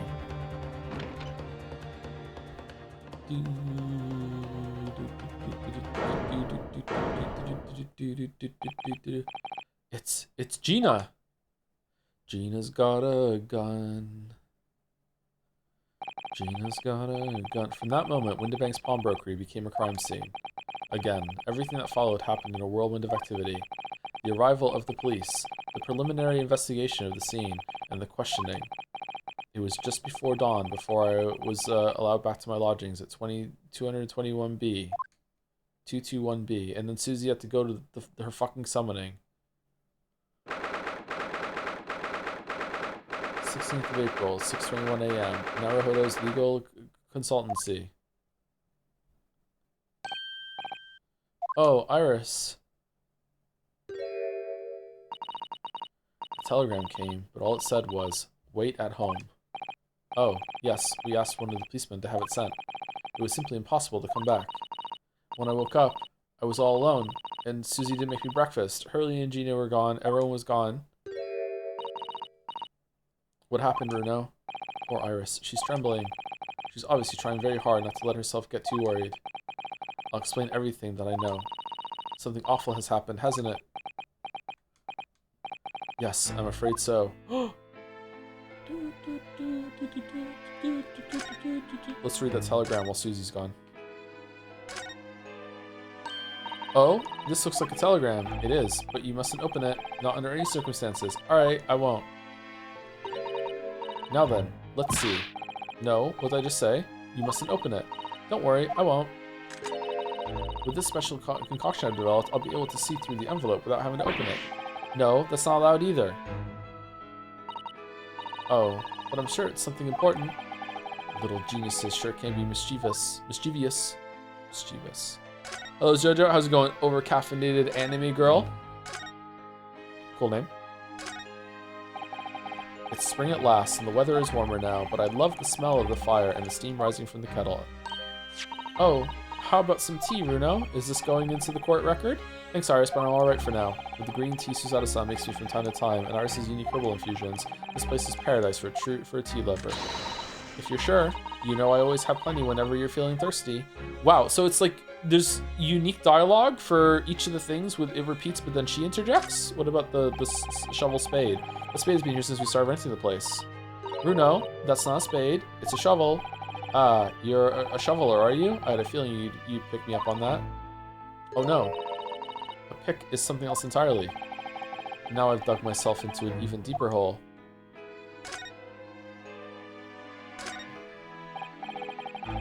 Ah, the dermatol I brought when you from home, so only one eye colored in. I said I'd color the other eye once I won my first court case here in Britain, but... That's cruel, only letting it have one eye. Yes, but it's because I don't consider myself a good enough lawyer yet, you see? Once I become a fully fledged lawyer, Mr. Zato will color in the other eye for me. Well, in that case, why not color in the other eye now, and then every time you win a case, give it an extra eye? you can never have too many eyes, you know? That's true. That's true. Call me crazy, but I never considered that. What would it be like to have a third eye? Would the vision like all blur together? Would it be like having like two monitors in your head at the same time? What would it be like? Would you be able to close your front two eyes and still see somewhere else? Or would it like... What would that be like? That's kind of unthinkable to me, man. I think I can definitely imagine having a third eye next to my other eyes. That's fine. But having a third eye like on your hand that you could just be like, oh, look around the corner. Oh man, that makes me feel sick just thinking about it. What would that be like? Holy shit. We were rather lucky to find that old aquarium left behind here. The prawns we're put in there are doing rather well, but the anemones too. Apparently, tanks like those were very popular in London before I was born. Is there any creature that has eyes that aren't in the same kind of central cluster?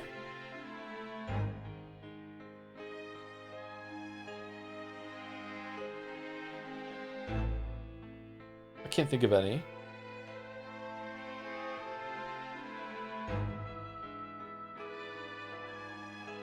Yes, but I refuse to elaborate. Okay.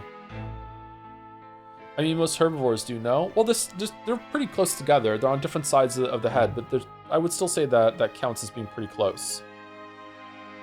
Spiders have some on their forehead, I think. Aren't they all together, though? They're just all centrally located in the same kind of area. Hammerhead shark. Oh, those are pretty far away, yeah. Huh.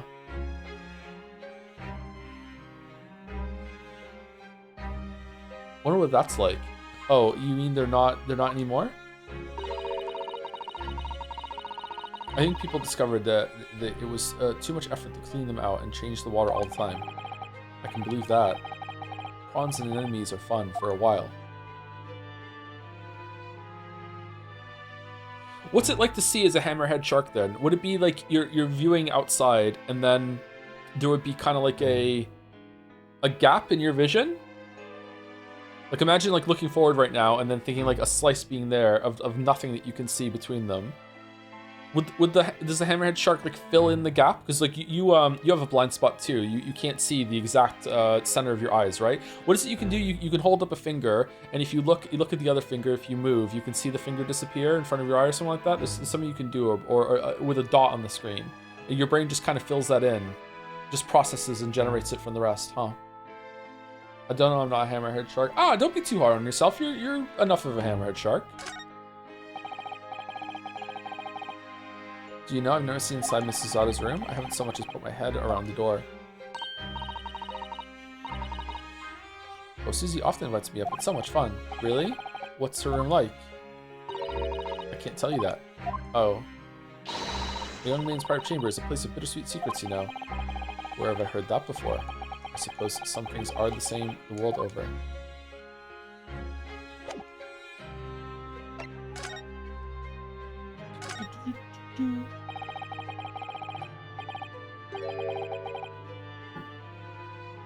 I'm sorry to have to tell you this, Iris, but Mr. Windenbach is dead. Oh, he's dead! He's not just shot, he's dead. Okay.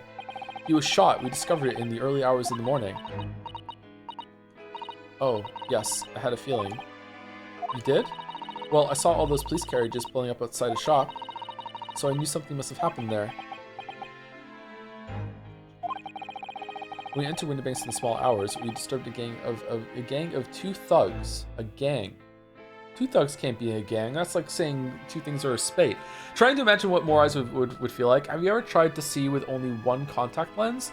The non-corrected eye will produce an overlay on top of the corrected vision. So that makes me think of having a third eye on your hand would do something very similar. A completely unrelated overlay on top of your normal vision. I have tried to see that, yeah. I don't like to fuck with my contact lenses too much though. I had a contact lens roll up and get stuck under my eyelid once and it fucking scared the shit out of me. I eventually got it out. I was so upset. Oh my god. I was so fucking upset.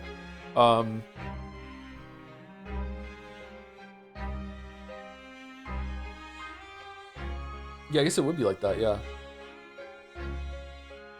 It's weird.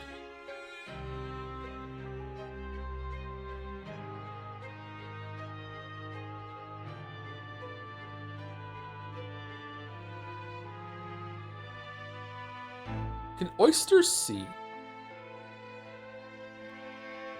I will never wear contacts. If it makes you feel any better, you can't actually have a contact lens like slip up and behind your eye. There's a whole like membrane or whatever there. Like it can't go anywhere. Like it can never get so lost that they need to do surgery and like that. They can get it out. It's just getting to the optician or whatever might take a little while, and you're going to be uncomfortable while that goes on.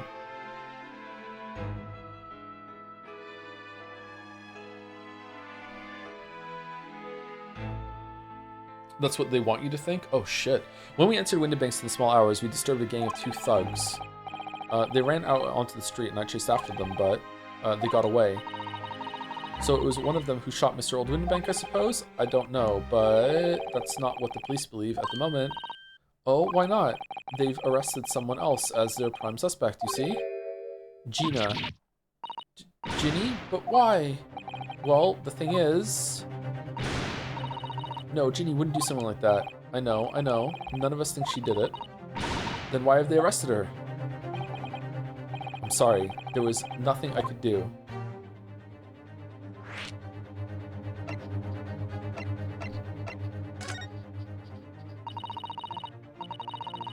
So where's Hurley then? Is he still investigating the scene?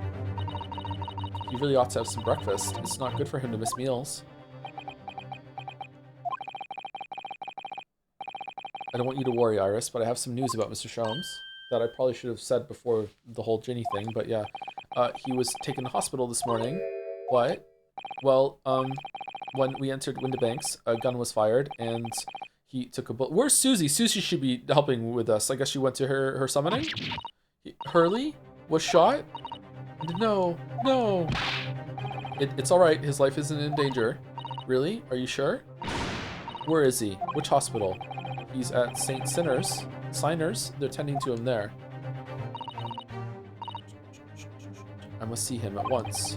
To avoid dream PTSD, the tech is eye drops to rehumidify, then close your eye and rub from the outside. It should recenter the lens to your eye and make it easier. That's how I got it out, actually. Yeah, I had to, what really made it bad was that when I tried to take the contact out, I thought I did get it out. For a second, it came out, and then it kind of snapped back in. But I wasn't sure that it went back in at the time, so I thought maybe I'd gotten it out, and then it just fell off my finger and it fell to the floor and it was gone. So I had this like pain in my eye. I was like, okay, so is that just kind of dry? Did I scratch my eye when I took the contact out, or is the contact still in there? So I had this whole guessing game of like, is it in there at all? And then it was like curled up into my like rolled up, and then I did that, and I kind of had to like I rehydrated it, and then I put my finger on my eyelid and I kind of massaged it around, and then it straightened out, and then I got it out again. I was so happy when I got it out, man. This was like 3 months into first starting to wear contacts. I haven't had an incident since then. It's been fine. I wear contacts almost every single day. I'm sorry, Iris, but you can't. Why not? That's not fair. I'm a family member. I should be allowed. No, I mean, nobody can see him at the moment. He's not allowed any visitors. They're preparing to operate, you see. To operate? But he's fine? Oh, poor Hurley. Well, I hope someone doesn't accidentally take out his liver. Injured Sholmes. It was the 2 thugs who were in Mr. Windibank's shop. They shot Mr. Sholmes when we disturbed him, you see. Or it was Ginny through the little window. It was pitch black inside the shop at the time. My mind went totally blank, I'm afraid. I just froze. After them. Go! After that, I ran out into the street, but, well, they were long gone. I shouldn't have hesitated. I'm so sorry, it's my fault. I let them get away. I think that's a very good thing. Sorry? Well, if you'd seen which way they went and chased after them, you might have been shot as well, Bruno, and you would have seen that it was me. I did it. I was out there. I was trying to get the manuscript. On top of everything else, I couldn't bear that. Oh, Iris.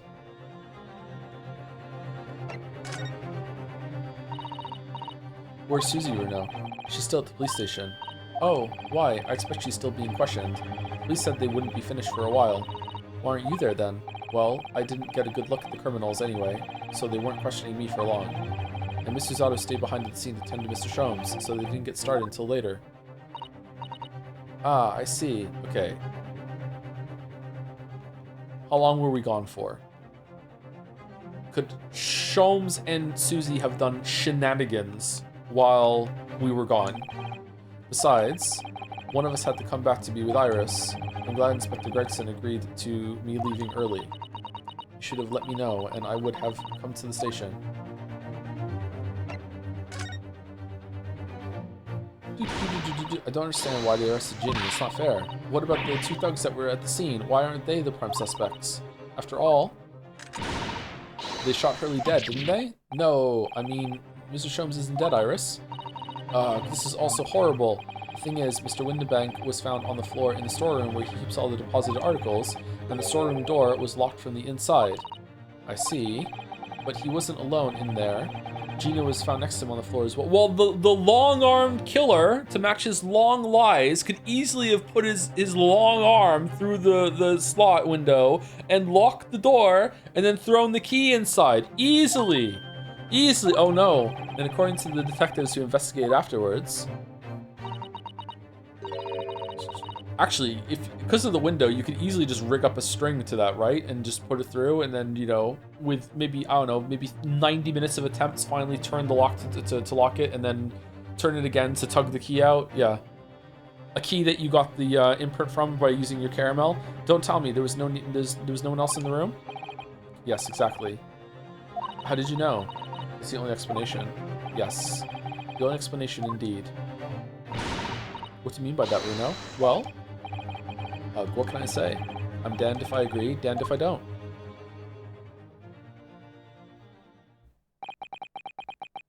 I'm afraid I'll need to go out again now, Iris. There's not much I can do at the moment, but I can at least try to find out how Mr. Sholmes and Gina are getting on. I want to go too. Take me with you, Bruno. I can't stand just sitting around here waiting. Alright, welcome back, Pearl. I'm not sure how I feel about taking a 10-year-old child to the scene of a murder, but I don't want to leave her all alone here either. Alright then, Iris. Then perhaps you can help me. Oh yes, I'd love to. Jean is at the prison. Mr. Sholmes is probably in his hospital bed. And don't forget, we have to visit the crime scene. We need to conduct a thorough investigation. Ah, I can see you're ready for action. I imagine Iris would appreciate going to the hospital sooner rather than later.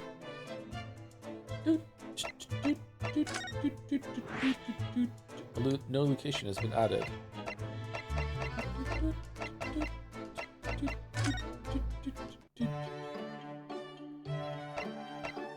Oh, right. Sholmes' suite in his house, not Sholmes' suite at the hospital. Okay, where's the hospital? Site Cinder's hot fucking hell. I'm so stupid. Okay. Thank you, Zeroados for the new sub. Welcome. Thank you very much. All aboard, choo choo. Thank you very much. 16th April, St. Siner's Hospital, Ward 3. Hurley. Oh. He's not here. No. That's strange. The nurse definitely said he was in bed by the window, didn't she? Oh, I know what's probably happened. Hurley was being a big baby, and the bullet wound wasn't that bad after all, so he's been sent home. I'm not so sure about that. Baby or not, there's no questioning that it was a fairly serious injury that Mr. Sholmes suffered. Ryu, shut the fuck up. Oh. Hello, hello? What have we here? Gregson. Oh. This ward is off limits. No visiting. So what are you doing here, eh? Well, I'll have you know, we're Hurley's next of kin. Eh? Oh. Well.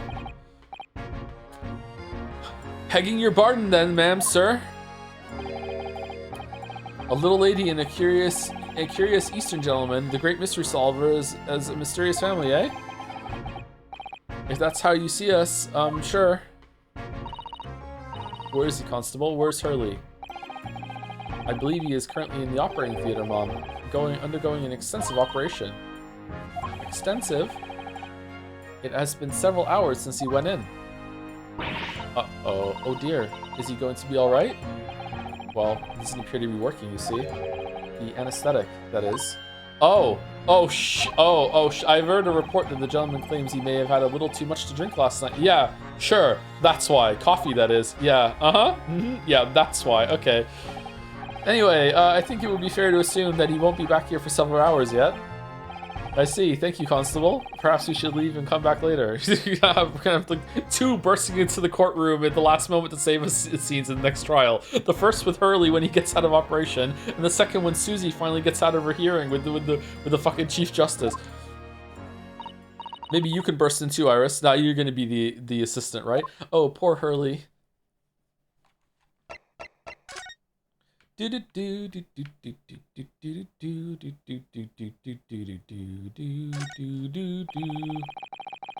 a notice board on the wall here. Look, let's see. What does it say? Thought of the day. On seeing any vermin, calmly and discreetly inform matron. Oh yes, they have rats and mice in hospitals like this that love to feast on all the medicine. If you don't deal with them, there's nothing left to treat the patients. Rats and mice? Oh, I see. Yeah, just typical 10-year-old information. Yeah, this is a rather old building, I suppose. But the doctors and nurses are all very good, I hear. I certainly hope so, for Mr. Sholmes' sake.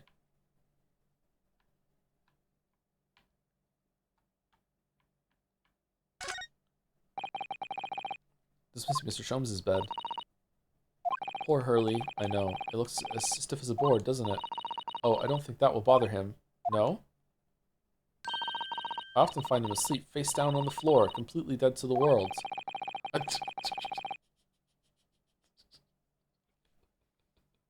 Okay, so he is a drug addict in this version then. Okay, that's two things of evidence now.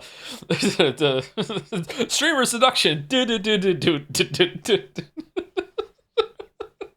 I think I'd call the police if I discovered something like that. Alright, anything else?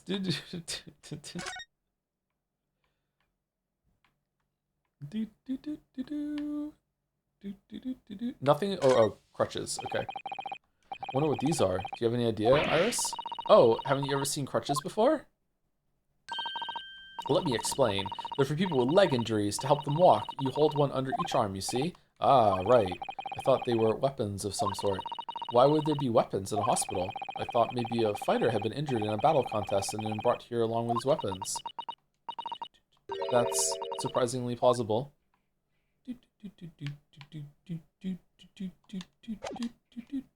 Okay, where should we go next? I really want to go to the pawnbroker. Let's go to Baker Street first and see if there's anything outside. Okay, I'm probably gonna ask for a spoiler once we get into the pawnbroker, but we'll see if it's necessary. It's already been 2 months that we've been taking lodgings here by Mr. Sholmes' office. I still can't quite believe it. I never expected things would turn out like this. When Hurley comes back home, let's have a big party. It's a great idea. I'm sure it won't be long. Mr. Sholmes is very tough. Yes.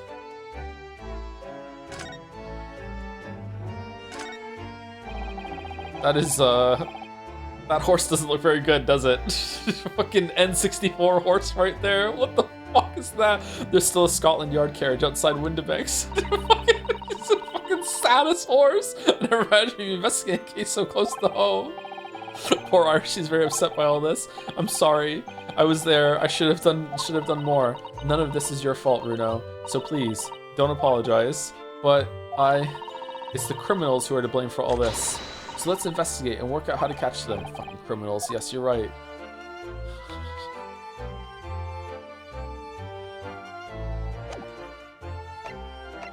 Low poly horse is doing its best. Be nice. All right. All right.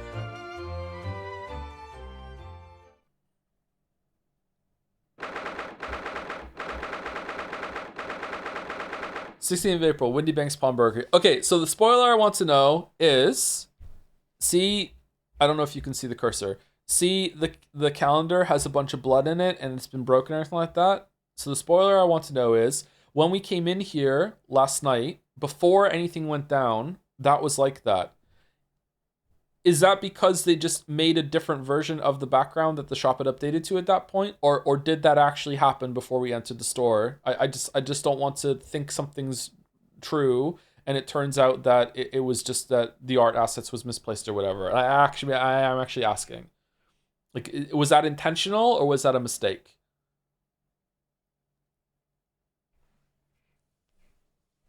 It happened before you entered?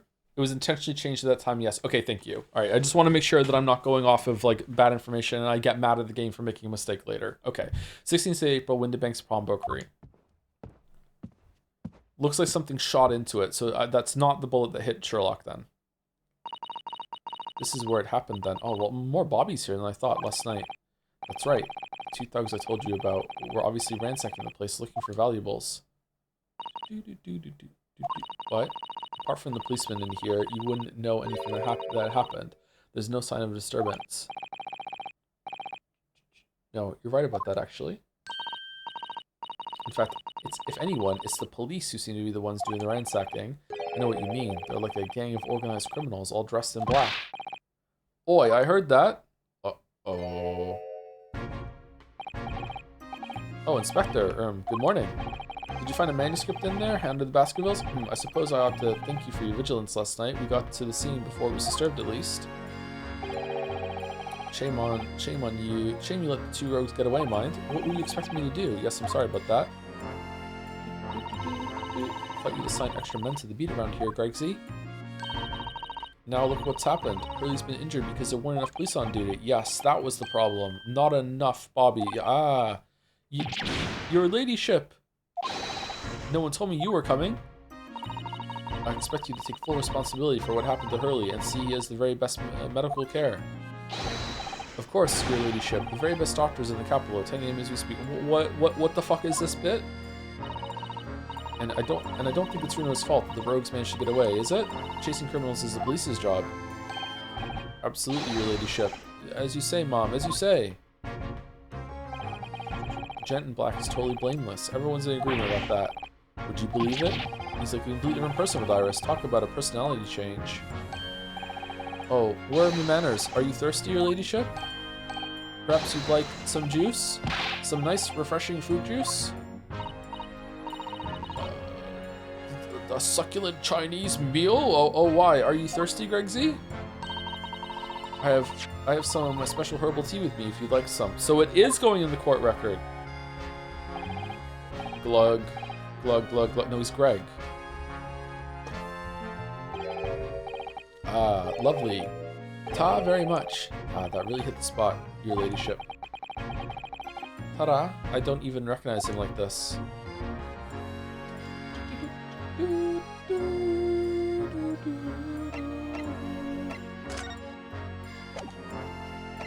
I'll have to order fish and chips to take off for the next stream. There's a place that does fish and chips that has a gluten-friendly option, which means that there's no direct gluten ingredients in the meal, but they can't like guarantee that it's not cross-contaminated in the kitchen. And I've had it a few times, and so far it's been okay, and it's really good. It's got like a walnut breading to it. It's really, really good. Oh man, I want to go get some of that now. No, they'll be closed.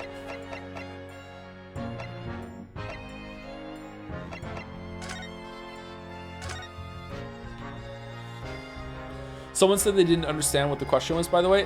So sometimes in games, a location will, when the story progresses, a location will update to a different state.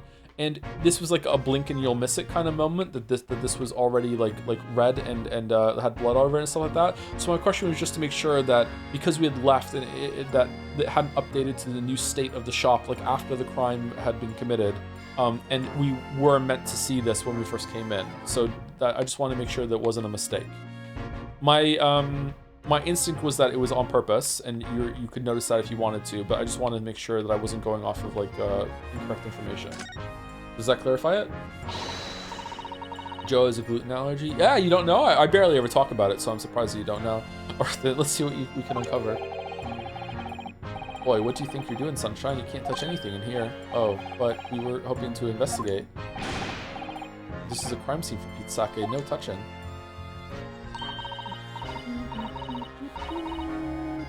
What's the problem, Gregsy? Runo's a lawyer. You know that. Oh, I'm ever so sorry, your ladyship. Ever so sorry. The rules and regulations are a thorn in my side. Of course, if Mr. Naruhodo was to have been properly appointed by the accused, that'd be another matter. Oh, the accused. If you could show me some representation papers, I'd be only too happy to let you nose around. Interesting. Did you hear that, Runo? You need Ginny to sign some representation papers. Looks like presenting the detective here with the correct paperwork is the only way. I'm pretty sure I have celiac disease. I haven't been officially diagnosed though. But over a long period of time, by a long period of time, I mean over 10 years, I knew I had an allergen or an intolerance, and I like removed just a bunch of stuff from my diet. I tried gluten really early on, and I didn't notice any difference. But that was because you have to have gluten out of your system for quite a long time before you'll see the effects wear off. So yeah, over a long time, I realized I have a problem with it. Getting tested for anything in Moncton is a fucking nightmare, so I haven't been officially diagnosed just yet.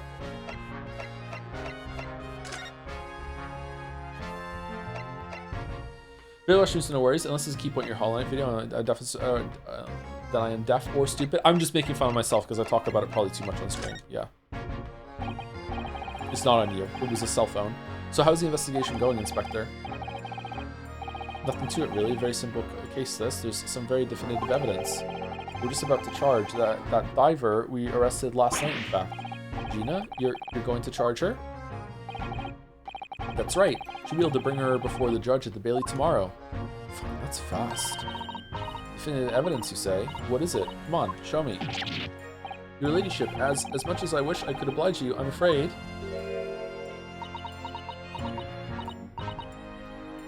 I see. You've already captured the pair of thugs who broke in here last night, have you? What the?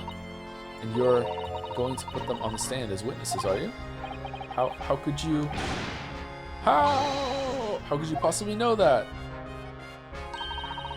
I had a feeling, that's all. I have a feeling you need healing. Remind me never to try to keep it secret from Iris. So you arrested the two men who shot Mr. Holmes, have you? Well, fucking Herlock can keep a secret from her. Well, yes, they were rounded up pretty quickly by the lads on the beat. Oh, really? Oh. Why couldn't we see them then? And Miss Lestrade is being held at the prison? She should be. That's assuming she hasn't lifted the key from the jailer, of course.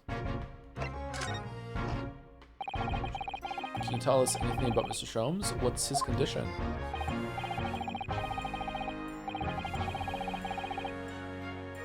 Sorry, I'm not at liberty to divulge that information. Scotland Yard matters are strictly confidential. Oh yeah? What about the funds in the bank vault across the street? Well, I know he's been operated on at St. Siner's. Why can't I see him? I'm family, you know. I'm terribly sorry, your ladyship. It's the hospital's policy. No visiting at all. Oh. The bullet must have hit an artery in his midriff. There's also a fair bit of blood. Ugh. Oh no. He didn't seem too bad in the first hour or so, but a hemorrhage like that is enough to make even the one and only Sholmes pipe down. Mr. Sholmes is a human like the rest of us, you know. Well, anyway, he's having emergency surgery right now. They've got to stop that bleeding. But he will be all right, won't he? They'll be able to make him better. Yeah, he wasn't shot in the legs. Chad's saying it too. Fucking hell, he wasn't shot in the legs, so he's gonna be fine. Don't worry about it. Of course, your ladyship. He'll be right as rain before you know it. Really? How do you know? Eh? How do I know? Well, of course. Okay, sometimes the streamer is wrong. Sometimes the chat is wrong. If I was to make a top 10 read video on YouTube about all the times that chat has been the most wrong, I think number one would be a handful of chatters saying that it would be more lethal to get shot in the leg than to get shot in the chest, right? Like that has to be number one. The most that chat has ever been wrong is who the fuck said that? A couple chatters during Life is Strange one stream said they'd be worse to get shot in the leg than in the torso. Yeah, I am leg shot. Yeah, we said that too. Some of them might have been joking, but I think some of them were serious. Yeah. Number two, most chat has ever been wrong is obviously the cliff scene in Clair Obscur Expedition 33. Absolutely, yeah, yep. Most I've ever been wrong has been the dropping an egg from a foot straight from the fridge. Yeah, absolutely. Number two, Snakebite. Snakebite is a great card. And that's it. Those are the only times I've ever been wrong. Yes, because Mr. Sholmes is a great detective. That's why. You better pray the doctors have a better grasp of what's needed to make someone well against Sprinkler Gate. I don't know. I can't even remember what happened in Sprinkler Gate. I'd have to see it again. It'd be fun if I disagreed with myself.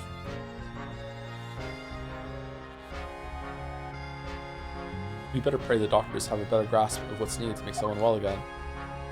What's the cliff scene, Exposition 33? It was literally on a cliff. So then, I don't want to say it because of spoilers, but it was like, it's not figurative. It was literally on a cliff. Two characters were talking on a cliff, and one admitted to a secret. Oh dear, please don't die, Hurley. I'll report to your ladyship the moment I hear he's out of the operating theater.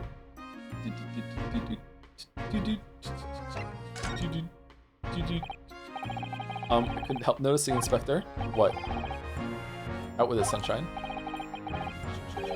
Well, there seems to be a marked difference between the way you talk to me and our... Oh, we're addressing it. I'm curious if this guy is just a family man who likes kids, or it's an Irish-specific thing. It's probably Irish-specific, but I think it'd be funny if it's just how he acts around kids. I think it's an Irish-specific thing, something about she gives him extra money for the stories, and so he wants to be in her good graces, or something like that. Or she could write him to be even worse than the stories, or whatever. I don't know. It's probably something like that. Oh, the lamp is broken, the lamp that we saw. And that's what the glass is on the floor. I saw the glass on the floor, I tried to inspect it, but I didn't see that the lamp was broken. I wonder how that happened. Watch the sauce, Sonny. I'm a copper, and we don't go in for favoritism. But he's right, you do treat us differently. Uh-oh. Error. It's because of those Adventures of Sherlock Holmes stories. That's why. Oh. I crop up in them, don't I? Inspector Tobias Gregson. Never nude. Oh, well, yes, because you're an acquaintance of Hurley's. What did you write about the inspector, Iris? I don't remember really. It was one of Sholmes's lines. Gregson is the smartest of the Scotland Yarders, is how he put it. Oh, did I write that? And you know what that one line did for me, eh? The very next month, my pay doubled. Doubled, I tell you. Oh, that's amazing. All because everyone in the yard reads them. They read all the Sherlock Holmes stories. They've even set up a fan club for me. Of course, that explains everything. It was around that time that you became such a toady to me. Can you blame me? All it takes is one bad word from you and Sholmes can change his tune about me. Gregson, no, the great detective will say. He's getting quite overrated these days. Think what would happen to my salary if that came out in the print, huh? Salary cutting noises. The whole thing gives me the willies. I can't tell you how many nights of sleep I've lost worrying about it. Nobody, no crime. But that would never happen, Greg Z. Every month when the new Rants magazine comes out, my hands are trembling as I turn the pages. Oh, how awful for you. Here, have some of my tea to settle your nerves. Glug, glug, glug, glug, glug. Ah, lovely. Ta very much. That really hit the spot, your ladyship. Teetotal. Oh yeah, there's something I was supposed to talk to you about actually, Mr. Naruhodo. Gregson's take on Eldering has aged quite poorly. Yeah, if anything, he was too easy on it, yeah. Yes, what is it?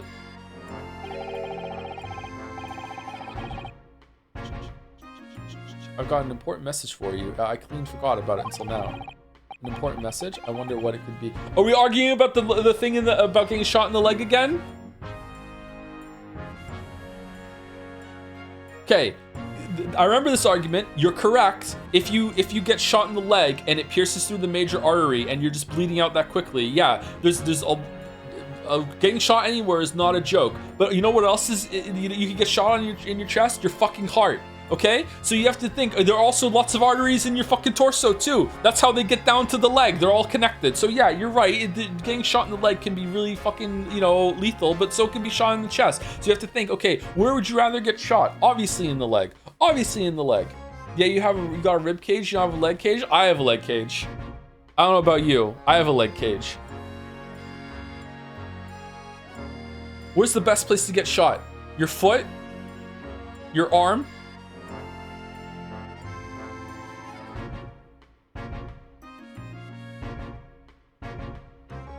How is this an argument? First time? This is David Cage. The butt? Really? Oh god.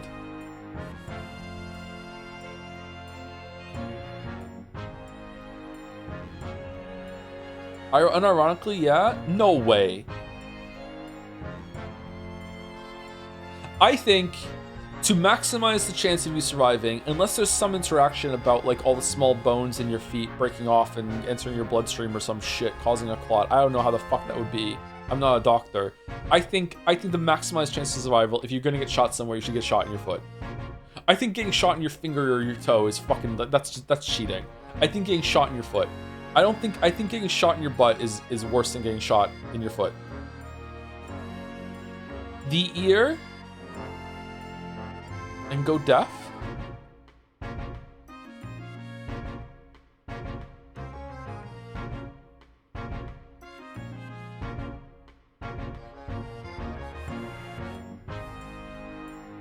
Foot or non-dominant hand, still foot.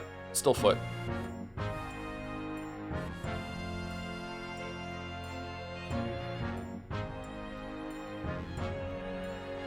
Oh, the ear isn't bad, mostly decorative. If the gun, getting shot in the ear runs the risk of, like, you're gonna get shot in the head too. If you're definitely gonna get the ear, then the gun has to be like right next to your ear, and then it's gonna deaf you, man.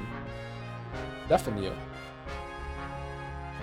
Thank you, Trickbee1234 for the 18 months. Sherlock Sholmes and the mystery of Gregson's salary.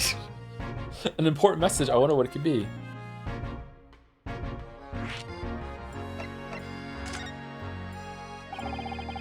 Are you going to tell me what this important message is then, Inspector? Yeah, it's about that young lady who's normally by your side, your assistant. Dear Susie, is she alright? She's at the station, isn't she? Being questioned, I believe. Nope, not anymore. She had to head off. Head off? Where? To Lord Strongheart's office, of course. He summoned her. Ah, yes, of course. I'd forgotten about that. One of the whipstocks took her there in a yard carriage after we'd finished questioning her. Is she also going to be on trial? Oh, double trial? They're going to reveal the modified courtroom where, like, the defendant can swivel around on some fucking, like, circular invention fucking, like, spin table that Iris made, and we can do two defendants at the same time. That would be fucking awesome. Two judges? Oh, man. Or does the judge also have, like, a swivel chair, and he keeps moving? Oh, I would love that. But she asked us to tell you she didn't have the fare for the return journey and to go and meet her there. Oh, okay. So she's not going to burst in. She's got a nerve using Scotland Yard as a blue messaging service. I see. Well, thank you for passing that on, Inspector. Why did Susie have to go to see the Lord Chief Justice? She didn't tell me. But I better head over to the Lord Chief Justice's office to fetch her straight away. Bum bum. Bum bum. Bum bum. New location added. Let's go see Gina. If it doesn't let us talk to her, I'm guessing we have to go and get Susie. 16th of April, local prison, cell 13. Oh no, we're talking to her. She could easily reach over and open that. Pick the lock too. You got to keep your gun. Oh, you still have the grenade launcher Hurley and I made. I wish you wouldn't point it at me all the time, though. What are you here for? Ginny. Ginny-san. I have a feeling it's because of us that you ended up in trouble. So we were thinking that we might be able to help you. Well, you can't. Sorry? You heard? Get lost. Don't be like that, Ginny. I know you didn't do it. You'd never shoot someone. I just know you wouldn't. You think you know me? Pull the other one. Oh. You ain't got the first idea about the likes of me. I'm a thief. I pinch people's purses when they're walking down the street. That's how I get by. And if I saw the chance, I'd sneak into a pawn shop any day of the week. Just to see what I could lay my hands on, get it? That's the kind of person I am. But Ginny, I'll be in court tomorrow, they said. Some cove came by before and said he'd be a lawyer for me, or the like, said it was my right or something. But I told him to get stuffed. I don't need no lawyer. I don't need no one. She couldn't be staring at me any more obviously if she tried. Why are you being like this, Ginny? I feel bad for Ginny. Legal representation. I don't understand, Gina. Why did you send the public defender away? You wanted me to sign some papers, representation papers or something like that. It's all going to be rigged anyway, the whole trial. They'll pin it on me because I'm a kid. That's what grown-ups always do. True. Why do you think that? Because that's how it's always been for me, growing up in the back slums my whole life. If you do what the grown-ups tell you, it'll get your mates dragged off by the coppers, or worse. I've had it happen to me before and all. Been sold out and nearly snaffled on the back of it. Snaffled. Snaffled! You can't trust no one, that's the point. As soon as you do, you're gone to grass, dead. Gina, listen. If you like, in tomorrow's trial, I could. Forget it. Ginny, don't you trust Runo? Nah, I don't. Look, I'll ask you nicely now. Just leave me alone.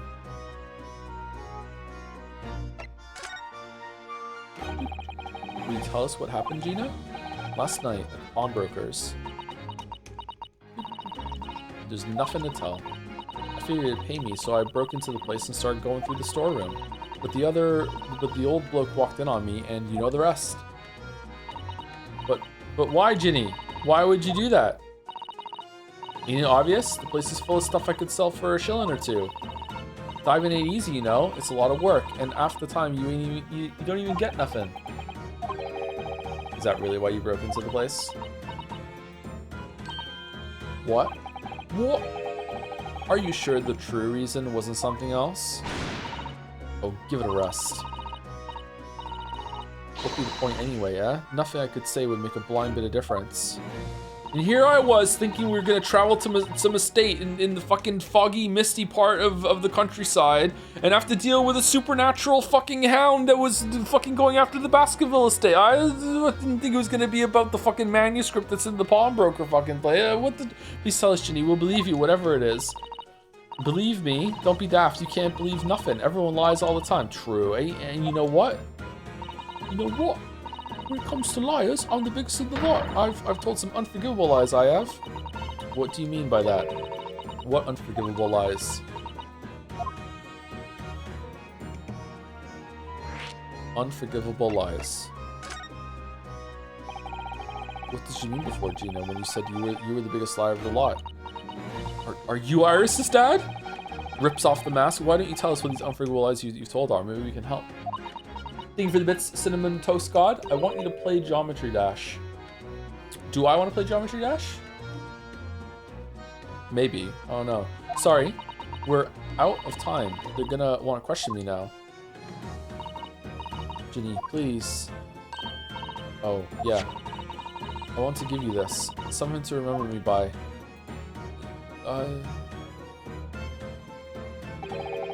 Photographic print of a really adorable cat. Is it the same cat just covered in snow? I found it in one of the pockets of this coat. Ain't no point in me having it. Is that the cat you can turn into when you're doing crime? I wonder what a little photograph like that was doing in a pocket of the overcoat. Anyway, don't bother coming again. Bye. Oh, Ginny. Oh, it's not added to the court record. Photograph depicting a sweet little white cat taken from Gina while interviewing her in the prison cell.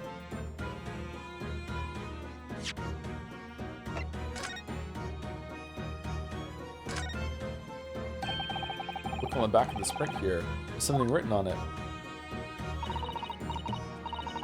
Date deposited, article deposited, loan amount paid, redemption deadline.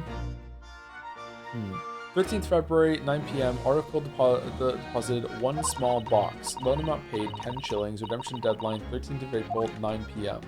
So this photographic print is a redemption ticket? 13th of February, that could be significant. What year? It was just 2 days before the murder on the omnibus, wasn't it? A small box. It doesn't tell us much about it, does it? What's with the three red balls there? Is that the symbol of the pawnbroker, but in red? Runo, if Mr. McGill still had the ticket, then presumably he never redeemed the article.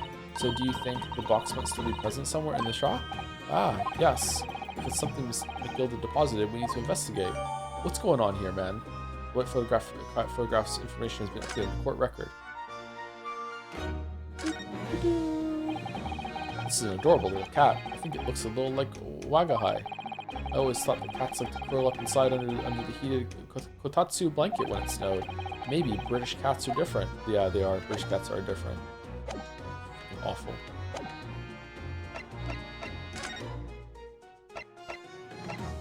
Okay, I guess we're going to Justice Office, and then we'll get Susie back, and then we'll go and get the representation papers, and then we can explore the crime scene. We're going to be going for probably like maybe half an hour, 45 minutes more, and then we'll be going a little bit longer for tomorrow and Friday as well. We might skip fan art this week and do it on Saturday, or do it next week, so we can get this done this week. Yeah. 16th of April, British Supreme Court, Chief Justice Office. Yes. No matter how many times I come here, I always get the same sense of oppressiveness somehow. Do you think the place is oppressive? I think it's normal. So you can read minds too. How so? I mean, look at that suit of armor over there. You can't take that seriously, can you? Maybe it thinks the same about you. I should get a suit of armor to go with my skull too. So everything is clear with regards to tomorrow's arrangements, I trust. Yes, thank you very much. There they are, Susato-san and Lord Strongheart. Ryu, you have to kill someone. Kazuma's going to do it. Now I know the details because I'm your handler. Here's the target. I wonder what they're talking about. They both look very serious. Very good. There is nothing further to discuss. You may return to your lodgings. No doubt you have much to do in preparation for your return to your homeland. Whoa. Wait, what did he just say? Your return to your homeland? Susato-san!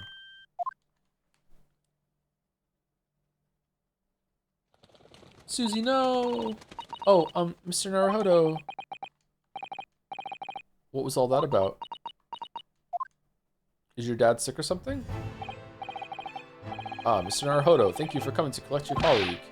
What's this all about? Why are we talking about Miss Susato's return to her homeland? And tomorrow?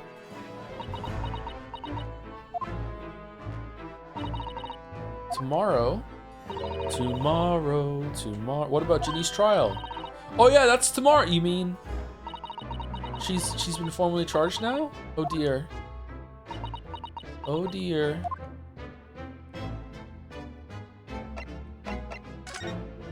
What do you think of this cat? So about this. Wait, I must have more time to examine it thoroughly. Really? There's no need. If it's not relevant at the moment, you can just say so. Susato-san takes everything so seriously, especially her takedowns. Susato, what's all this about? Oh, please don't concern yourself, Mr. Naruhodo. I can't tell you. I also can't tell you about the telegram. I can't tell you about how I know about 100 basketballs. Just go do the trial. You'll be fine. It's only me going back to Japan. Your life here can continue just as it had. That's not what I asked. What happened? Why are you leaving? It's my father. He's fallen. Oh, he is sick. Okay. Oh no. Professor Mikotoba, why would you get this information via the Chief Justice? Really, or no? If I may. Yes. Sorry. You must be the defendant, Ryunosuke Naruhodo, I believe. Well, why can't he get on a ship and he comes here and he can be sick in London? We're playing a game here and she's an integral part of it. Come on. Yeah, yes, that's right. My name is Yujin Mikotoba. I'm a professor of forensic medicine at Yumi University. This is bullshit. We received an international telegram from the Empire of Japan informing us of the news. Sounds expensive. 10 days ago, Father collapsed with a fever. The cause is apparently unknown, and it seems he grows weaker day by day. I don't believe it. There's no way he's going to survive for the trip back, Susie. Just cut your losses and stay here. As you are aware, the voyage from here to your country's capital, Tokyo, takes some 50 days. I thought it would be prudent to hasten Miss Susato's departure as much as possible. Yes, absolutely. Maybe Iris has a plane. I will leave London first thing tomorrow morning. I can't believe this is happening. Okay, are we gonna get another telegram? Susie's father comes around. So Gina has been charged? She'll have to appear in court. Yes, she was formally charged a few hours ago, and the date of the trial has already been set for tomorrow. No, not even 24 hours later? Gina. Ah, the Lestrade girl and the murder of the Baker Street pawnbroker, yes. An all too transpicious case.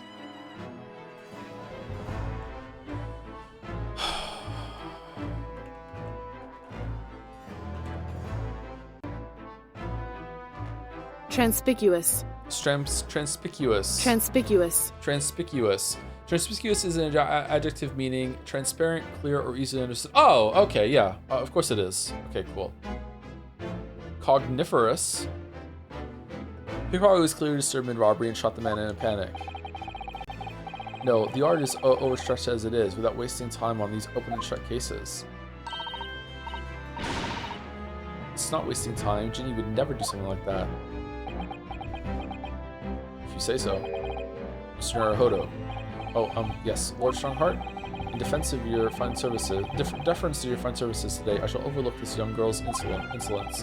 But I have no recollection of admitting a child into my office. Leave. Now. Of course, Lord Strongheart. Criminals will tell the most palpable lies in order to evade justice. The police can ill afford the time it takes to unravel all their untruths. Meanwhile, more crimes are perpetrated. Fucking hell. We have far more serious matters with which to contend. Serious matters? Didn't Gregson mention something like that yesterday? I respect it, man. This is his place of work, and some people just don't like kids. It's fine. He's being kind of polite about it. She did kind of speak out of turn there, like, you know, he's being a little intense, but some people just like no kids in my workplace, please. Yeah, I get it. Yes, Inspector Gregson made a similar remark yesterday. It's no concern of yours, though I'm sure I need not remind you of that.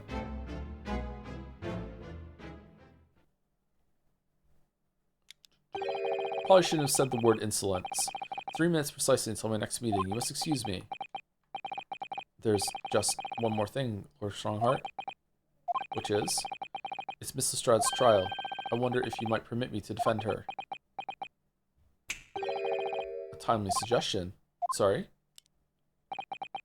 The girl currently has no representation. But that's not fair. Yes, she may be a pickpocket, but she still deserves a fair trial. Iris, shut the fuck up. Do not misunderstand me, young lady. The government provides for those too poor to afford representation with a public defender. What have we been doing for 2 months then? Like, I thought we were gonna be learning things. I guess maybe some scenes have been happening that we're not privy to or haven't been discussed or something like that? I don't know. Just hanging out with fucking Sherlock Holmes. The accused need only sign the relevant paperwork, and the defense barrister will be assigned to the case. However, the young girl in question has refused that right. And you know a lot. Why would she do that? A question you would do well to direct at Miss Lestrade.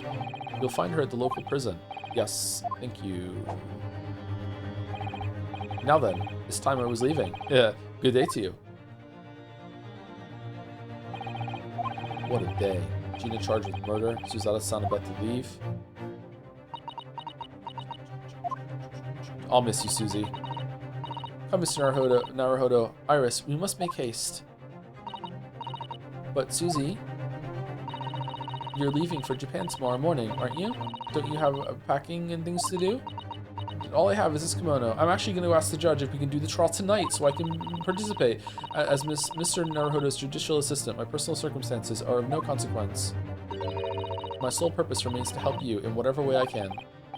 Thank you, Miss Susato. It's a very pensive look. I think we ought to visit Gina first.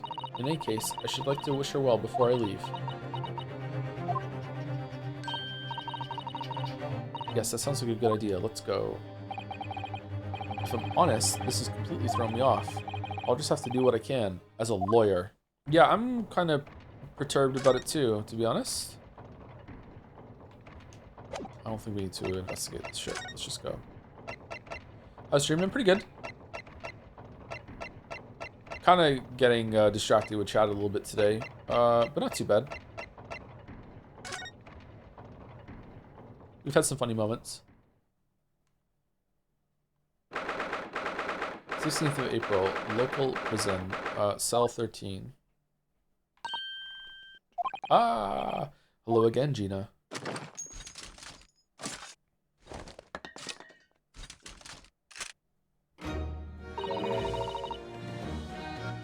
What are you lot here for now? To have the muzzle of that grenade launcher shoved in our faces yet again, obviously. I think I need to improve the way you load ammunition into that thing, don't I? Look. You can come as many times as you like, but I ain't got nothing more to say to you. What about Susie?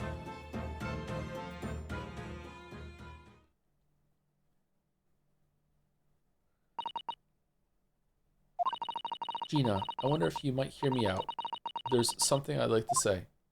Do you have a cake? What? What? I'm sorry to say that I must reluctantly bid you farewell. Eh? Farewell? Tomorrow, I must begin my journey back home, to Japan. I fear we may never meet again. Oh, right. I've had the pleasure of meeting so many lovely people here in London. I have so many wonderful memories. And yet, as things stand now, it will be a glum parting indeed. Poor Iris is so miserable. Oh, she's good. Susie. Did you guys, like, rehearse this on the way over? Well, that ain't my business. Both Iris and Mr. Naruhodo believe you to be innocent, Gina. They put their faith in you. But somehow, you can't find it in your heart to put your faith in them. Yeah, that's right. I can't. What of it? It grieves me greatly to have to say goodbye to my friends when they're so clearly unhappy because of you. Because...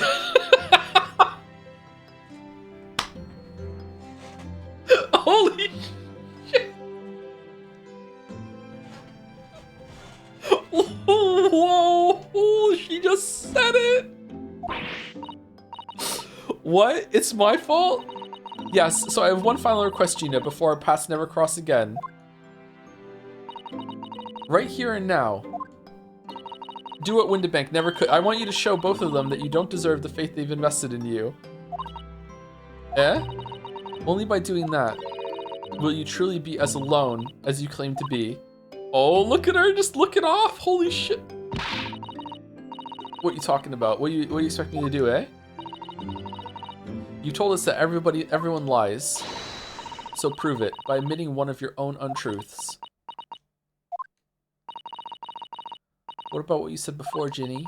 You said something about unforgivable lies. You must tell Mr. Naruhodo and Iris the truth now. That is my last request before I leave. My last request as a judicial assistant. Drink your orange juice. No, I can't. Whatever these lies are, they're obviously weighing very heavily on Gina's mind. Tell me lies, tell me... Gina, I could be wrong, but is it something to do with what happened 2 months ago? Something about that trial? Because we don't care about that. It's fine. You know, get your bag, sister. It's fine. The one in which Magnus McGilda was acquitted? Ah, the case of that mysterious murder that took place inside the omnibus. You were called as a witness by the prosecution. Is that what this is about? Yeah, you're right. Because, in that trial, I lied. I lied like you wouldn't believe. Yeah, we know. Will you tell us about it now?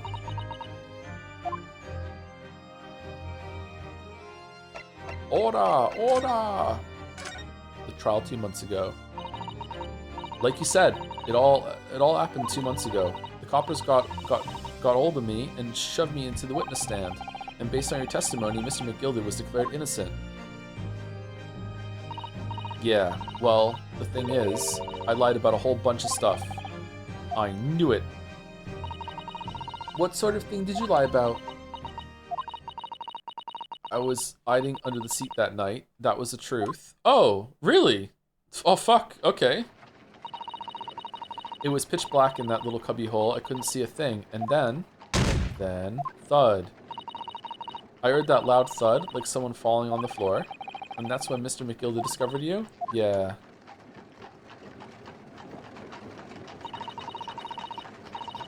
He pulled me out from under the seat and sat me next to the dead man. There weren't much like to see by, but when I looked at my hands, I had the cub's blood all over them. I was so scared, I couldn't even speak. You had his blood on your hands? In other words, Sumari, it was Gina that the witnesses on the roof saw through the skylight. Then Mr. McGilded started asking questions, I suppose. Who you were, and why were you hiding under the seat? Yeah, he did. Only, that's not all. What do you mean? I mean, he threatened me. Threatened you how? He made me swear about what I'd seen and what I'd heard. And about what he was going to do after the cub was found dead. He made me swear I wouldn't tell no one about any of it. If I did that, he said he'd let me scarper before the copper showed up. Okay, that's nice of him.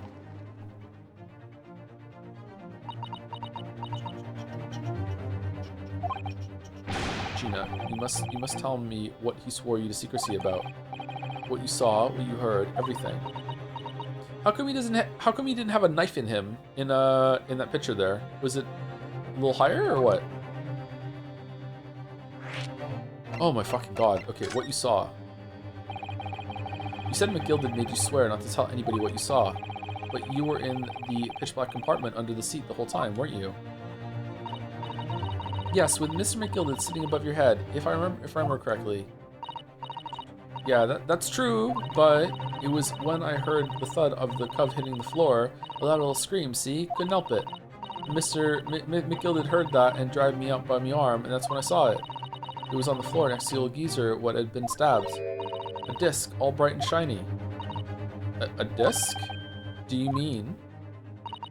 Yeah, that's it. The one what the D took off me at Windabanks. So the music box disc was there on the floor of the omnibus. What the fuck is on this disc? It's just his favorite song? Not for long. McGilded spotted it straight away. Anyway, here's Wonderwall. He picked it up smartish and stuffed it inside his pocket. So that disc was in the omnibus 2 months ago at the scene of the Mr. Mason's murder. And the bog trotter told me I weren't to mutter a word of it to no one.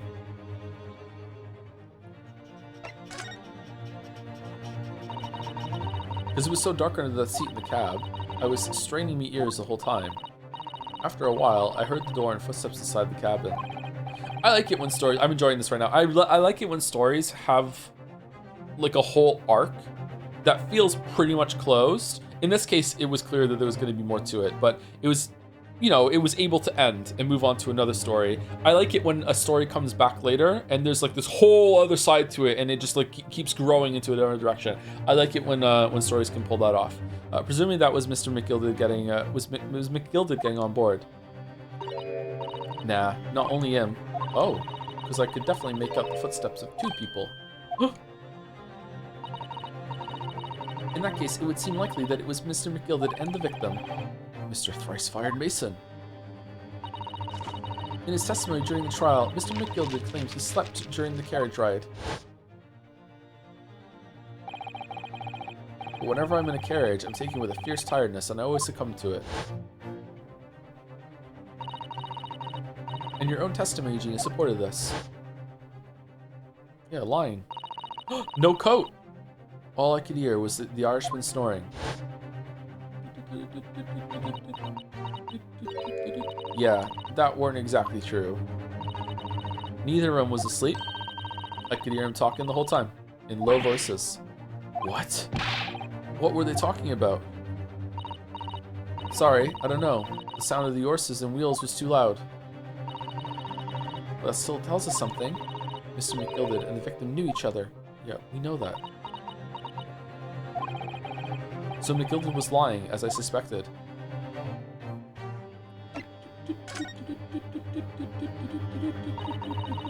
I knew it weren't going to take long before someone raised the alarm that the bloke had been killed.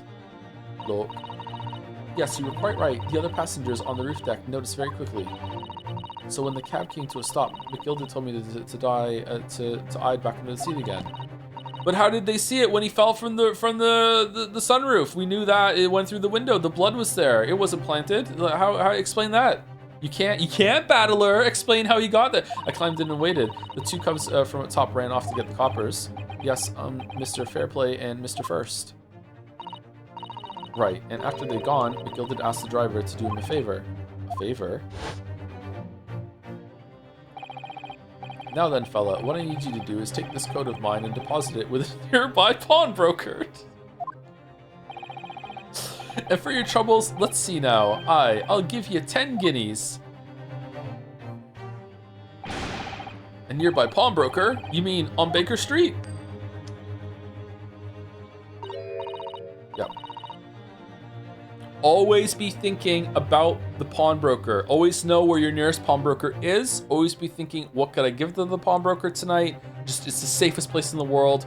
Always be pawnbrokering. That's what you got to do in London in this era. Yep, you got it. It was Windibanks. Always be pawnbrokering. ABPB. APBB. Yeah, we go. The coach, he snapped up the money and ran off to pop this coat as fast as he could. Fucking 10 guineas in it. And then there was no one left in the carriage. McGilded opened the box under the seat and let me get out of there. But not without conditions. I see. Conditions. What were McGilded's conditions then? For letting you go free, I mean. Not telling a soul, not for anything, about what I saw and what I heard. And there was something else as well. There's more? Yeah, this is the most important thing, he said. Show up in the trial and fuck around with the omnibus that I know that they're gonna bring after me. I'm after sending the coachman on a little errand for me with some small change in his hand. I'm after sending the coachman on a little errand for me with some small changes. I don't know what the fuck the thing you're saying, McGilded. And now then, did you hear what I asked of him? Did you see anything at all? You asked him to go pop your weasel, right? Yeah, the fiend's taking me overcoat to deposit with the pawnbroker that hereabouts. And I want you, lass, to take the redemption ticket for it. Do you understand? What? You want me to have the ticket? That's right. And I'll come fetch it from you later, sometime within the next 2 months. You hang on to it until then. Is that clear? And whatever you do, don't lose it. McGilded, what the fuck are you doing? All right then, sure, I'll do it. Yeah, and in case I might happen to be delayed at all, and in the moment, fucking in that pawnbroker just happens to be the white suit guy who's standing over there as fucking Beppo puts it in and just looking like, yeah, fucking professor, yeah, I see it. It's written down in the fucking notepad it is. I'm gonna remember that. Just immediately, you're to go to the pawn shop, Windibanks, so it is, and you're to extend the loan before the 2 months is up. If you forget, the article will be forfeited, and any old fiend could come along and buy it. But I ain't got that kind of brass. Here's £5. That should be enough. Damn, McGilded is fucking loaded. Do we understand each other, lass? Don't try anything funny now if you go against me. Yeah, I get it. Good. And one more thing. In a few days from now, you'll be visited by the police, I've no doubt. The coppers? Aye, they'll come asking you to take the stand in court, to testify as a witness. So let's just have a wee chat about that, shall we? What is it that you might say, and what is it that you won't? How would they know she was there? Maybe he's gonna tell them? Okay.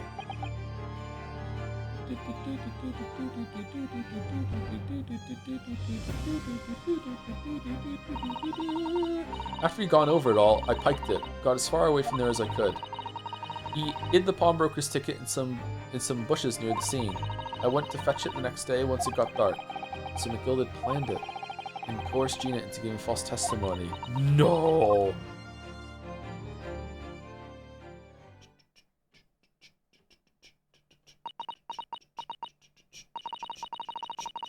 I bet you're ready to string me up, eh? I lied. In that big old courtroom. I told some corkers. Nah, that's fine.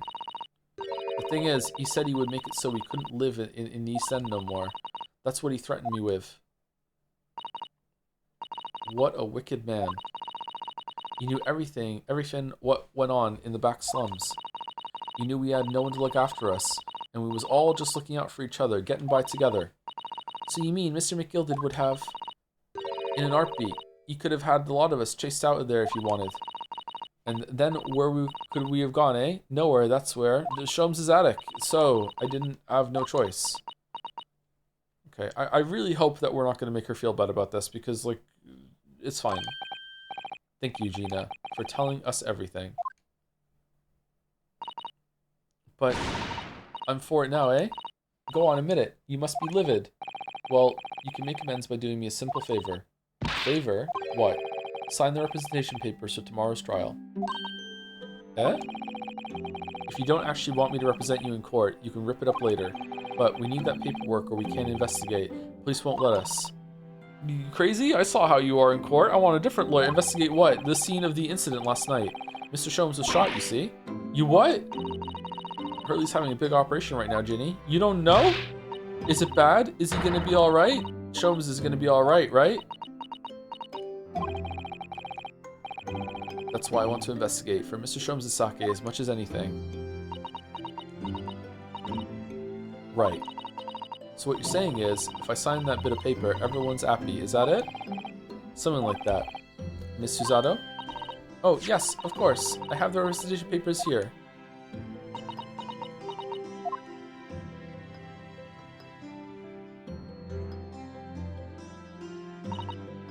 I don't need no one to stick up for me, though.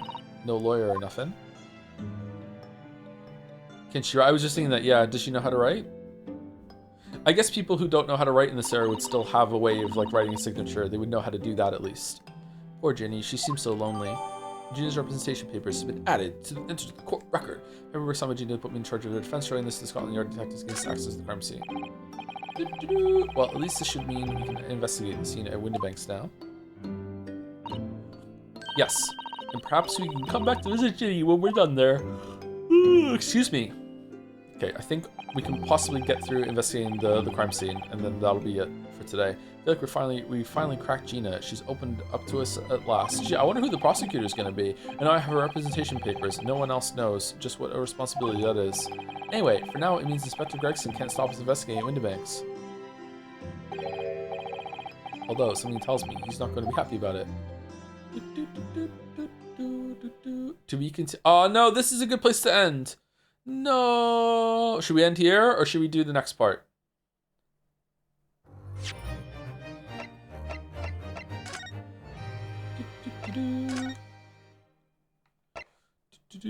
Do not stop here. Okay.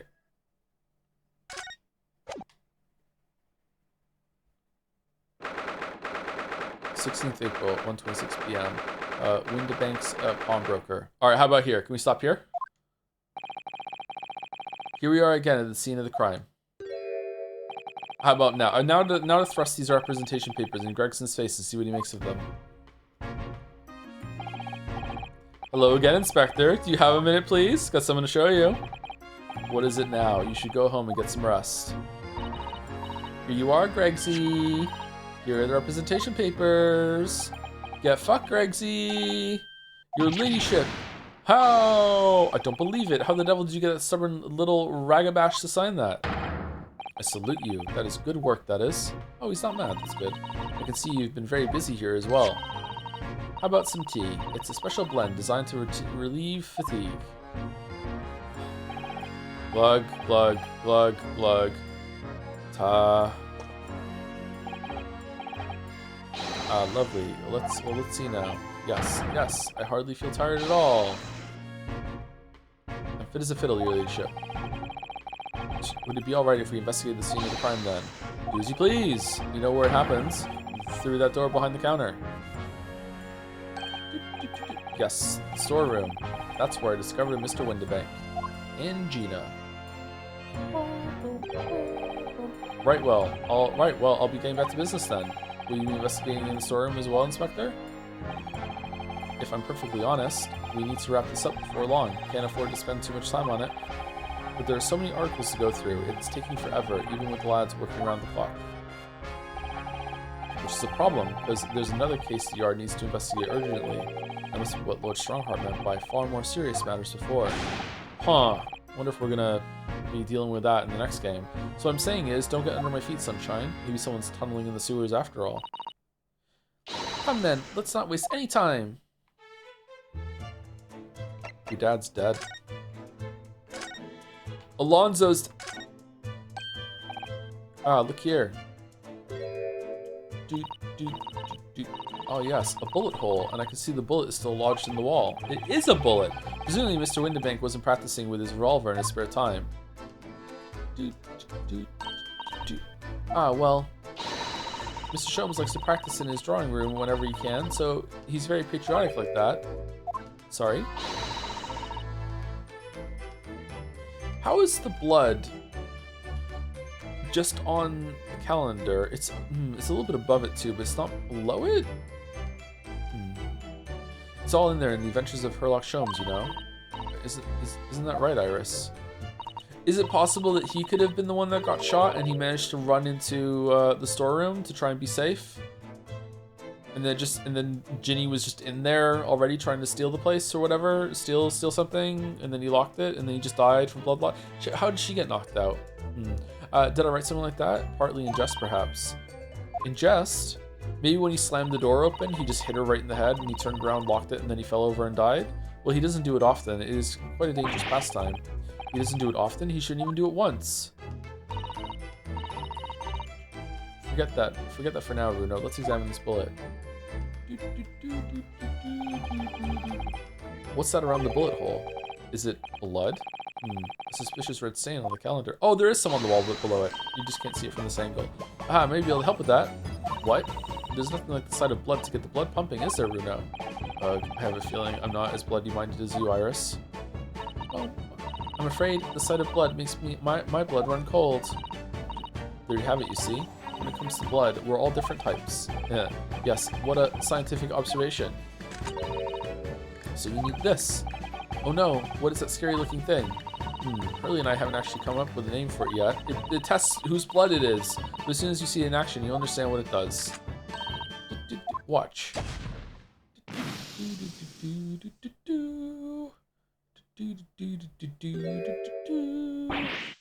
Luminol. Oh, the color of the bloodstain has changed. There. Does it make sense now? Yeah. Why is it back to red? Oh, yes, I'm starting to understand. Good. It works on the principle that different people have different types of blood, you see? Yes, how wonderful. The chemical it fires combines with the blood and makes it change color. So you can identify whose blood it is that you're looking at in a flash. Oh, what a fabulous invention, Iris. And then all the blood was green, same type. Just fuck you. Isn't it? Isn't it? I bet Ginny would say it's bleeding gray. So whose blood are we looking at then? Someone who's green, obviously. Well, all the chemical... It's us, because we're a green lawyer. All the chemical does is turn the blood a different color. So just find someone whose blood turns the same color, and you'll know who it belongs to. In a flash. It's more like 2 flashes, really, isn't it? 1 flash or 2. This could well turn out to be a very valuable clue. Yeah, so we must make a note of it in the court record. Blood sample has been entered into the court record. Sample of blood analyzed with a special chemical indicator developed by Mr. Sholmes. Different people's blood turns different colors. Okay. Let's keep testing and adding the results of any other blood analysis to the portfolio. Well, what if the other person just happens to have the same blood type? As long as I have a reagent left, sure. Green blood. It just seems wrong somehow. Oh, there are all sorts of different colors. There are pretty pinks and purples too, you know? Like I said. Everyone's blood is different. I wonder what color my blood would turn out. Actually, I don't want to know. I would want to know. This officer's been staring intently at the wall since we came in here. Is the judge gonna allow the weird blood color changing tech? Fucking fabulous. We should have this for the bobbies. Yeah, crime scene. Sure, keep it down. Oh, sorry. Is Van Zeek's gonna... Sorry, is the unknown prosecutor, who could be anyone in London, gonna allow that? Because he's gonna push back against that. Really? Come on. There's a major clue just here. Really? Then we must tell Gregsy at once. But as soon as I report it, that'll be it. I'll be stuck here even longer. Stuck here? What do you mean? I haven't been home in 2 days already. I need another constable to relieve me and take over my shift. Ah, they really have a tough time, the British police. It doesn't stop us from investigating, though, does it? No, I suppose not. I'm fairly sure it was the calendar he was peering at.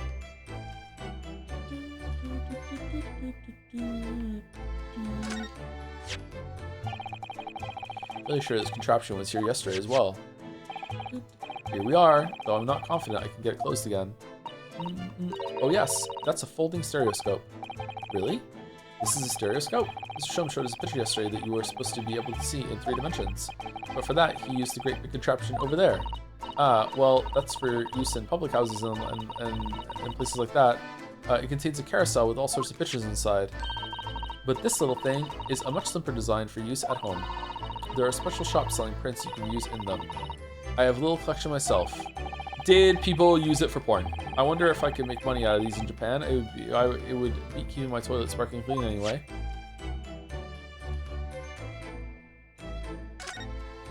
Obviously, yeah, they did. Okay. This is a strange contraption that lets you see pictures of things as if they're right in front of your eyes. It makes you think. When Mr. Sholmes gleefully showed it to us yesterday, we were blissfully unaware that any of this was about to happen. These shelves are where the pawnbroker puts articles that have been forfeited on display for customers to buy. Yes, it's really strange, miscellany, isn't it? I mean, who would buy this horse statue, for example? Well, sometimes you can find some real treasures among all the junk, you know. I want a horse statue. Are you alright, Runo? Oh, it's just, well, it looks like a collection of useless junk as a whole, but when you pick out individual things, you can't help wishing you owned them, even that horse statue. That's exactly how the pawnbroker works. They're very clever. Is this where the guy got the lion statue? Police are scouring every inch of this place by the look of it. Instructions from the yard are to examine every article in the shop and every ledger and book of accounts. Every article? But that's a ridiculous amount of work, surely.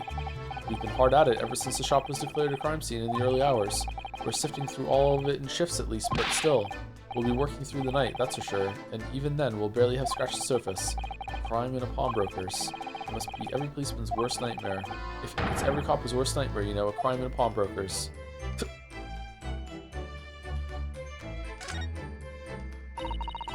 That's a music box. Do you have them where you come from, Runo? Yes, but I've never seen one as large as this in Japan. Oh, well, this will be a treat. Shall we have a listen? We did this already. We should see if the disc works on here.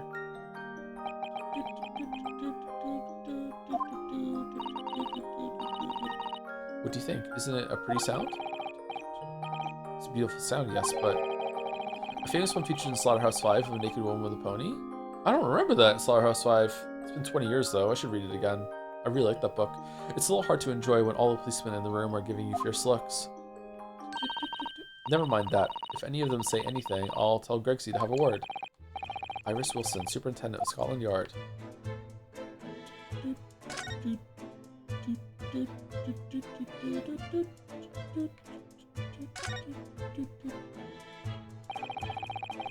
There's the article ledger here, and Mr. Windibank's notes, and, what's this? It looks as though someone has left a little photographic print behind. It's the cat again. Oh, look at the back, there's some writing. Is there? Oh, show us, Susie. Show us. 15th of February, 10:30 p.m. Article deposited, one gentleman's overcoat.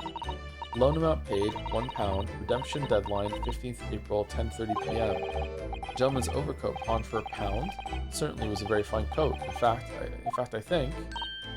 Yes, this must be the ticket for the overcoat that Ginny redeemed yesterday. And is still wearing, which belonged to McGilded. You would never have expected the redemption ticket to be handwritten on the back of a photograph, though. It seems Mr. Windibank just used whatever piece of paper it happened to have on hand. No. So these are like postcards? Why are the But this photograph of a cat.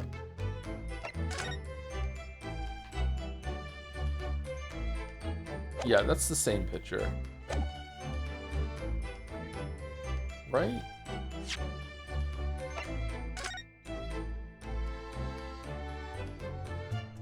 Yeah, that's the same picture. Looks very familiar, doesn't it? I'm sure I've seen this exact same picture somewhere else recently. Oh, yes, you're right. Very recently. It's the same as the one Ginny gave us earlier. Of course. I was forgetting that she gave us that print. Well, what are you waiting for then, Mr. Naruhodo? Get it out. Alright. Let the cogs turn.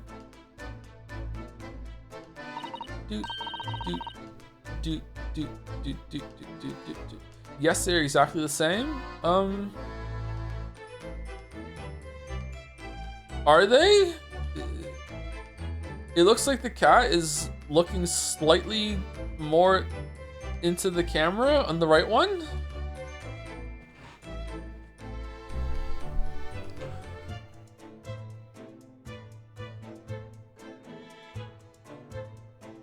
Oh God, is it? Oh, it's like the stereoscope thing. Is it meant to be like a 3D thing that you can do on your 3DS? Just exactly the same.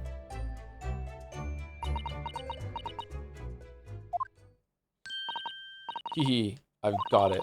These 2 photographs hide an amazing secret. A secret? What does she mean?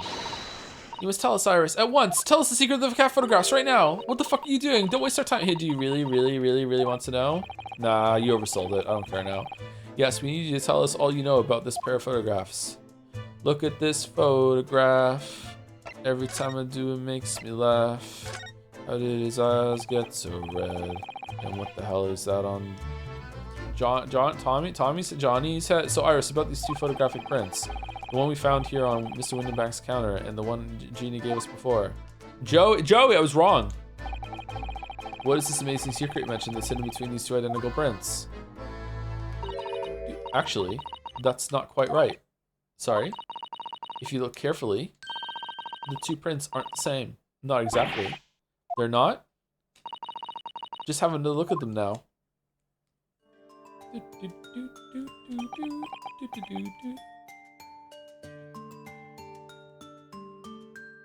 Oh man. Oh fuck, I forgot. I hate going cross-eyed. Oh, why did I even try? I mean, it worked, but still. Why did I try?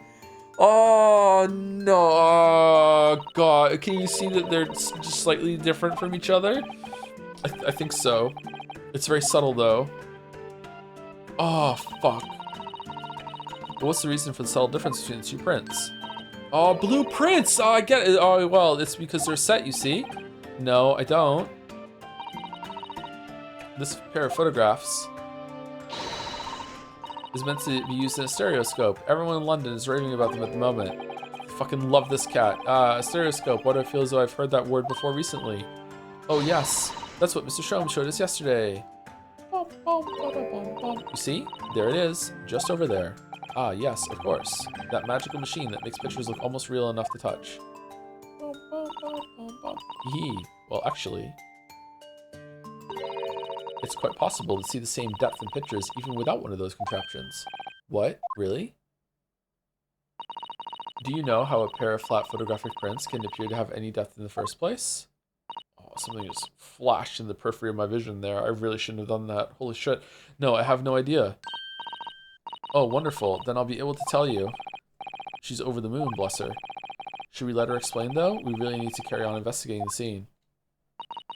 God, I hope it's a choice. I, for one, simply have to know. Okay. Have you ever considered, Bruno, how our eyes see depth in the world around us? Well, I just opened them and it works. But the reason it works is because we have 2 eyes. 2 eyes? Shocking. If you try closing just one eye at a time, I think you'll see straight away. What you see with your left eye and what you see with your right eye are ever so slightly different. You get a different view with each eye. Yes, the position of objects seem to shift slightly. Exactly, and in your head, your brain uses that shift to estimate depth as it merges the 2 views into one. That's how we can sense depth in everything you see. Ah, my brain really is amazing, isn't it? It does so much without telling me. Ah, I think I see.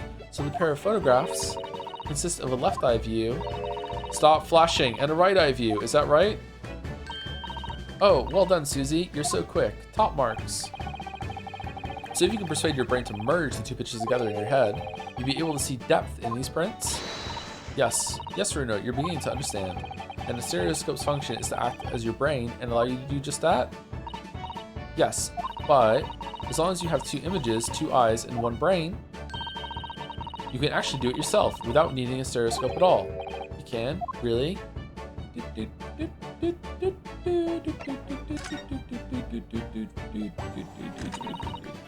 Can everyone make themselves go cross-eyed or no? Like, there are certain things that people can't do, right? Like rolling your tongue. I can move my ears without touching them, stuff like that. Like, can everyone do it? Or is it just like, I feel like there's certain things that, like you just kind of like, one day you just kind of just somehow realize that you can move something. Like some people can't splay or flay their toes out, right? You probably can, you just don't know how to think to do it, right? Like going to the gym made me realize that I have a bunch of like parts of my body that I can like activate and flex that I didn't even know I could until I started going to the gym, like my lats, that sort of thing. So if you were somehow to be talked through it, maybe everyone is capable of doing those things, they just don't know how yet, right?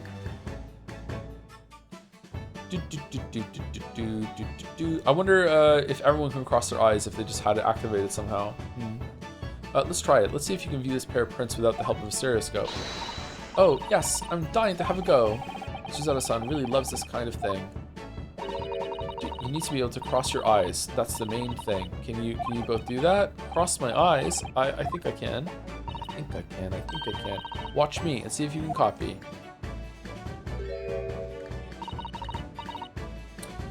Make your eyes do this. Alright, let me try. Are you ready, Mr. Naruhodo?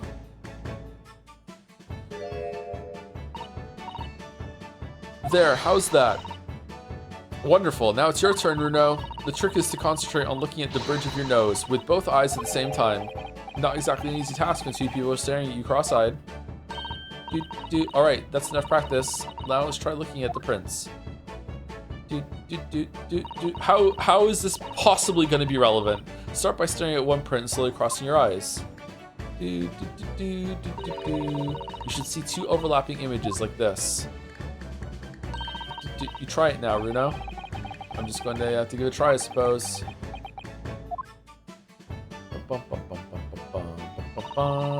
Did the print split into two images for you? Now, the next step. Is to put the pair of prints side by side like this, and then try crossing your eyes again. The print should slowly merge together until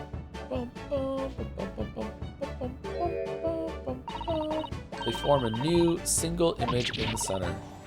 Oh yes, Mr. Naruhodo, it works. I can see it in the middle now. It looks so real. Oh, I could look at it all day. I'm upset. I wouldn't advise that. Your eyes might start to hurt. Your turn, Runo. Why did I do it again? Pretend you're looking through the two pictures and slowly cross your eyes. Keep adjusting the position until your eyes until the two images overlap exactly in the middle. Like this, is it? Okay, I did it. Yeah, I did it. Hope there's no secret to unveil in there.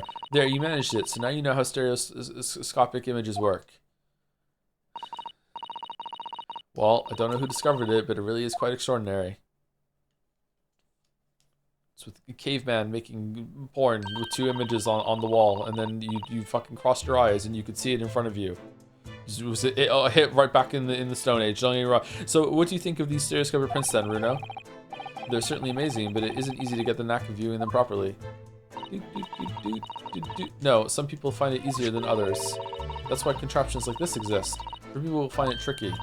Okay, what are those magic eye pictures there? You know what I'm talking about? It's like there's just like a bunch of different colors, like dots and static kind of thing.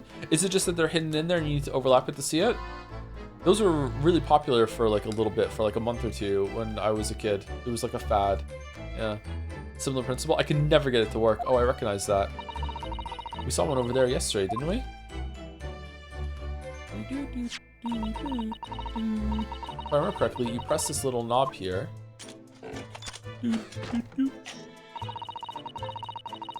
Then set the pair of photographs in this stand at the back and...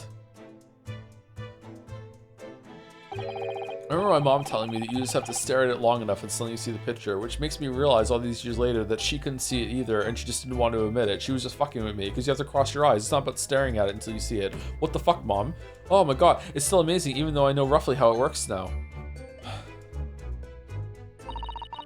Well, London seems to agree with you. Stereoscopes are very popular at the moment. You can find one of these folding contraptions in lots of households in the capital currently. But if these little machines are so affordable, surely there's no need to go around staring cross-eyed at pictures like you hate them. Affordable? Stereoscope technology is actually a massive craze during the Victorian era. The game is almost underselling how insane people went over this. Oh, really? Damn. It's much more satisfying to be able to see the effect with your own eyes. Well, I think so in any case. Stereoscopic pictures. I'd never even heard of them until yesterday. We've certainly learned a lot about them, but I wonder if it's knowledge that I'll ever actually need. Nah. A second white cat photograph has been entered into the court record. Photograph depicting a sweet little white cat. I feel as though I have another print just like this one.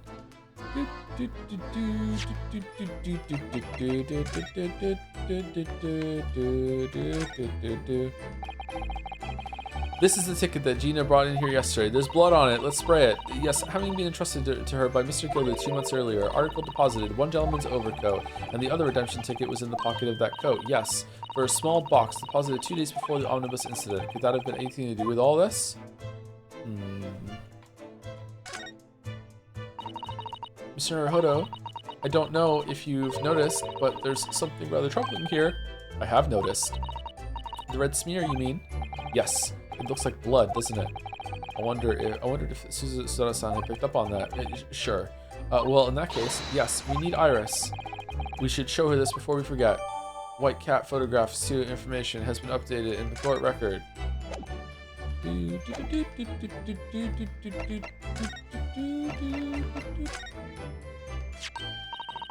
Oh, that looks like blood. I would say it's from a gloved finger, almost certainly a glove made of leather. Well, don't worry, Runo. You can leave the rest to me. Okay, but the carriage driver was the one that was supposed to bring this. How did he get blood on him? Is that the same writing? Oh, look at that. Yes, that's a color we haven't seen before, isn't it? Or did McGilded write this? That's a color we haven't seen before, isn't it? Yeah. We simply must add it to the portfolio of blood samples. It could be an important clue.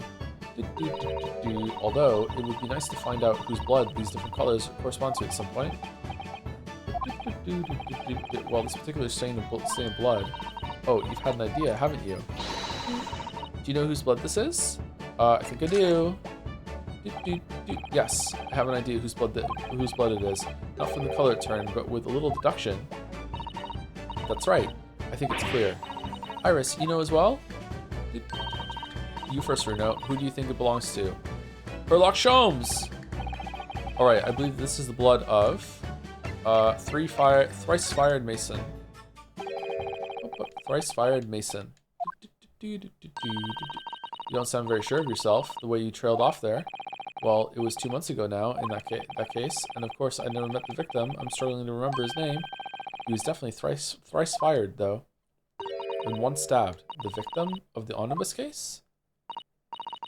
Yes, his name was indeed Mr. Thrice Fired Mason. But that would mean that his bloodstain was left on the ticket 2 months ago. Yes, I think it was. Gina brought this ticket here to Windibanks yesterday, suggesting that the bloodstain was already on it at that time. So it's a smear of blood from the time that Mr. Mason was killed 2 months ago. Something else is coming back to me now. Mr. McGilded was also wearing leather gloves that night. Wow, fucking hell. Now I ask you, what good-hearted soul wouldn't rush to help a fellow bleeding from his stomach? Wasn't about to start worrying about me gloves now, was I? I reached out to give the man a hand. Okay, so the blood got on his hand when the carriage driver went back and gave it to him. So the writing is different then. Okay. Certainly does look like a leather gloved thumbprint, this mark. But we know that Mr. McGilded had no injuries at the time anywhere on his body. From which we can conclude... Wow, the carriage driver was fast then, if the blood was still on his hand. Wait, no. Maybe he touched the corpse afterwards again? That any blood on the glove belonged to the victim, Mr. Mason. Mr. Naruhodo. You sound just like Mr. Sholmes. Minus the quirky slip-ups, I hope. Yes, I think you're right, Bruno. Very well, let's make a note of this. The details of the pawnbroker's ticket for the coat have been updated in the court record. The blood samples portfolio has been updated in the court record. I'm really fucking hungry and my stomach is grumbling. Has been added to the court record. Okay, do we talk to you now? No, we're done. Alright.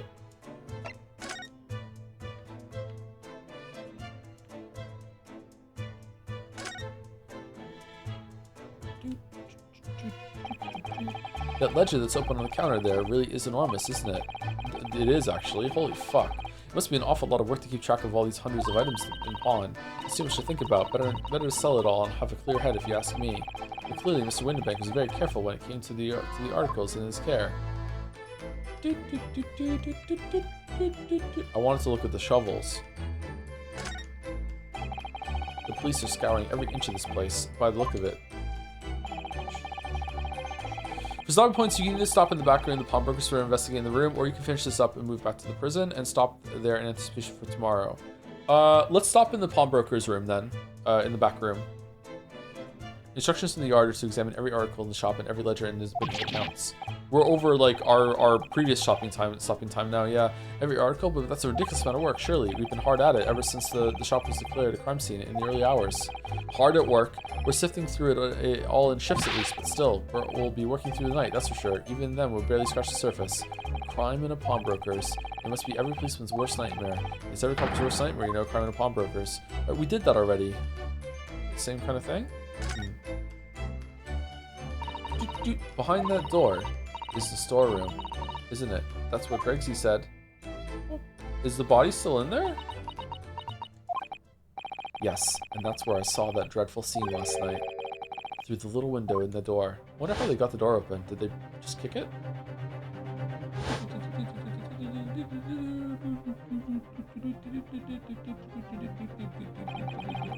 Mr. Winterbank face down on the floor, with Gina beside him. It's not looking good. As the accused legal representative, you have the right to examine the scene, Mr. Naruhodo. We must make a thorough investigation. Yes, of course, and we will. Tomorrow, behind that door, that's the real scene of the crime.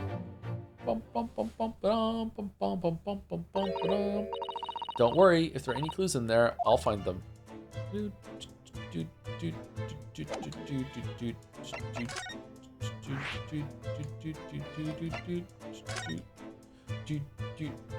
Thank you, Pepsi Addict, for gifting a sub out and then just bits with no message.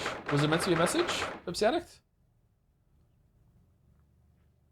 Is it your renouncing of Pepsi? Oh, this is cool. 16th April, Winterbank storeroom. Okay, just an outline. Poor Iris. She's climbed up completely. Iris is bound to find this difficult. After all, Mr. Winterbank's life was taken in this very room only last night. Me and you, though, we don't care. Keys. A bike? Greg? Fucking, who checked you in? How much did they get for you? Wait, Inspector. What is it now, Sunshine? You took one look at me and tried to run away. You think a Scotland Yard inspector would run away from some jumped up little defense lawyer, do you? Well, I've never seen her ladyship looking like that before, is the thing. I didn't know what to say to her. So you weren't running away from me, you were running away from a 10-year-old? You were running away from a 10-year-old. I'm afraid this is all a little much for young Iris.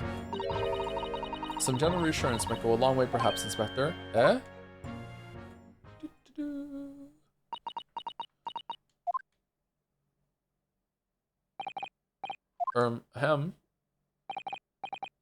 Don't trouble yourself unduly, your ladyship. I mean, at least you're not dead, are you? I don't think that went very well. Why? Look, I'm in the middle of an investigation here, Sunshine, and I told you not to get under my feet. And we have investigating to do ourselves. Yes. I'd like to hear more about of what the socially inept inspector has to say. Me too. Yeah. Oh, Hurley, and inquire into how Mr. Storm's operation is going. Oh yeah, we have to do that, don't we?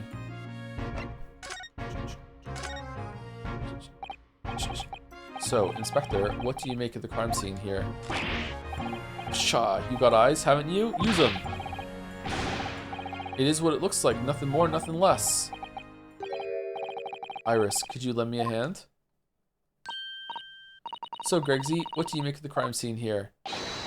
Oh yes, your ladyship, do allow me to humbly explain. Last night, shortly after the hour of 1 o'clock in the morning, Scotland Yard police attended to the scene.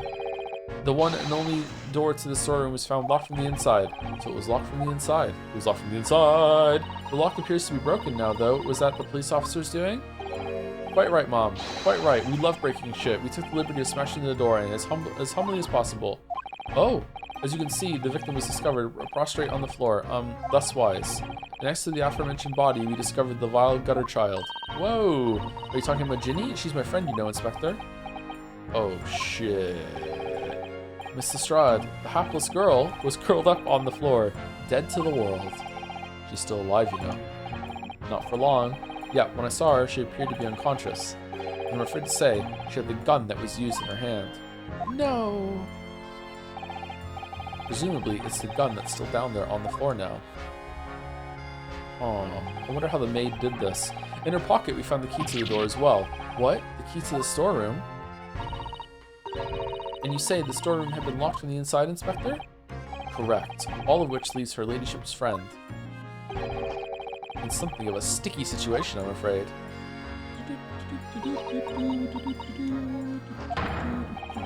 Obviously, my personal opinion is that it's all some sort of misunderstanding. Of course it is, Inspector. Of course it is.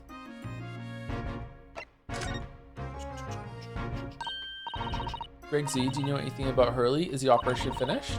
Is Hurley alright? Is he? The thing is, don't mince your words, Inspector, please. You don't mean to say that Mr. Sholmes is... No, the operation's done and dusted. It's just that, well, out with it. Yes, Mom. They use something called a general anesthetic. It's the latest thing, renders the whole body insensitive. The whole body anesthetized? Is that even possible?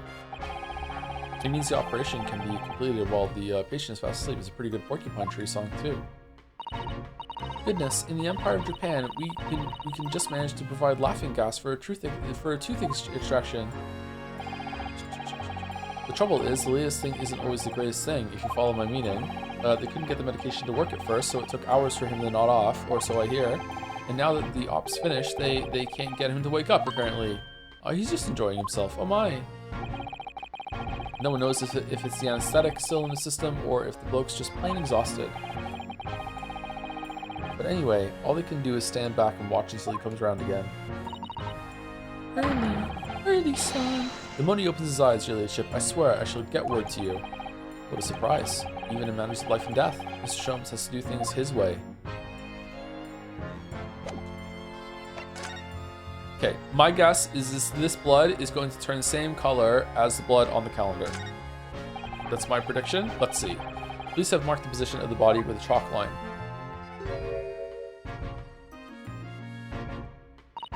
You're good, Joe? Oh, should we stop here? Poor Mr. Windibank. He was a nice old man. Well, he was shot just once, through the heart. Most likely, the fellow died instantly. He wouldn't have felt a thing. Alright, I'm wrong. Never mind. My bad. This is not going to be green. This is what I meant. Oh, I thought you meant, like, finish the investigation in here, and then we can stop. Okay, we'll just do this part, and then we'll stop. This must be his blood, then. Shot through the heart, and you're to blame. Ah. I don't like to ask such a wretched time, Iris, but I wonder if perhaps... Don't worry, Susie. I'm ready for action.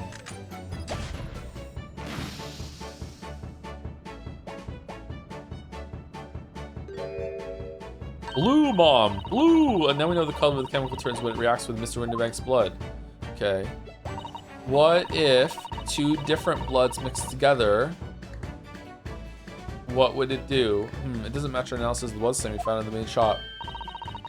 No, but let's add this sample to the others we've already collected anyway. The blood samples portfolio has been updated in the court record. 3 samples of blood analyzed with a special chemical indicator developed by Mr. Sholmes. Different people's blood turns different colors. Alright, so he's being robbed and he shot someone. It went to the calendar. I'm really surprised. I thought for sure that he got shot when he went to the calendar and then he ran in here to protect them. Okay, so that's not what happened then. Alright, this got a lot more interesting. I have actually no idea how this happened now then. Unless it was some fuckery with the window to make it so it was a locked room. Huh. Maybe she passed out when she came in here. Anyway, that is it for today.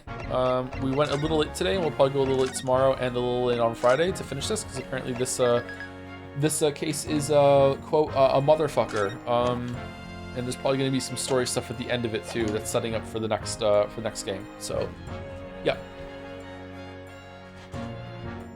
Anyway, that's it. Thank you very much. Is there anyone from community that's live to raid? And if not, I'll see you tomorrow. Well, sorry, not if not. If anyway, I'll see you tomorrow for more of this. And then on Friday and then on Saturday, we're doing Pathologic 2. If Pathologic 2 goes badly again, like it did on Tuesday, then I'll probably just continue streaming it with chat down, or I'll just throw in the towel and say fuck it. There's also a very high chance that I just won't be able to finish Pathologic 2 if it does a lot of combat, because the combat is just awful and I don't really like it. If it's gonna make me if it already puts me in a room and makes me have to fight like 6 guys with knives like it did in Pathologic 1 with that combat system, I might just like check out. I don't know, we'll see how it goes. But yeah, and then also I'm doing Road to Empress. We're starting that on Saturday with Walrus, Hypothetical Walrus. And what I missed with Pathologic, not too bad. I don't know, maybe I was just unlucky, and every single time I looked at chat yesterday, I was just seeing really, really bad messages. But like there were a couple times where just chat just seemed really, really irritable and catty and pedantic and like, no, it just was really, really fucking irritating. But maybe I was just looking at chat at the wrong time. I don't know.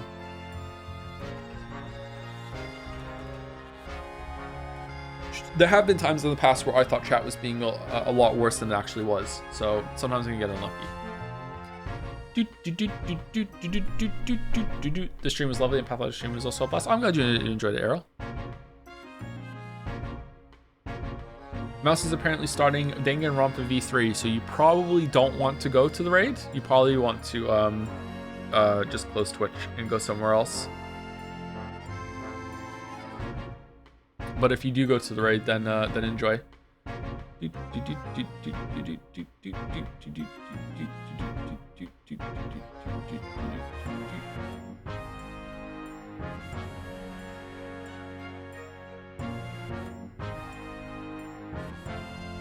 Alright, I'm pushing right through early. I'll see you guys tomorrow. Probably gonna play Pragmata. Or maybe Sifu. I want to play some like gameplay games for a little bit, for a week or two. I want to be able to like move someone and kill something. That's what I want to be able to do. Anyway, see you later, chat.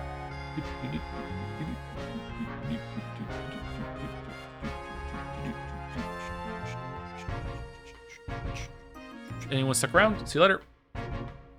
Have a good rest of your night. I'm gonna go get some food.